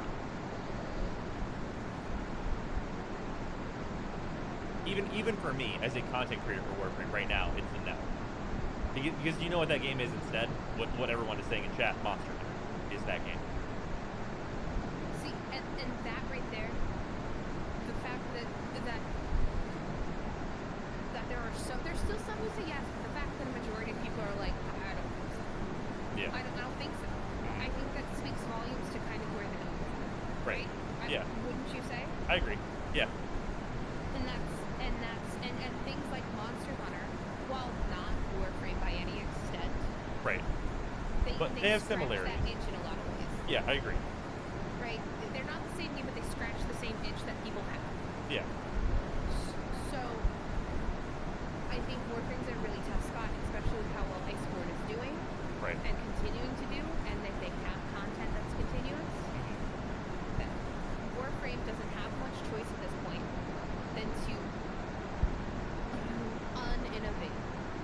They need to innovate by rewinding and kind of getting back to the things people love in the first place.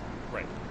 So I'm interested to see what they do with TennoCon, because they've got to do something big, or at least announce something coming that's big, and by big I mean reintroducing something Right. that people love, whether that's raids or So reworking base or something.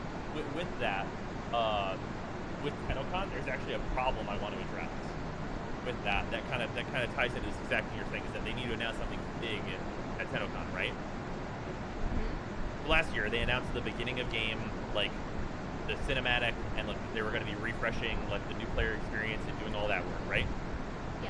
They also talked about Railjack, and they also talked about the Plains of Duviri, which is the big thing coming post Railjack, and the new war which is tied into Railjack, right? Okay. Railjack is out, and it's bad. It's not good. It needs fixing, and it needs time. New player experience has not been touched at all. And Plains of Duviri is nowhere to be found. TennoCon is coming up fast, and at the last TennoCon, they showed Railjack for the second time, and it came out how it did. If they do this next TennoCon, and they show the Plains of Duviri and the new player experience, and none of it's in, that's not showing anything. Are you saying you're afraid that they're not going to have anything that's not going to release Well, until... I know they won't. Like, because they showed things twice in a row, then, like, what am I expecting? I'm expecting them to, like, show slightly more of the Plains of New Veery, and it'll come out at the end of the year, maybe, and then, like, or maybe, like, the new war stuff will be out at the end of the year, maybe, and then at the next FanCon they show even more of Plains of New Veery again. Like, I don't know what I'm expecting, because the things that they've shown aren't here. So, but does... Like, there's nothing to show because the things they've shown don't exist. So, but does anyone really want... So from what I've heard, though, people don't like the open world content anyway. Yeah, well, they're so in general, people, it's a mixed bag on whether or not people like it. I think people like having an open world, but the way that it's structured is not great. And a lot of that is that there's no way to catch up on your open world content. So a lot of the content is locked behind weeks of farming. So if they can't introduce anything new to the current open world, so like the prior thing was, we'll just introduce a new open world. Because daily caps for them suck, basically. So is it just a daily cap issue? Yeah, so, Truthfully? right, because so it's for, so like what we talked about with World of Warcraft, where like they wanted to take old content and like simplify it and do all this stuff and like make it accessible for people, right? Right. The thing that they haven't done for either the Plains of Eidolon or Fortuna, and Fortuna is over a year old at this point, and Plains is over 2 years old at this point, they haven't made it so that players can catch up.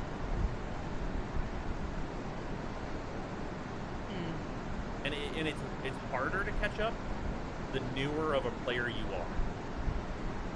Well, yeah, because it sounds like it. Well, it's because, well, it's in actually two ways. If you're a high MR, your daily cap is higher, so you can make more. You can make, yeah, you can make more progress than a newer player just de facto. Oh, perfect. Okay, Yeah. great. So good to know that they've made that nice and even for that. Yeah. Okay. Right. So if you're MR5, you can get 6,000 rep at Fortuna and Plains individually because they're individual caps. Me, I'm MR28. I can get 29,000 per area rep per day. That's, you know what's annoying about that? You know what's really annoying about that? New players can never catch up. It's not even just catch up. Okay. A new player is always just the shit at the bottom of the barrel. Right. Where that others can go, oh, you can only get this. Well, had you been playing for the last... It's literally FOMO the game.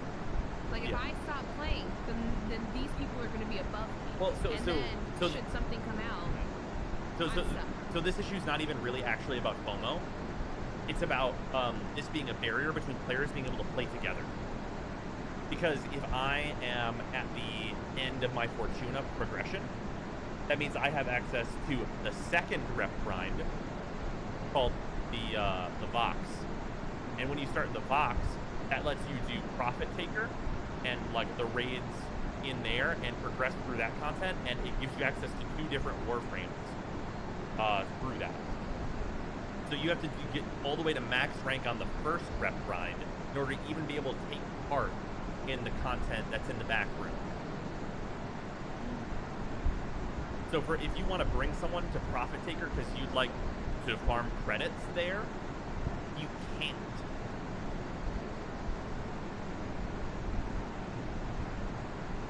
See, okay. I just don't understand. I understand rewarding your older players. Right. You should be. Yeah, Right? Older players that have put in hundreds or thousands of hours should be rewarded. And that would be those types of rewards we talked about before, like if you introduce the keys and those cosmetics and those things that don't affect gameplay that they can have to show off, right? But this is punishing. Like, to the point where if you're new, they're punishing you. And it's not even like they're punishing you until you can catch up. They're punishing you and you can never catch up. The only thing you can do is be above the people who come after you. Right, exactly. And that's so bizarre to me because then you never catch up. You could never, like, okay, not to drawing Mon Hunt, like, comparisons on, like, but Right. Mon Hunt, people can start a mod hunt today. Yep. Mod Hunt did a thing where they introduced an armor set that will get you through base game. Yep. So you can play with your friends. Yeah. And so I don't so that's the way you do that, right? Then you still have to grind, you Yep. still have to get armor, And- you still have to do all these things in order to do the arch-tempered blah blah bullshit. Right. Exactly. And But you're not punished forever. it's worth noting that a thing that I've suggested for a long time is a very easy solution to this. So whenever like Fortuna first came out and when the Planes first came out, these rep caps were introduced so that players couldn't burn through all the content in one day, right?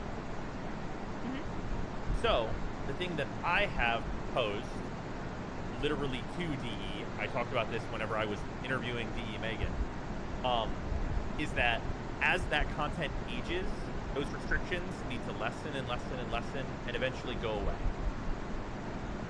So that players can just do it and catch up and be caught up. Because whenever content first comes out, I understand the desire to be like, don't burn through this all in one day, don't play for 24 hours straight, don't do that stuff. Because you don't want players to do that. You don't want them to burn out on their first day of this new update, right? That makes sense. That's admirable.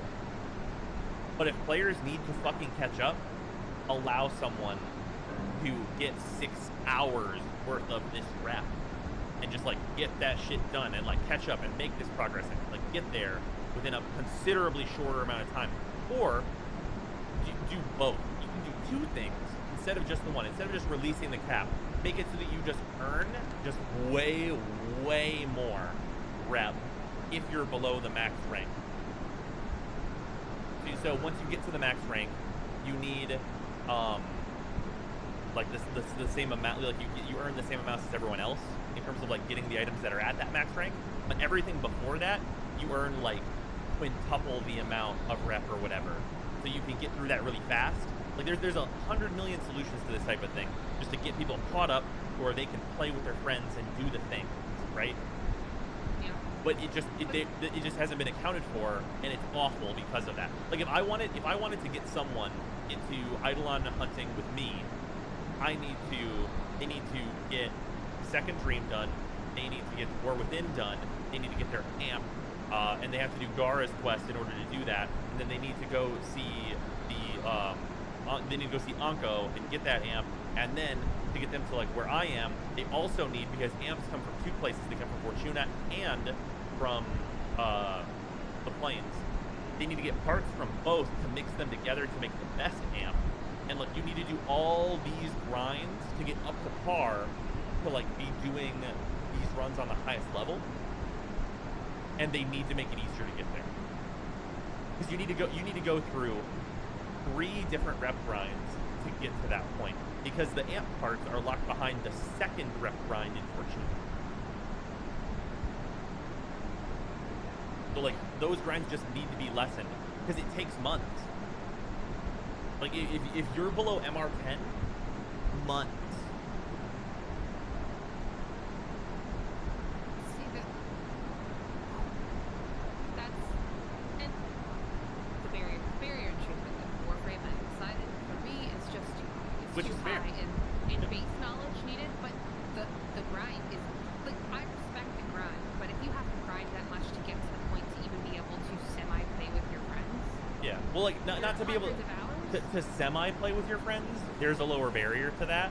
But like if you want to be on par with your friends, it takes that long. Because if you just want to like be able to be there, but be like sort of helpful and like doing it with your friends, you can survive off just getting like a regular amp that's better than like the one you start with, which is still a grind, and you still have to do the content with your friends, having them carry you to even get that thing. And they'll have to carry you over multiple days. It's not like a thing where it's like, oh yeah, we'll go do like one night of this, and you're gonna get enough stuff and rep to like just cash that in and get your cool item, and then you'll be up to par with us, bro, and then we can go do these hunts. No, it's days of you helping them to get them to a point where they can like adequately help you out as the person carrying them. How many people in chat have carried people through this whole thing just to get them to the point where they can start hunting? I know what Freezer has. Is there a large number in here? Days, weeks, dude. Weeks for the full thing. Yep. Bunch of people. Proud of you guys. Alright.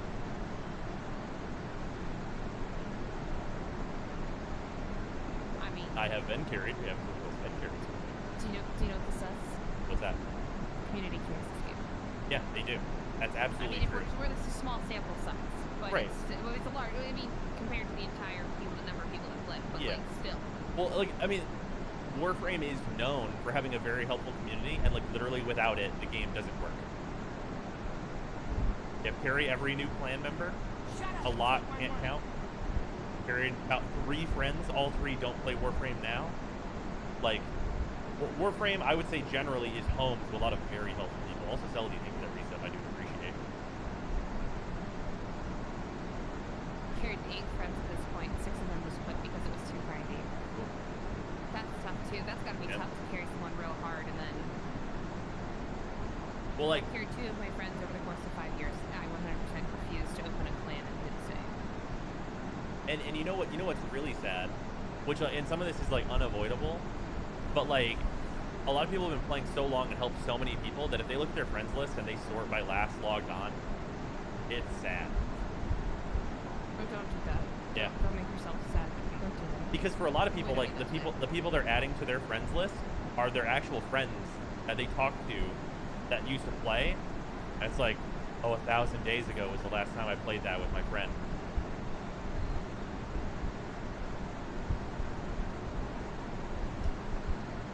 Yeah, 500 days ago. Some over 2,000 days.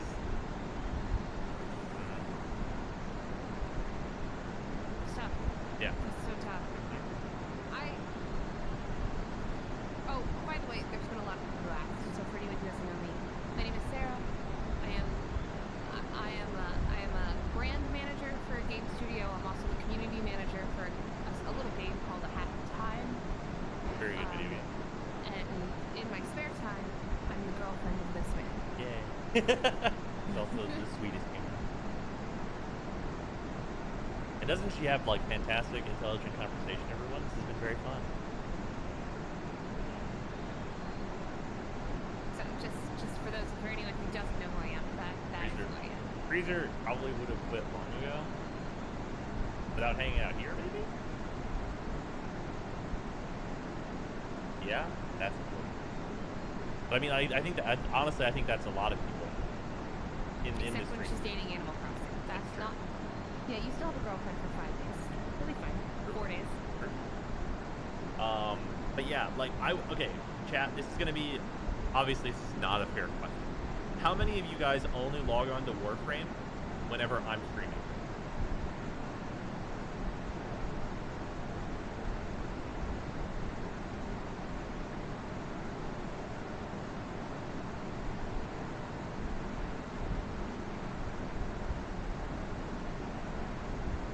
Or a streamer is like the reason you get on.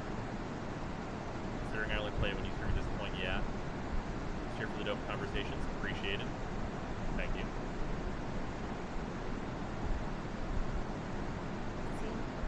All right, how many of you that said no don't log in even when I'm streaming? Like you just don't log in at all. You're just not playing. Like if you were one of the people that said no, you don't log on even whenever I'm streaming.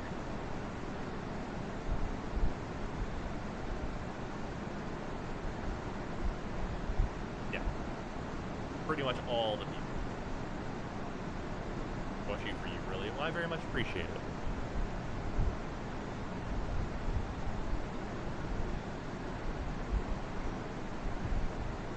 Stop playing. Yeah. It's tough. How many of you stopped playing because Warframe, in their efforts to innovate and expand, lost what you loved about the game? Because that's my question. I don't know if it's the grind. Is it the grind that killed it for you, or is it the innovation into new things that killed it for you? Lots of me in here. Or other? Run other shit to do. Fair. Grinding, combination, innovation, causing important things to Lack of content is To a big curdle thing. and die. So I would say that people saying a lack of content, it was what did it. The innovation is what does the lack of content. Well, yeah, because instead of making additional content for what people love, they're and things for those people to do, they're making new experiences to see if it hits. Yeah, game lacks focus right now, stuff like that. I agree. Yeah. From watching it, I think the game lacks focus because it sounds like there's.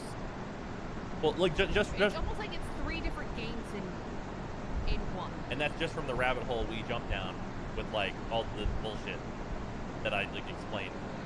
Where like you had like even having played the MR6 and like seeing what you saw, it was a wild thought for you, I would say.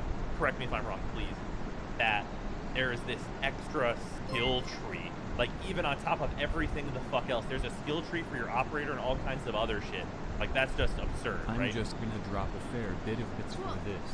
I hop mainly for fashion frame rate, and then get hooked Twilight over to just shit. trying different weapons or frames.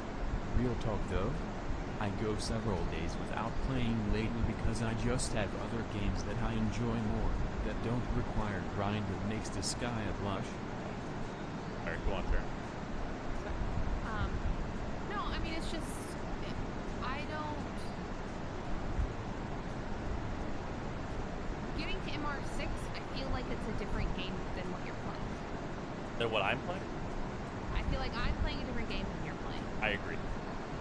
That's it. That's the end of it. I feel like the Warframe I'm playing is not the Warframe you're playing. Right. And the fact that I can't even understand what you're doing is frustrating to me. Yeah. Because I feel like at MR6, and I know it's still like baby levels, but I feel like at MR6 I should be able to understand a couple core concepts that carry through. Yep. And I feel like I don't even understand enough to have an intelligent conversation with you about Warframe. I mean, we're talking big strokes here. Yeah. Like big gameplay. conceptual things and all. You mean like a deep conversation about like if this Warframe is good or not? Right, about gameplay. And Yeah. what I don't even mean, like, obviously there's going to be a lot that I don't know. Mm-hmm. But there should be. Like, I should be at MR6, be able to have a, like, A grasp basic on what you're conversation doing. about, like, core, like, about the Warframe that I play, that Right. I started with, and that I can start to understand. Right. And I can't. Right. That's so frustrating to me. It took me 100 hours to understand a little of what I was doing, to be honest, when I started. It takes 40 to 60 hours to get out of the tutorial. Just reading things in chat. Program content itself requires MR10. I mean, that's fair. Understand, I know at MR6 you should have fundamental knowledge of the game. I don't. Well, like, I think whenever people say fundamental, we're talking about moving and shooting. Oh, I can move and shoot. Yeah. I can do that. I mean, But, probably like- not anymore, but when I played, I did. Right, like, you know what buttons to do to kill the enemy. Yep. Yeah, Which Warframe did I start with? I don't know. There's 3 you can start with, right? yeah. They've changed over time. What are the names? There's Excalibur, Mag, and Volt, which would have Mag. been Is what I started with. Okay. You'll be happy to know she's much better than she was when you started, Esther. Hey. And I'd like to point out that while I don't have hundreds of hours in Warframe, I have thousands of hours of watching Warframe played. Yeah. Thousands. And it's still witchcraft, which it's that way for people that like play it regularly. For a lot of them. I have thousands of watched hours of Warframe partners. I have managed Warframe's partners' streams. I still don't get the game. Yep. Okay, like to put this into perspective, I want to put this into perspective. There was a Warframe partner in the partner Discord, which is a thing that exists, people know about it, that I was talking with, and this partner will go unnamed, because I don't want this to be like a negative thing on them at all. They were trying to explain something to someone, and they had no fucking idea what they were talking about. They were wrong on every conceivable possible conceptual level. They're a Warframe partner. I had to explain to them how shotgun status works. They were a partner. They had played the game for hundreds of hours, and they did not know how status works. And to be fair, it was obscure, and it changed now. It doesn't work that way anymore because they just fucking changed it. But back that old way it worked, I had to explain how it worked to them, and they were a Warframe partner. Hundreds of hours in the game, and I can't blame them for not knowing. This is not like a knock on them or anything. They'll still go unnamed because for obvious reasons. But like that was the thing I had to do because like they didn't know, and like I can't have people spouting misinformation, but you can't even have people that have played hundreds of hours really know how the game works in a lot of cases. Even I am not immune to mistakes. Like I have 10,000 hours basically of experience in Warframe, like over the course of like just doing it, and it's like even I don't know everything. Even I am not an encyclopedia. I'm trying to get as close as I can. But like that thing earlier, like I forgot regular Eidolons give you the specific shard, and then like the higher tier Eidolons give you brilliant shards, which are only focus. Like that detail, even I forgot. Because there's so much shit.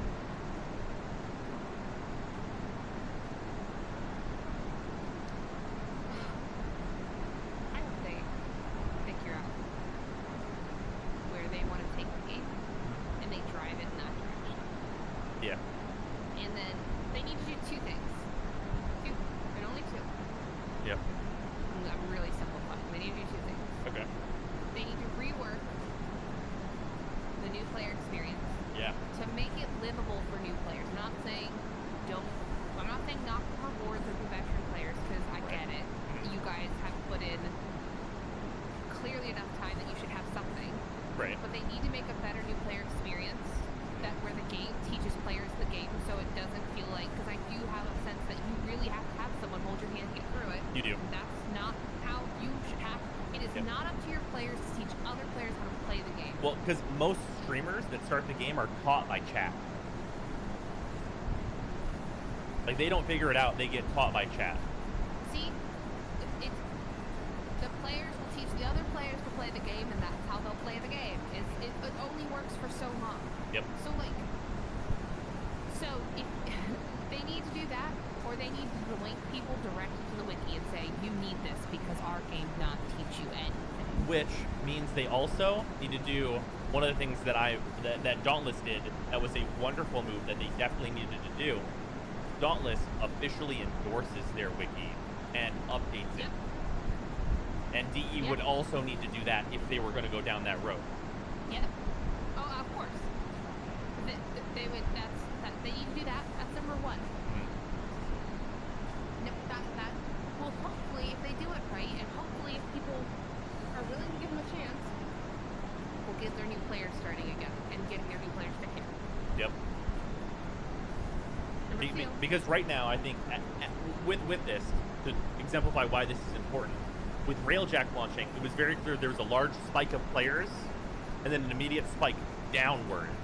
Because those players came and then they didn't get it or they didn't like it.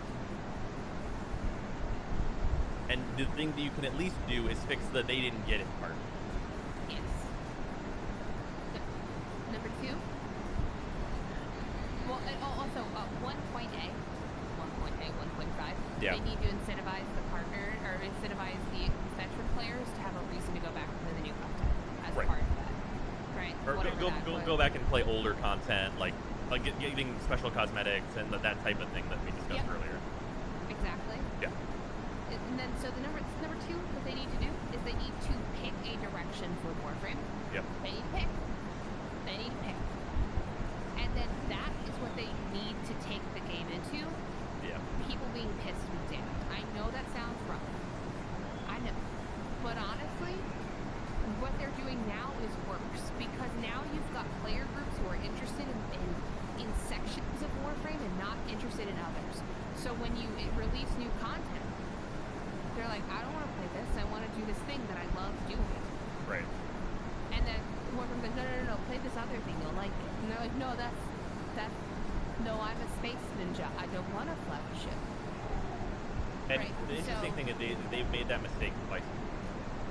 In a row, right? Well, not in a row. So Archwing was by the way, it's an entirely different progression system. That you equip this thing that allows you to fly in space and fly into open world areas. And it has its Right. own mods, its own progression system, and its own weapons. And they released that, and it did sort of the same thing that Railjack did, only there wasn't story stuff tied to it. Like, there wasn't story locked behind it. Railjack is that, but with story stuff locked behind it, so it hurts the people who like the story in Warframe as well. See, but that thing is, it's like you can be a space ninja game, like on ground, and still have some space content. However, you can't have exclusive space content and say this is your update. Right. Because when you do that, right? So if you are a focused game that understands what you are, and you know that this is what people do. So when you release something that's new, like, oh, I don't know, space fighting, then that should be released alongside content that people love. Because it makes the other content bearable.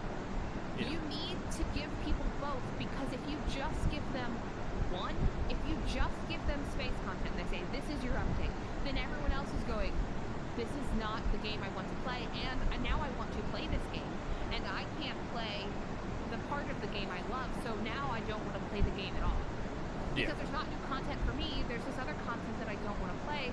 And so then, if you release this, right, there's a middle ground where you can release ground fight that has your story, and still introduce the space fighting to see if your player base likes it. Because they may bite. You know what I mean? If you introduce Railjack that way, there's a chance that you go, damn, this is really fun, because then you're not tied to it and forced into it. Because the minute you force somebody into it and you don't know if they like it, they're like, nope, goodbye. I'm out. So see ya. the thing that they did to alienate all the people that were ready for more story in Warframe is that you get Railjack. If you'd already spent the 3 days or however long, fucking million years it took to build, because the build times were a bajillion hours. I think it was like 3 days of build time. You built your Railjack, you got your Railjack, you started playing, you needed to get all the way to the last area of Railjack. And then every few hours or whatever, a special beacon would pop up, and then you clicked on that, and if you got your special sword, and you built that out of like a completely different resource called ducats, and you built that, and you had that weapon, and you brought that specific weapon with you to this mission at the end of Railjack, and the specific thing that only shows up for a limited amount of time, and you broke a crystal, you could get to the story content. I watched you do this. Yeah.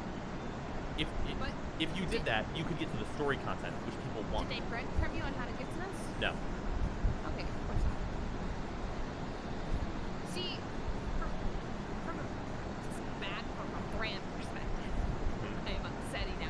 But okay, someone said that they released a ground thing about a month before Railjack came out. Is that true? Did they do like a ground? Oh, update? they did a thing where you build the Railjack, which is like kind of a thing. Oh, there's liches. Yeah, liches universally panned on release. Pretty much. I thought that's not really new content though, right? I mean, not really. it is. But... Yeah, it is. It was a bunch of new weapons and stuff, but it was a grind that was like arduous, and fighting the liches was not particularly fun, and it was like 100,000 layers of randomness that goes into those ephemera that had a 5% chance to exist on a lich. And if you generated a lich, it took hours to get rid of it. So if you got one you didn't want, then you were fucked, and you just had to kill it in order to get another one. Yeah. And then also the liches, before they changed it now, they included a punishment system where you had to get these other specific thing you needed to farm in order to fill your special knife with these 3 different codes, and then you basically had to guess the right code to kill the lich. If you guessed wrong, they'd break your spine and kill you, like actually kill you in the mission. Yeah, I watched that happen a couple times. Yeah. Perfect. I don't see that. In my opinion, that's not releasing content that. Also, it's worth noting that the way liches were initially like shown off was that they were like captains and like leaders of crewing these large space fleets and that you'd have to go after them in Railjack, which is not a thing, and is unlikely to be a thing. Ever. Ugh. So see, that's okay. So this goes back to we have islands, but not roads. No cohesion. We have islands, but not roads. No, No we don't. roads, We yeah, we no hardly bridges. have boats. We have rafts. Yeah. That may or may We not have a work. couple pieces of wood, and I guess they float.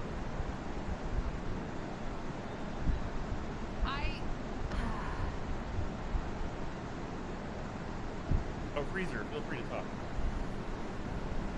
I appreciate you asking, though. Yeah. Hi. Sarah, Freezer, Sarah. What's reason? So, okay, wait. So, I don't. Am I wrong here? Am I off base by saying, could Railjack have been a different release if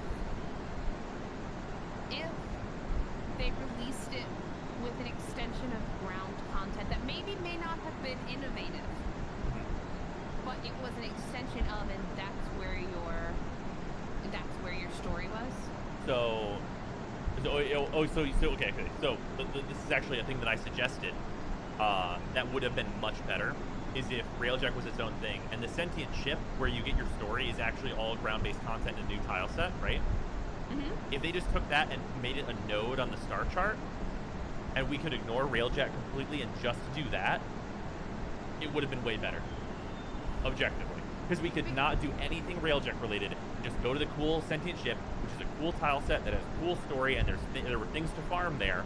If we could go and just do that, we'd have been like, yo, that's sick. And just ignored Railjack because it sucked. Because hear me out. My thought is, right, if I'm looking at a game and I'm saying, okay, we want to innovate and introduce this new thing, right? This is the thing we want to introduce. Yeah. I would not hang my whole game on it. Because I don't know if this thing that's totally different than what I've had for my player base is going to hit. Right. So I'm not going to wager the future of my game on this, especially when I don't have content coming up right behind it that's going to give them something to satisfy. So Right. I release it alongside. I don't block any content behind it, but I maybe Right. give bonuses for people doing it. Right? Yeah. Bonuses that incentivize people to play it. Right. But they still get their story and everything through the ground game that they love. And then if people hate it and people don't want to do it, then we don't expand upon it. But also, not everyone quits my game because they hate it. Right. So Because they hate something that's not my game. yeah. So a thing that goes along with that is that they showed off all this stuff prior to Railjack coming out, and Quiet Shy. She was the, I guessed it on her stream, her art stream, whenever I was there last. She has a video that was like about like all the promises that Railjack made that didn't happen. She has a video that's just going over all of that stuff. And Freezer, if you want to link that. Oh, thank you, I greatly appreciate it. She has a video going over all that, and it's great. It's a fantastic video. If you look at that, and then you look at what we got with Railjack, which Railjack is 3 areas, and it's all the same mission. Every single mission is just Railjack, and it's an exterminate, and sometimes there's a side objective that takes like 2 seconds to do, occasionally. So every single one is on Earth, you kill 30 fighters, and you kill 2 of the big ships. On Saturn, you kill 60 fighters, and you kill 4 of the big ships. And in the last area, you kill 90 fighters, and you kill 6 of the big ships. That's the full breadth of the content that they released with Railjack as their big release for Railjack coming out after promising everything that's in that video. And I'll just give you a second to watch that video because it's short. Her videos are very concise. Here, how long? It's 3 minutes and 39 seconds. Yeah, it's like 3 minutes. If you want to watch that real quick just to get like perspective on like what I just said as compared to what was promised, please do. And it took 2 years.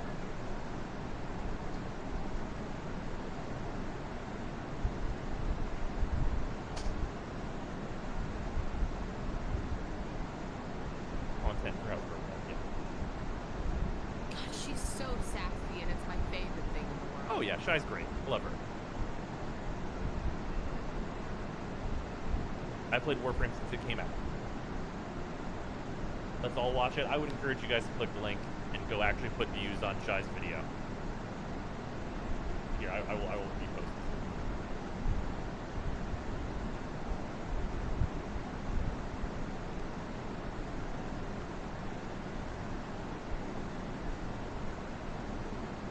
Yeah, also because I'm probably going to post this VOD on the channel. The video is Why Am I So Cynical About Railjack? It's Quiet Shy's video. If somebody remind me if you're watching this VOD or whatever, I'll put a link down in the description or wherever.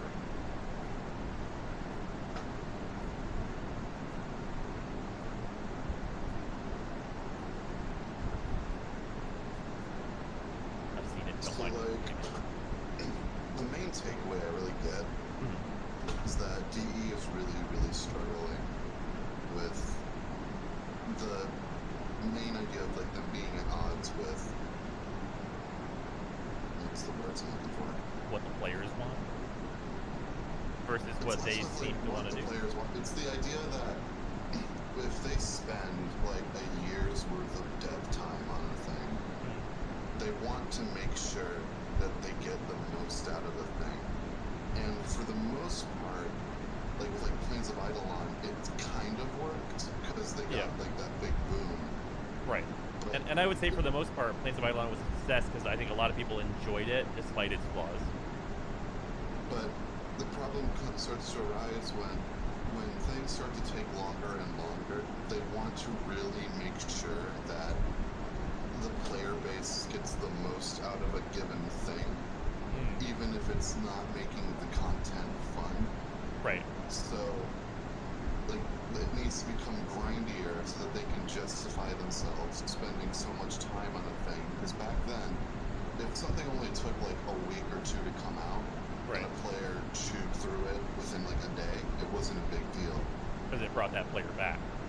Yeah, so they don't want a player to chew through all of Railjack within like a week, but then that makes Railjack very tedious and not fun. Right. Because they just look at the intrinsics just never going up at all. So I think I'm of the mind personally that what they choose to make these very long grinds is not being chosen intelligently. Because there are certain things that they can make a very long grind and it's not going to make a huge impression on people that that very large grind is there, right? Yeah. Because like if you made it so that combat in Railjack felt good, like to get the absolute best weapons, it was like a pretty long grind. Like it was going to take you a week or whatever to get those really good weapons, but you could feel good about Railjack without getting them. And it's like, okay, that's fine. But locking the MR behind those intrinsics was just an out and out mistake. And then like also like obviously putting like cosmetic unlocks behind like a fairly long grind is fine. Obviously they've done that in unreasonable ways, like we talked about earlier with ephemeras, like the flame ephemera and the exploiter ephemera and stuff. But like there are ways to be like, especially if you're putting like pity timers on things, to be like, on average, players will spend maybe 5 hours doing this one thing, and that's maybe high. But if it's on average, well, even 5 hours on average is actually kind of poor. Like 3 hours on average, then like your top end players are spending like 6 hours doing a thing maybe. And like that's like just respecting your time that you put in and having the important things that come from stuff be reasonable to acquire. Yeah, intrinsics is equally bad with focus. Yeah. Max intrinsics is meant to be a 2-month farm. Right, so max intrinsics could be a long farm, but they're not rewarding. The Railjack content is bad, and the skills you get from intrinsics aren't good enough. So all you're really getting out of it is the MR. So you're playing bad content you don't like to get the MR. So I made like 2 like pretty big text dumps in the chat earlier. I'm in my like message log right now. Okay. So the 2 things I was saying like a while back was, I'll start with the second one. The community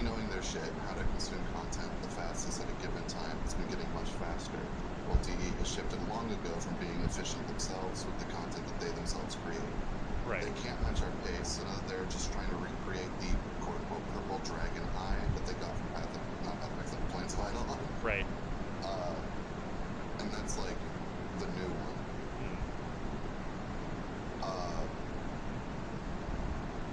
So like the new content, like PoE, Fortuna, Railjack, Liches even, like they have these massive dev cycles compared to like the 1 or 2 week ones from past. Right. So they end up having to feel the need to extend. Like open worlds, they have the reputation. Focus system itself is like a massive form of extension of content. Right. Railjack, everything to do with it. It just is like being wrung out. Liches, to get all the mastery, every weapon needs 5 Pharma. And because of that disconnect, where like players are very quickly becoming jaded to these big content drops compared to like the former excitement that used to be there. Right, because the big content drops were like twice a year. Yeah. But like now they're like twice a year, and they're not really bigger. They're just they're going to be like visually impressive, and it's going to be good. And the sound team's always doing good, but it's always going to come with okay, but what's the catch? Yeah, exactly. It's like, but what's the catch? Because they're not releasing small little updates to keep people busy throughout the year. And like, I don't envy them because having your players chew through content so quickly, like we're just gonna do that, and I know that's really, really tough to deal with. Right. But it's, I don't want to sound like a backseat developer, but it's like less of an issue that your players are chewing through content when your content doesn't have such a huge amount of time invested into it. Right. Yeah, that's fair. Wait, is that true though? I mean, so what we were talking about earlier right. was that the amount of time it's taking them to make content is so exponentially larger because of the things that interact with it. So you develop one thing, and the fact that you have to deal with 40-something warframes, how they all interact with not only each other but also that content, and then how they interact with each other based off of that content, right? Right, and it causes certain types of content to not be able to reach their full potential. Right. So I agree that there's definitely a possibility, and that they're making things stretch further to allow them to have some kind of dev cycle that allows them to produce any kind of additional content. Right? I'm assuming that's what you're kind of getting at, Freezer? Yeah, because like it also comes into play that if you spend so much time like making Railjack, for instance, right? Mm-hmm. It's also taking away from time that you could be using to make other things that would like satiate the players across that time. Like you think of like the Jupiter rework bros. Right. That like, lasted us, like that was a like moderate update that lasted us quite a while because there were interesting things to go and do that were probably not particularly like dev intensive. Like I think of like the Jupiter update as like an old style Warframe update. Yeah, that's fair. That wasn't fueled by like Fortuna or not Tennokan hype is the word. Right. I like to think of. I would say the same thing about Disruption. So what was it for those things that did that for you guys?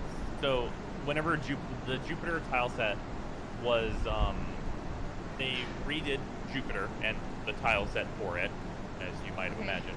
And what they did is they added secret rooms to the tile set that had puzzles to open the doors, and in those rooms you could get new Captura scenes, which were fun, basically cosmetic collectibles, and there were a bunch of new enemies to scan to add to the codex, and there were hidden little items all around the tile set, where if you scanned all of them, you like filled out and completed this little story thing, essentially. And on top of that, that was whenever they did the soft launch of Disruption, and they added a boss fight with it. I'll be right back. So there was like a nice variety of things to do, and like that also launched with a Warframe, and that Warframe It's one of the best Warframes released in recent memory.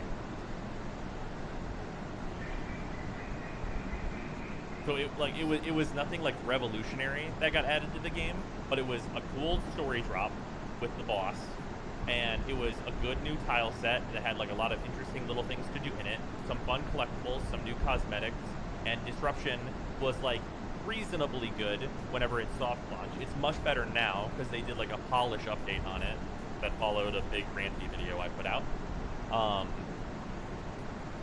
So like, what was the frame? Wisp. With the full launch of Disruption, we got Goss. But Wisp came with that boss fight. Yeah, and it took advantage of some of the best parts of the game.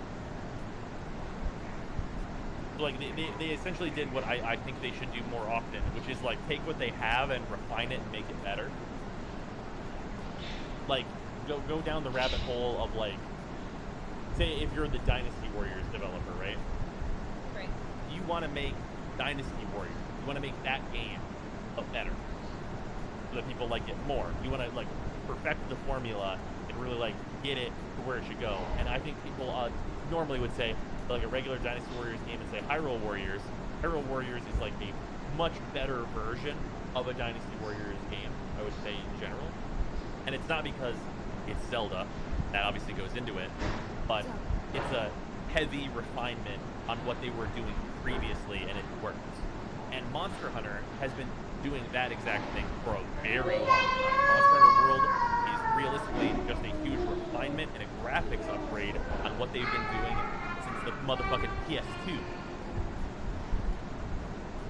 So I think that like the refinement updates and the updates that capitalize on what Warframe is already good at are not only, they seem to be less dev intensive, but they just like feel better.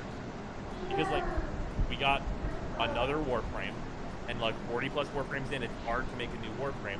That Warframe is excellent. It capitalizes on all the things you want to do in Warframe.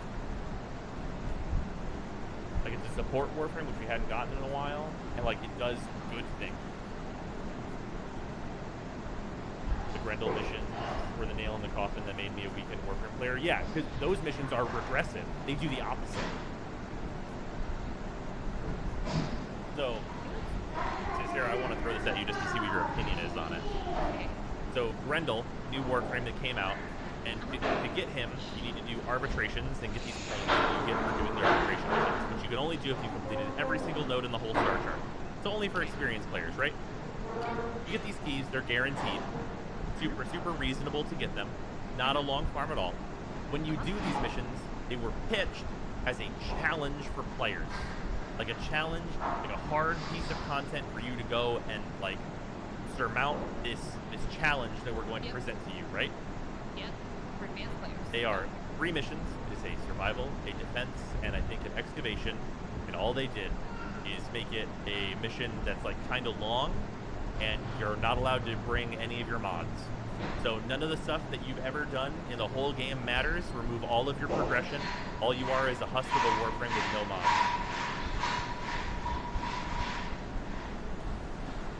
And that was supposed to be like the challenge to us. So I'm assuming that y'all were all real disappointed. Yeah, it was the most disappointing. It was lame. I'm assuming that y'all all were just real sad. Yeah, they disabled no gear, no operator, no mods, no arcanes, no upgrades of any kind. I'm assuming. Yeah, we all big sads. Mm-hmm. So you take those players that have completed every mission on the whole star chart, can do arbitrations, some of the hardest missions in the game that have unique rewards that are good and cool, and then you get them to get these keys to get this new Warframe, and the challenging missions just take away everything you've ever done. Perfect. I'm sorry.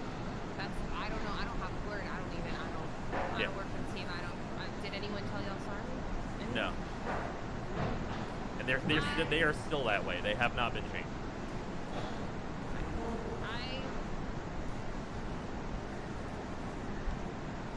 You know what I'd love? It'll never happen because there's a reason dev studios are very private about that stuff.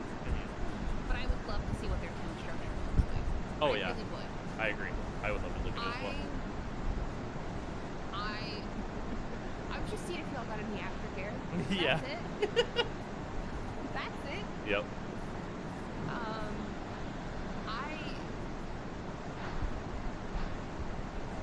Because I would love to see their team structure because I would love to see what their division of labor looks like. Right. Because I wonder if they are still working on one thing at a time. Yeah. Because I wonder if they just go, okay, guys, now next, we're going to work on this next. Like when they were doing Railjack. So, okay, guys, we're now working on Railjack. Everybody in the studio, now we'll work on a Railjack. Okay, so I have insight into this. Okay. And I cannot fully share information in this way. Yeah, don't share anything as internal point. Right. But this is like a known thing that Railjack went through significant changes after Liches came out. Mm-hmm. And Liches came out like a month before Railjack. So there was a large overhaul of a thing that they had supposedly been working on for 2 years. And it was clear whenever Railjack came out that it had been rushed out the door. Just because of how like bare bones and simple Railjack is in terms of just like the content that is available there and like there only being one mission type. It was very clear that, yeah, like, get Anthem. So that means one of two things. Either A,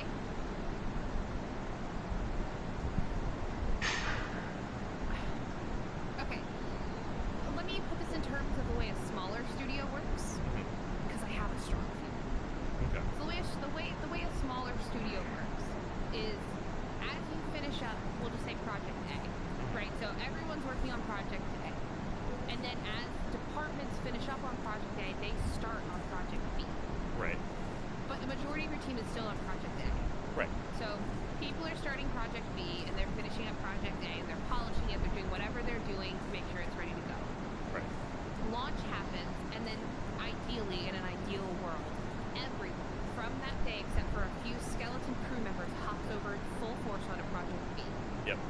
Because, and then the firefighters fix any like immediate problems that happen with Project A. Yeah. So then an important factor here to note about Railjack is that it was announced at the Game Awards, and usually DE will delay things.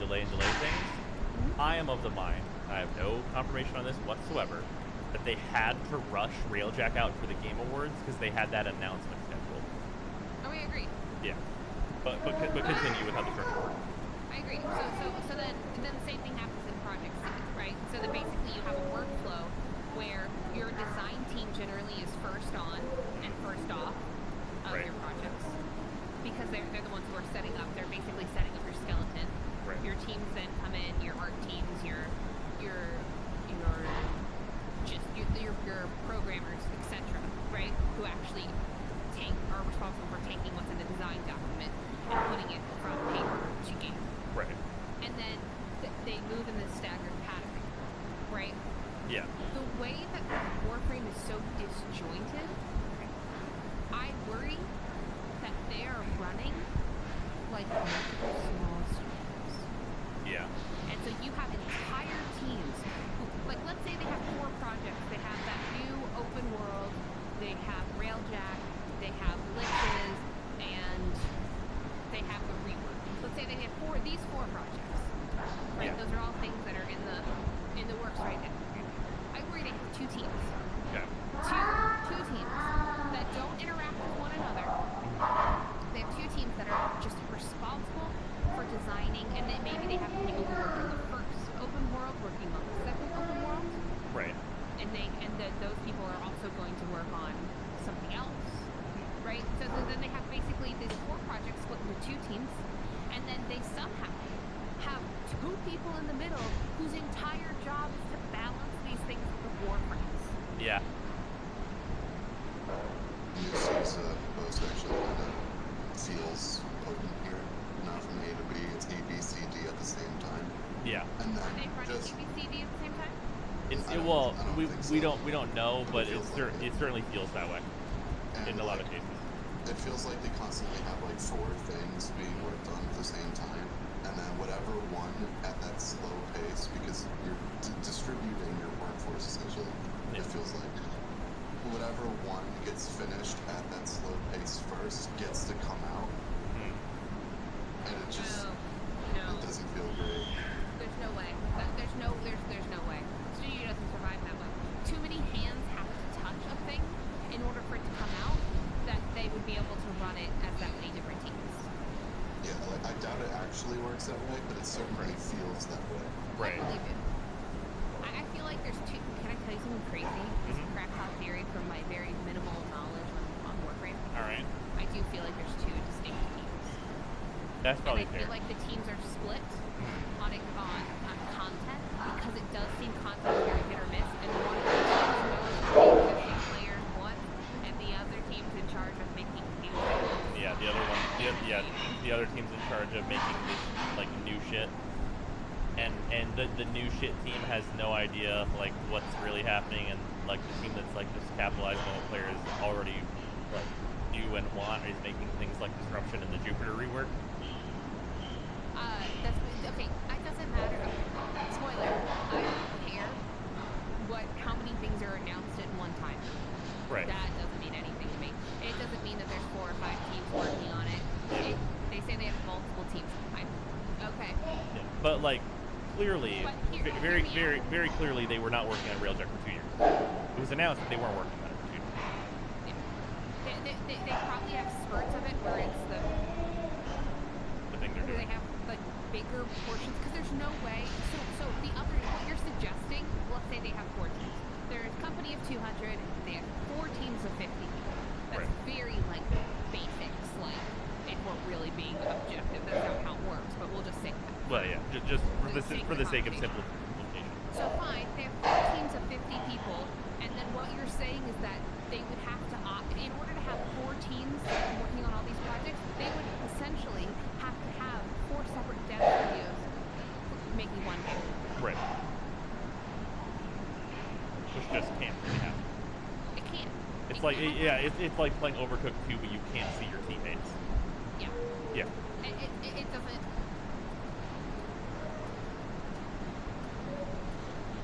You said he's been working on Railjack's base for years. Okay, one person working on something does not equate to the studio working on something.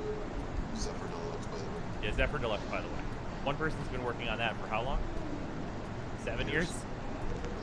As far as I'm This is why I concerned. said I'd be interested in the studio and in seeing what the studio setup is because if they have that many projects actually actively in the fire at once, do you know what that means? Go on. Do you want to know what that means I would for love their programmers and their people that they are not going to hire 4 sets of? That it's hell? That it's That hell? means they have to float. Oh. That means that they're playing tug of war.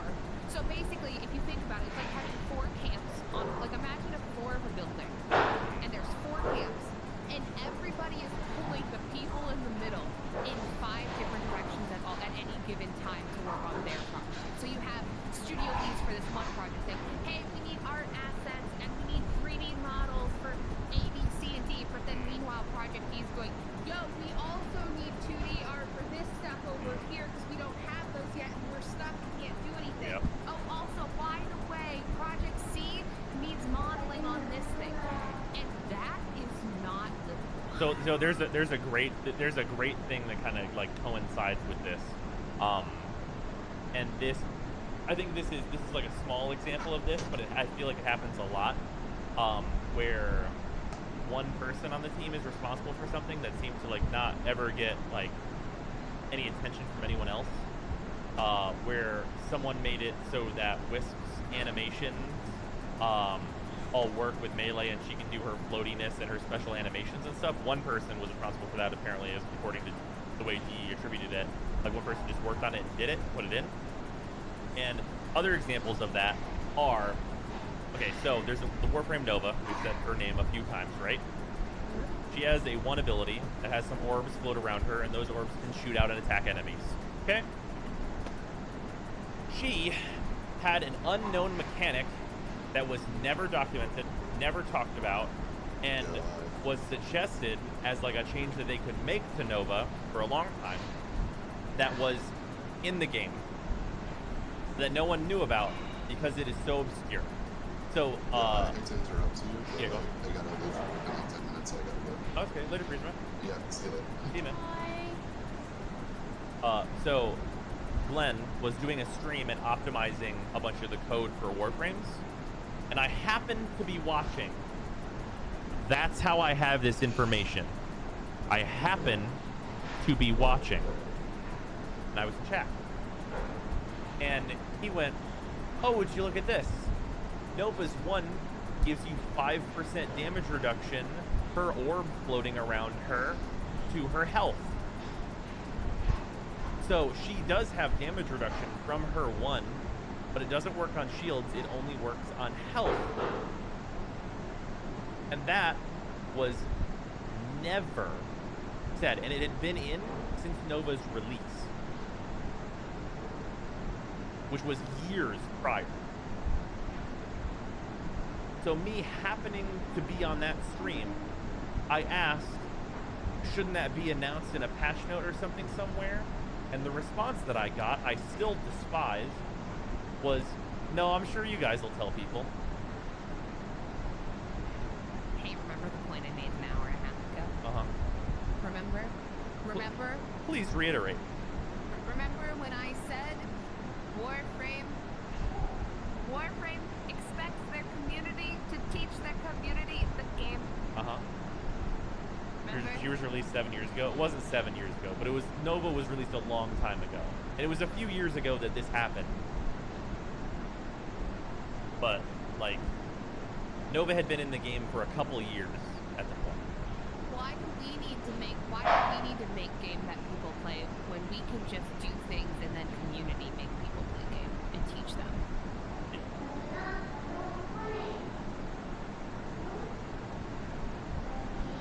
Nova had That's dropped. frustrating to me. That's it. We develop a game that the community will teach them.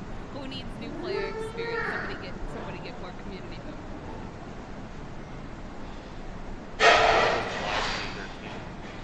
I don't remember when that stream was, but it was.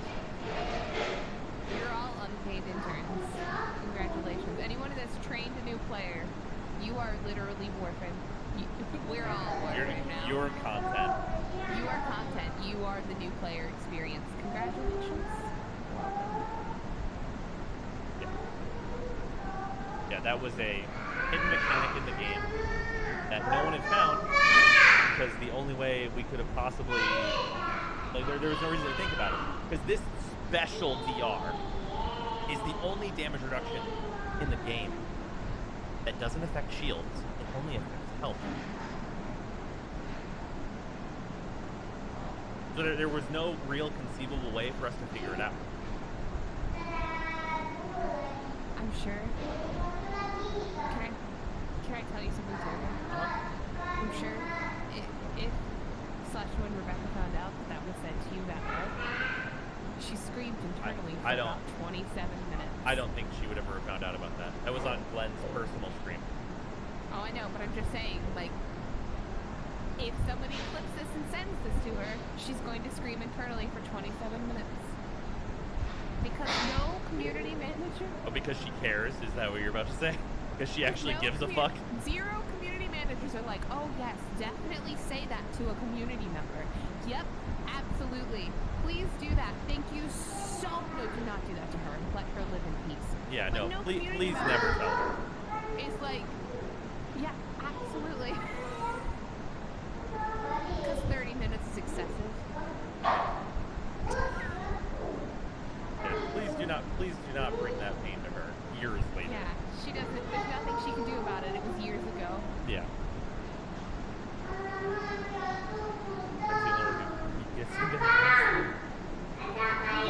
But so, it's not gonna matter. can we talk about how unfortunate it is that, like, just like sometimes it comes through like the way that Rebecca just doesn't seem to be respected as much as she should be. Yeah. Because, like, it fucks me up on a constant basis. And I'm like, we'll just talk about it. I've said it a multitude of times. It's the big example. Whenever Rebecca was on her solo dev stream before Steve showed up doing his Periscope or whatever. She was showing the new blink where all the RPs were getting it, and she was like doing the cooldown and blinking and like waiting the timer. And she made an offhand comment that she is fully within her right as someone who's played so much fucking Warframe and knows that fucking game very well to go and say, I think the cooldown should be shorter. And the fucking response that came back from Steve's end was like basically, oh well, she should probably use it for a little longer than a few days before she has an opinion about it. And it's like, are you for fucking real? Like, I was insulted. I'm not Rebecca. I am not Rebecca. Me and her are different people. I was insulted. Because, like, what the fuck? Like, that's outrageous. Like, I'm not quoting him, but that's essentially what he said. And that's fucked up. Like, Rebecca knows Warframe and cares about Warframe. Like, her opinion is not invalid because she's only spent days with something.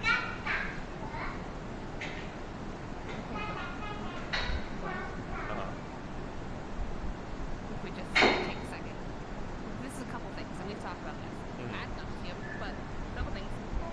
First of all, what makes Rebecca good at what she does, and the reason everyone respects her, is because Rebecca is incredible at rolling the punches, and incredible at being gracious. Yeah, that's fair. So I don't think let's actually roll back and look at motivations. I don't think Steve's motivation was to disrespect Rebecca. Right. Steve's motivation was trying to firefight something that he knew was coming. That's sure. And so Steve looks at this, where they come from different places. She's incredibly intelligent. She knows the game and she knows what the players want. Steve, on the other hand, doesn't want any. Knows how much people respect her and know how to agree with her regardless of what actually is true. Now, mind you, this is not taken with her. She knows what she's talking about. She's right. I can't speak for the feelings, but I'm assuming she was right based on your feelings on it. Yeah. So, well, even if she was wrong, her opinion is valid. Agreed, but the problem is that she's in a very influencer type position. Right. So there are going to be people who agree with her just because she agrees because she's in the position she is who she is. Okay, sure. Right. So Steve needs to take. So Steve has to take a step back and go, okay, we need people to give this a chance before we actually know if this needs to change. Right. So I think, and can I just add that heads of studios,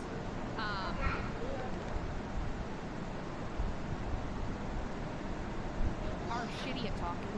There's a reason community managers exist, and that is because heads of studios, creative directors, all of them can't fucking English to in a good fashion to anybody ever. Okay, fair enough. So when you Which is why Rebecca is the host of the dev streams. Right. So all of this to say that I don't think it's so much that he was disrespecting her as he was trying to make a point without making a point and didn't know how to English it in a way that didn't come across as which I hope is the case. It's just incompetence. Right. And like incompetence in speaking, which not everyone can be good at all. Yeah. But like the way it came off, well, it gave me a real feeling in my fucking soul. And that's fair. He may not do the speaky well, but he do a good shooty. There you go. So that's number one. Number two, let's go the other end of it, right? And say that he totally meant it disrespectful. He blew it off. He's like, what's this woman talking about? She's just the community manager. That's a common sentiment in the games industry. Which I put that on Steve because I don't know them or their relationship. But just in general, that is a common problem in the game industry. A community manager goes, yo, this is an issue. And the dev team goes, well, you're not a programmer. You don't know what you're talking about. Right. All right, 9,000 people Well, so for me, I absolutely see your point, and I think there's certain times where I think that sentiment could be like closer to correct. Let's say, right? If you have a community manager that like, let's say, has just joined the team, right, or something along that nature, and like they have played very little of like the game at large, or like don't know that much about the game, and like they have a strong opinion about a thing, like it's fair to take them a little bit less seriously at that point, right? But I think a lot of it for me is the position that Rebecca is in as such an experienced person with Warframe. Like she has all the experience you could ever want with like managing the community and playing the game and knowing it inside and out. And that's the big thing, because like it's totally possible that there could be a community manager that like is not as in tune with like that kind of a change, and you could take that opinion less seriously than you might from someone else. I think that's fair, but it's not fair to just like generalize community managers that way, obviously. But it's specifically vile to me in this case because I know Rebecca, and like we as a community, because Rebecca is very, very well known, know Rebecca, and we know that she definitely has a fucking valid opinion.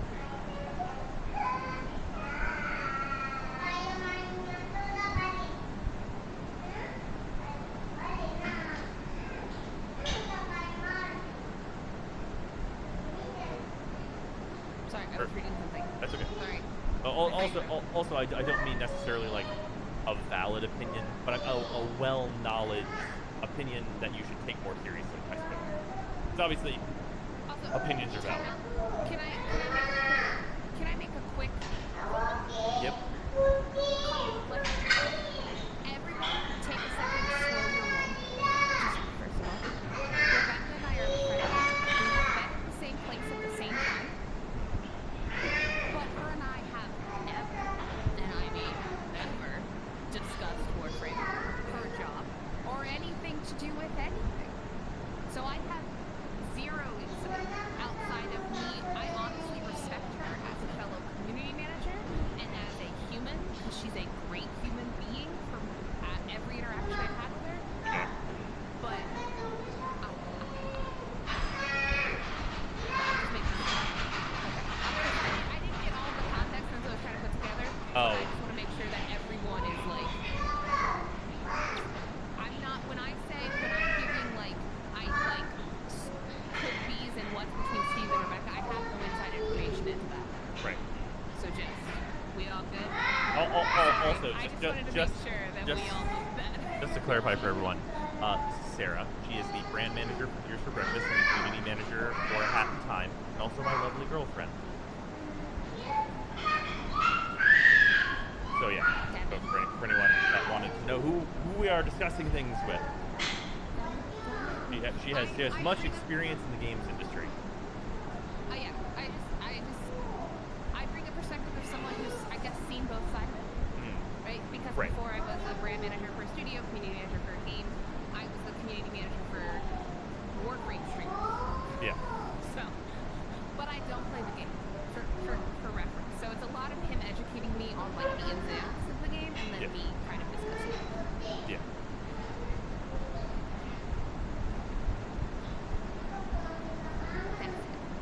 That's it. That's Rebecca, that's a hard sell. I know, isn't it? It's because we're not the same person. Brozime could not be nice enough to be Rebecca. for Accurate. more than 10 minutes. Accurate.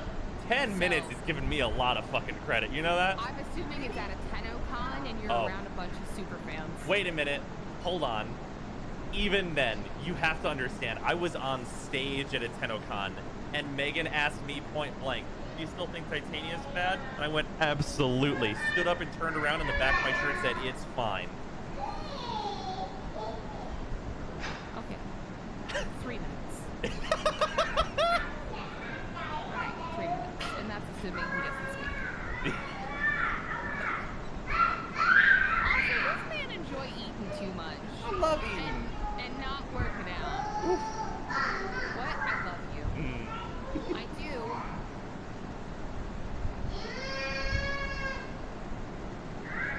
That's the good shit. That was amazing. I remember that. I really enjoyed that. It was couldn't have been better if I had planned it. Oh, it's wonderful. Good go.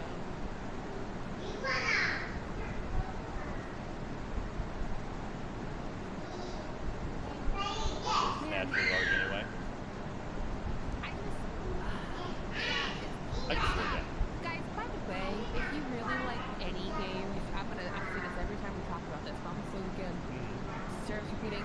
If you guys love a game, any game, especially Warframe, and you know they have a community manager, I think I know where this is going. message them. I don't care if you message the contact at whatever.com. Message them and just say, like, if they send out a good tweet or like just something that you're like, damn, I appreciate this. Please message them and say so. They need it. Yeah. I'm gonna be honest with you. Community managers. If you ever wonder what a community manager does, they do a lot of things and it varies studio to studio. But a lot of what they do is anything that the studio quote unquote messes up or anything, they take on the chin constantly. Yeah, they get the whole thing. This man has seen some of the things I get sent on a daily basis. And it's wild. It's Oh wild. yeah, they're a It's worse than you think ginormous it is, buffer for all the toxins. and it's constant. So if Yeah. you could be like just one bright moment in someone's day, please Please try and do be so. There's a lot of good to being a CM. You get the best of the best. You get the interactions with the most amazing people in the group who are great and wonderful parts of your community, but you also get the absolute most vitriol Yeah, the most vile shit. that no human should get. Yeah. So give them a digital hug and just be like, hey, listen, Hey, listen, you did good.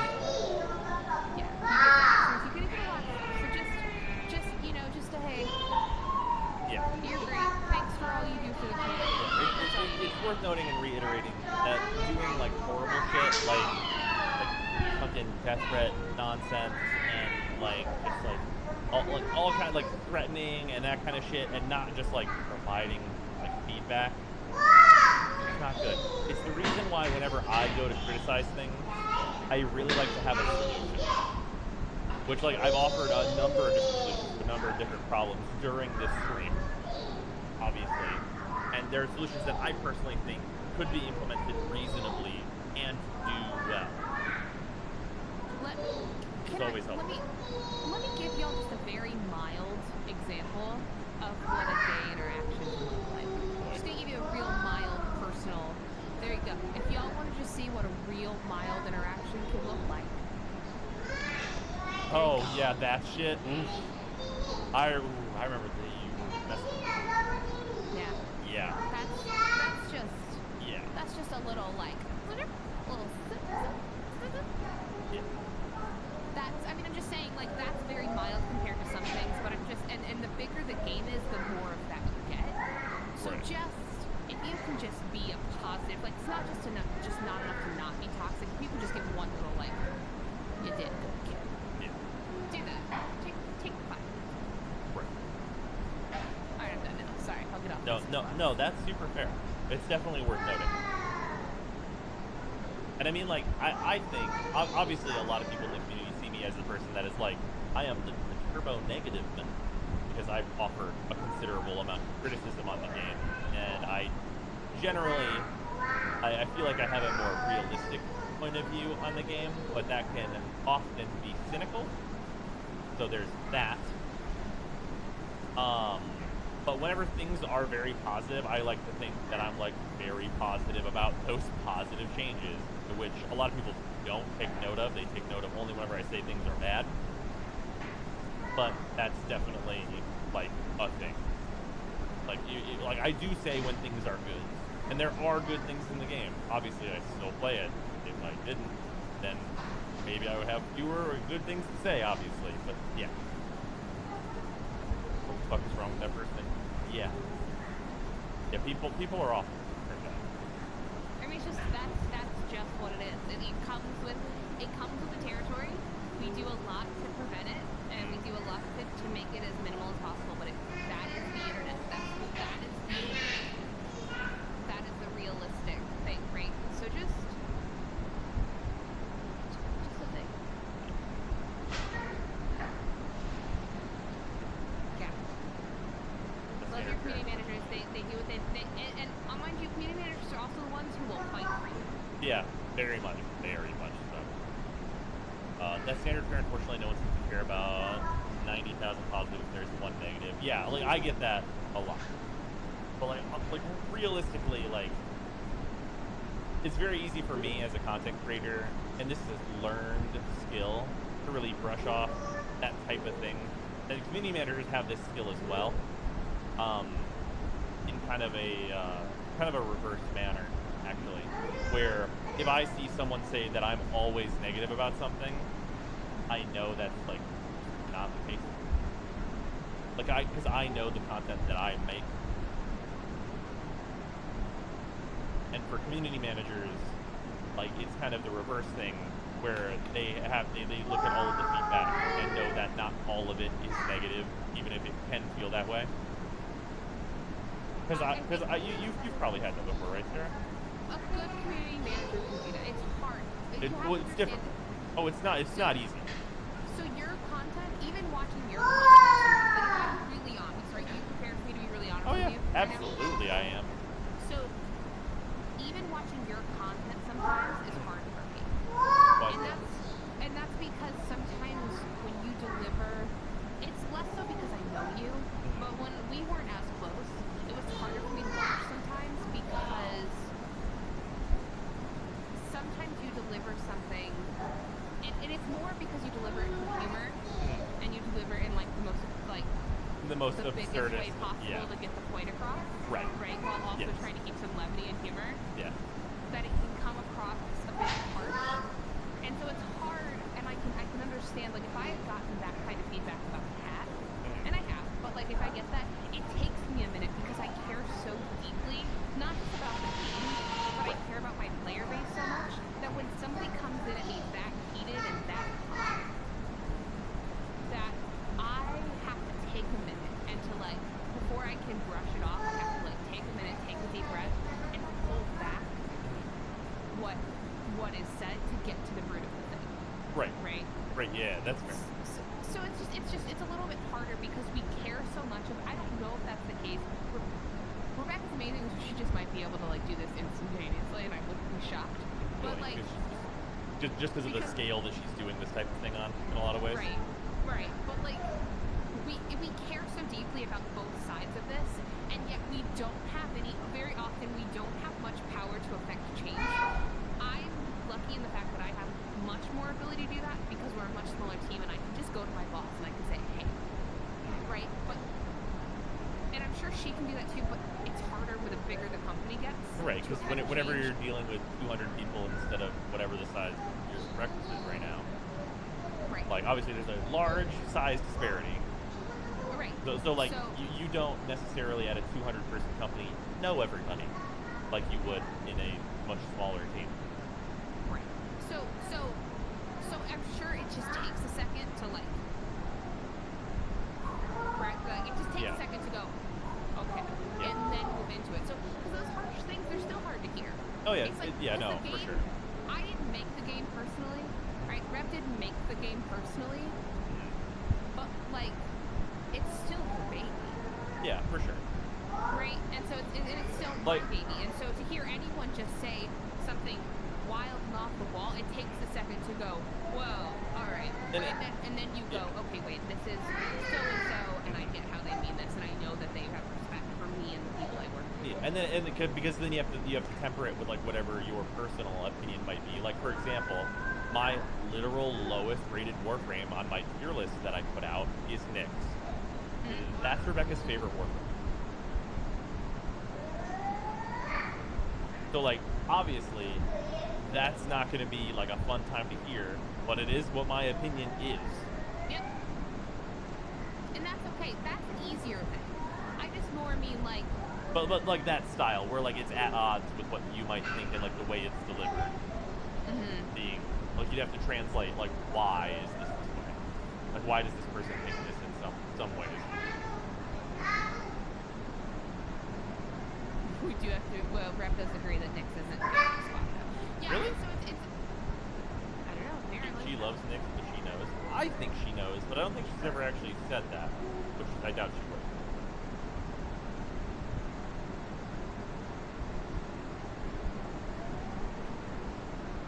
It's Hammer. She said so on stream. I think it was in prime time. Interesting. I would love to see that clip. I appreciate and can we appreciate look I'm just Rev appreciates the stream. Can we just talk about how the thin line that Rev has to walk every stream? Oh yeah. Rev has to please everybody. Rev has to let the players know that she understands how they're feeling, while also making the people she works for happy and understand that she's promoting the game. Because truth, that's community manager's job. Part of it is marketing and promoting, right? We can't be like, oh, blah, blah, blah, blah, blah, but here's a dish. Yeah, that's right? unavoidable. That's just how it goes. That's just how it goes. And so the line she has to walk every dev stream, and she manages to keep that hype while also letting people know that she's real and honest. Yeah. It's very tough. Fucks me up. Extremely tough.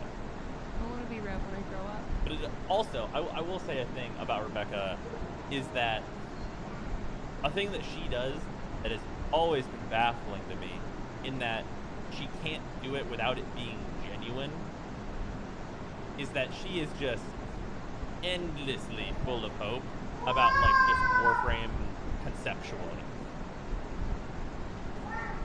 Right? Like she yeah, oh, like, well, she has to be, but also like it's not a facade. Like I would know. No. I just mean she has to be. It has to be genuine for her to do what she does. That's fair. Like I don't think she would work for. I don't think she could work for Digital Extremes. I don't think she worked for DE, doing what she does, going back for them every day, if she didn't genuinely feel full of hope for them at the game. Yeah. I mean, anyone can do that. That's fair. We've seen community managers who are faking that. Yeah, you're right. We've seen it. We've been to some taxes. You've seen me scream about it. Yeah, I have. We won't go into that. No, you're right. You're right. Nothing. Spoiler chat. That's nothing not upsets me more. Yeah, nothing upsets her more than a community manager that doesn't care. Not even one single. I don't think I've ever. You get very. You know what you get about. Okay, so. Do you know what your personality becomes whenever you discuss that topic? I don't think I've ever told you this.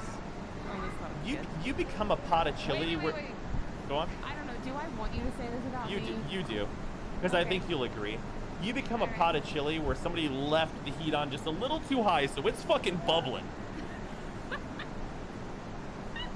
Are you hungry? I am hungry, but also that's true.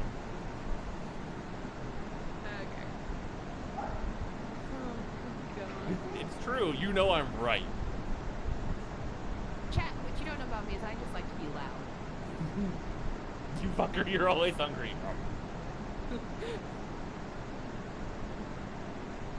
Oh, man. Yeah.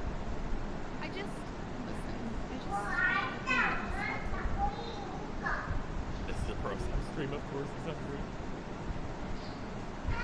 Okay, let's not do call out of CMs. Because a lot of CMs are great, and a lot of... Here's the thing, you can never really assume a CM is bad. Well, you can kind of suss it out, but you really can't assume a CM is bad because sometimes they have no choice. Sometimes they are under direction, and they have no other choice.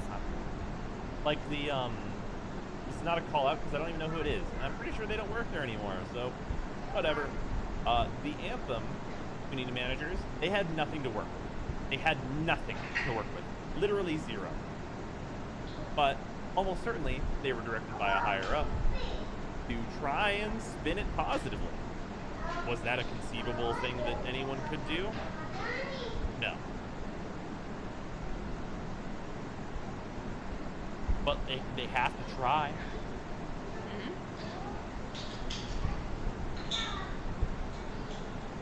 Yep. And also, my favorite is when they're like, CM, they're like, oh man, the CM, this patch note, this wasn't included, and this wasn't included, and this was included. Guess what? Sometimes we don't get that choice. Yeah. And people still bought and tried in. But that's not really relevant for like how the community managers have to spin it whenever the feedback is like in million negative.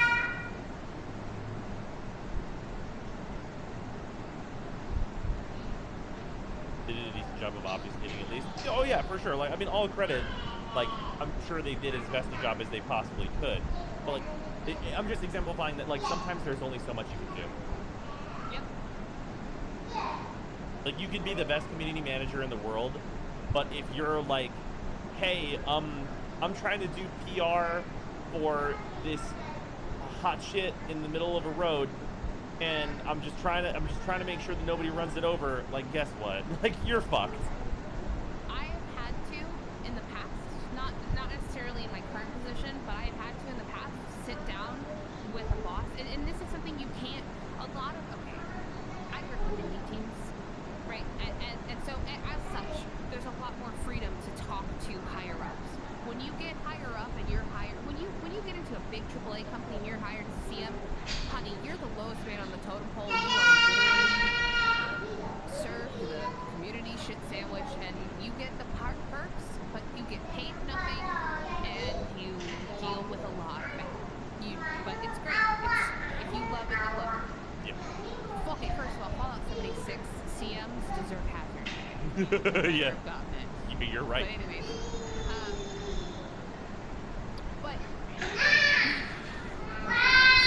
I've had to sit down and because in a lot of companies, community managers are not considered part of the team, and as a result, they're not included in part of development.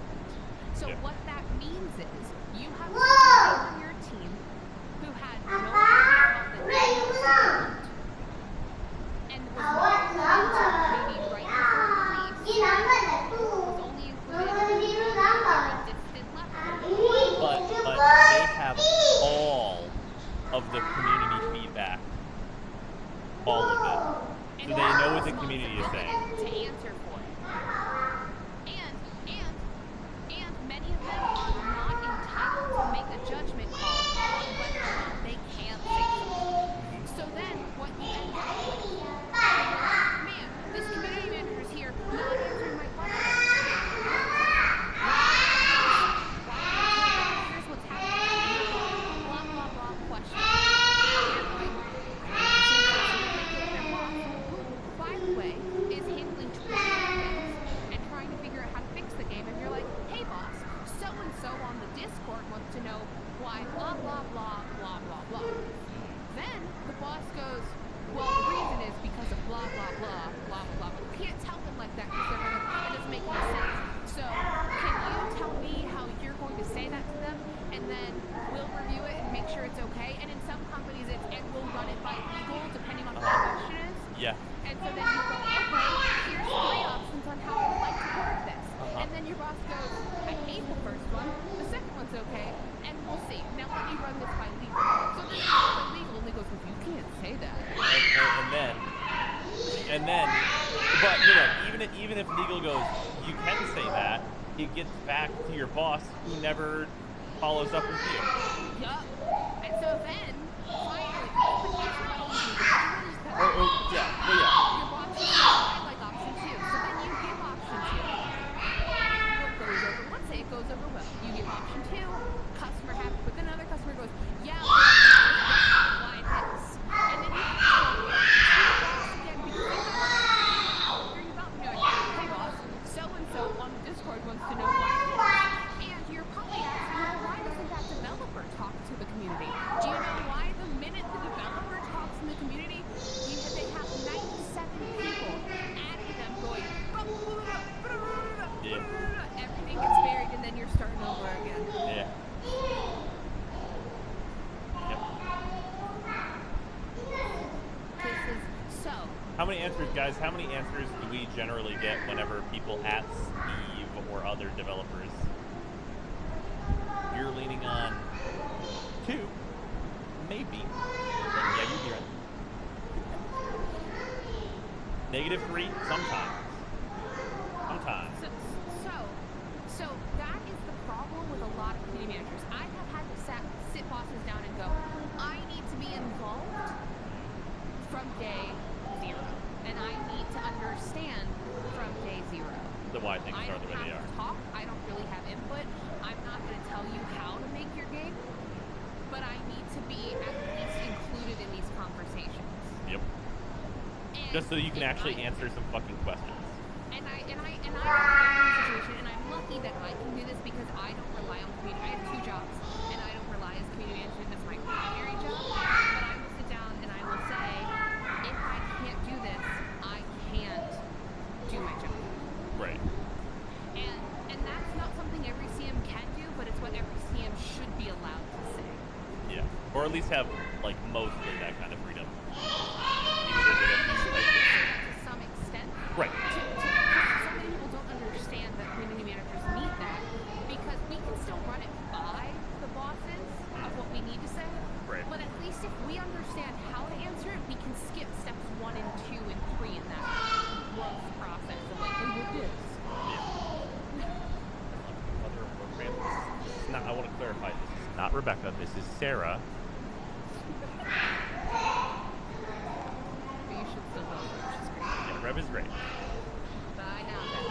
Yeah, this is not Rev. This is, yeah,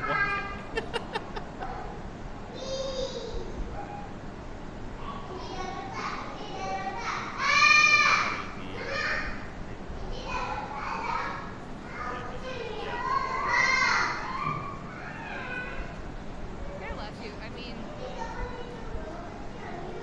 Sarah can't be Rev. She's Rev, a sock. she's a sock. Oh, Yes. man. Wait, Doku, you weren't here earlier. Brock and I found out that our name could actually be Sock. Like our ship name could be Sock because it matches with all of our. Just post the sock emote in chat a bunch of times. You know you want to. Okay. Okay. If you're good, okay. Alright. I love it so I fucking love it so much, the canon. God damn it. Sock. Games are a literal filter for the community. Absolutely. Thoughts on maybe doing Tenocon every 2 years? Makes us really have less run on Crunch is a whole nother conversation that we do not have time to do. I would like to go into that. It is currently 6:30 a.m. and we got into this wonderful, amazing, gigantic conversation. And I love it. And it's been great, honestly. I'm glad we had it.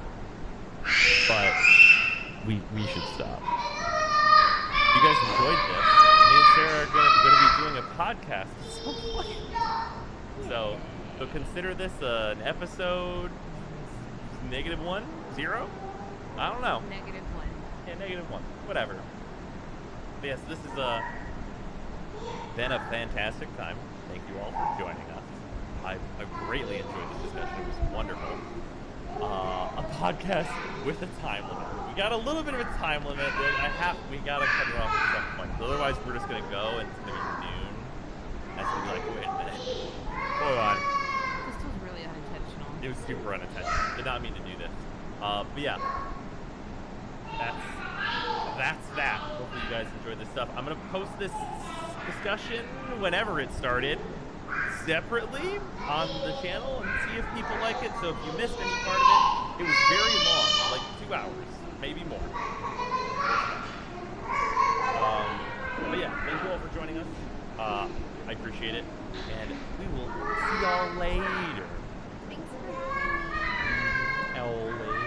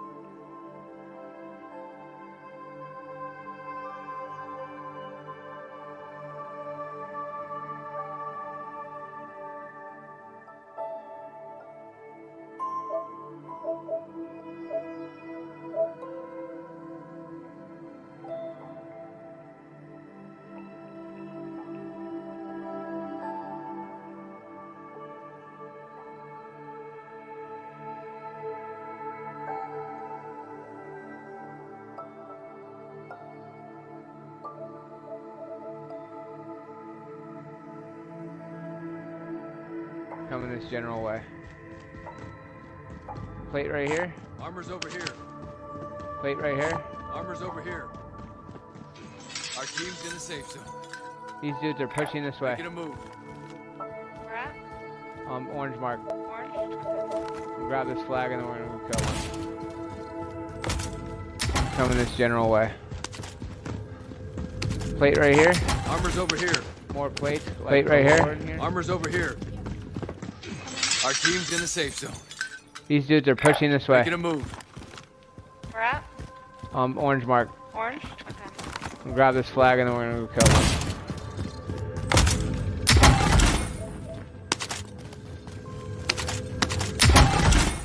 More plates like galore in here.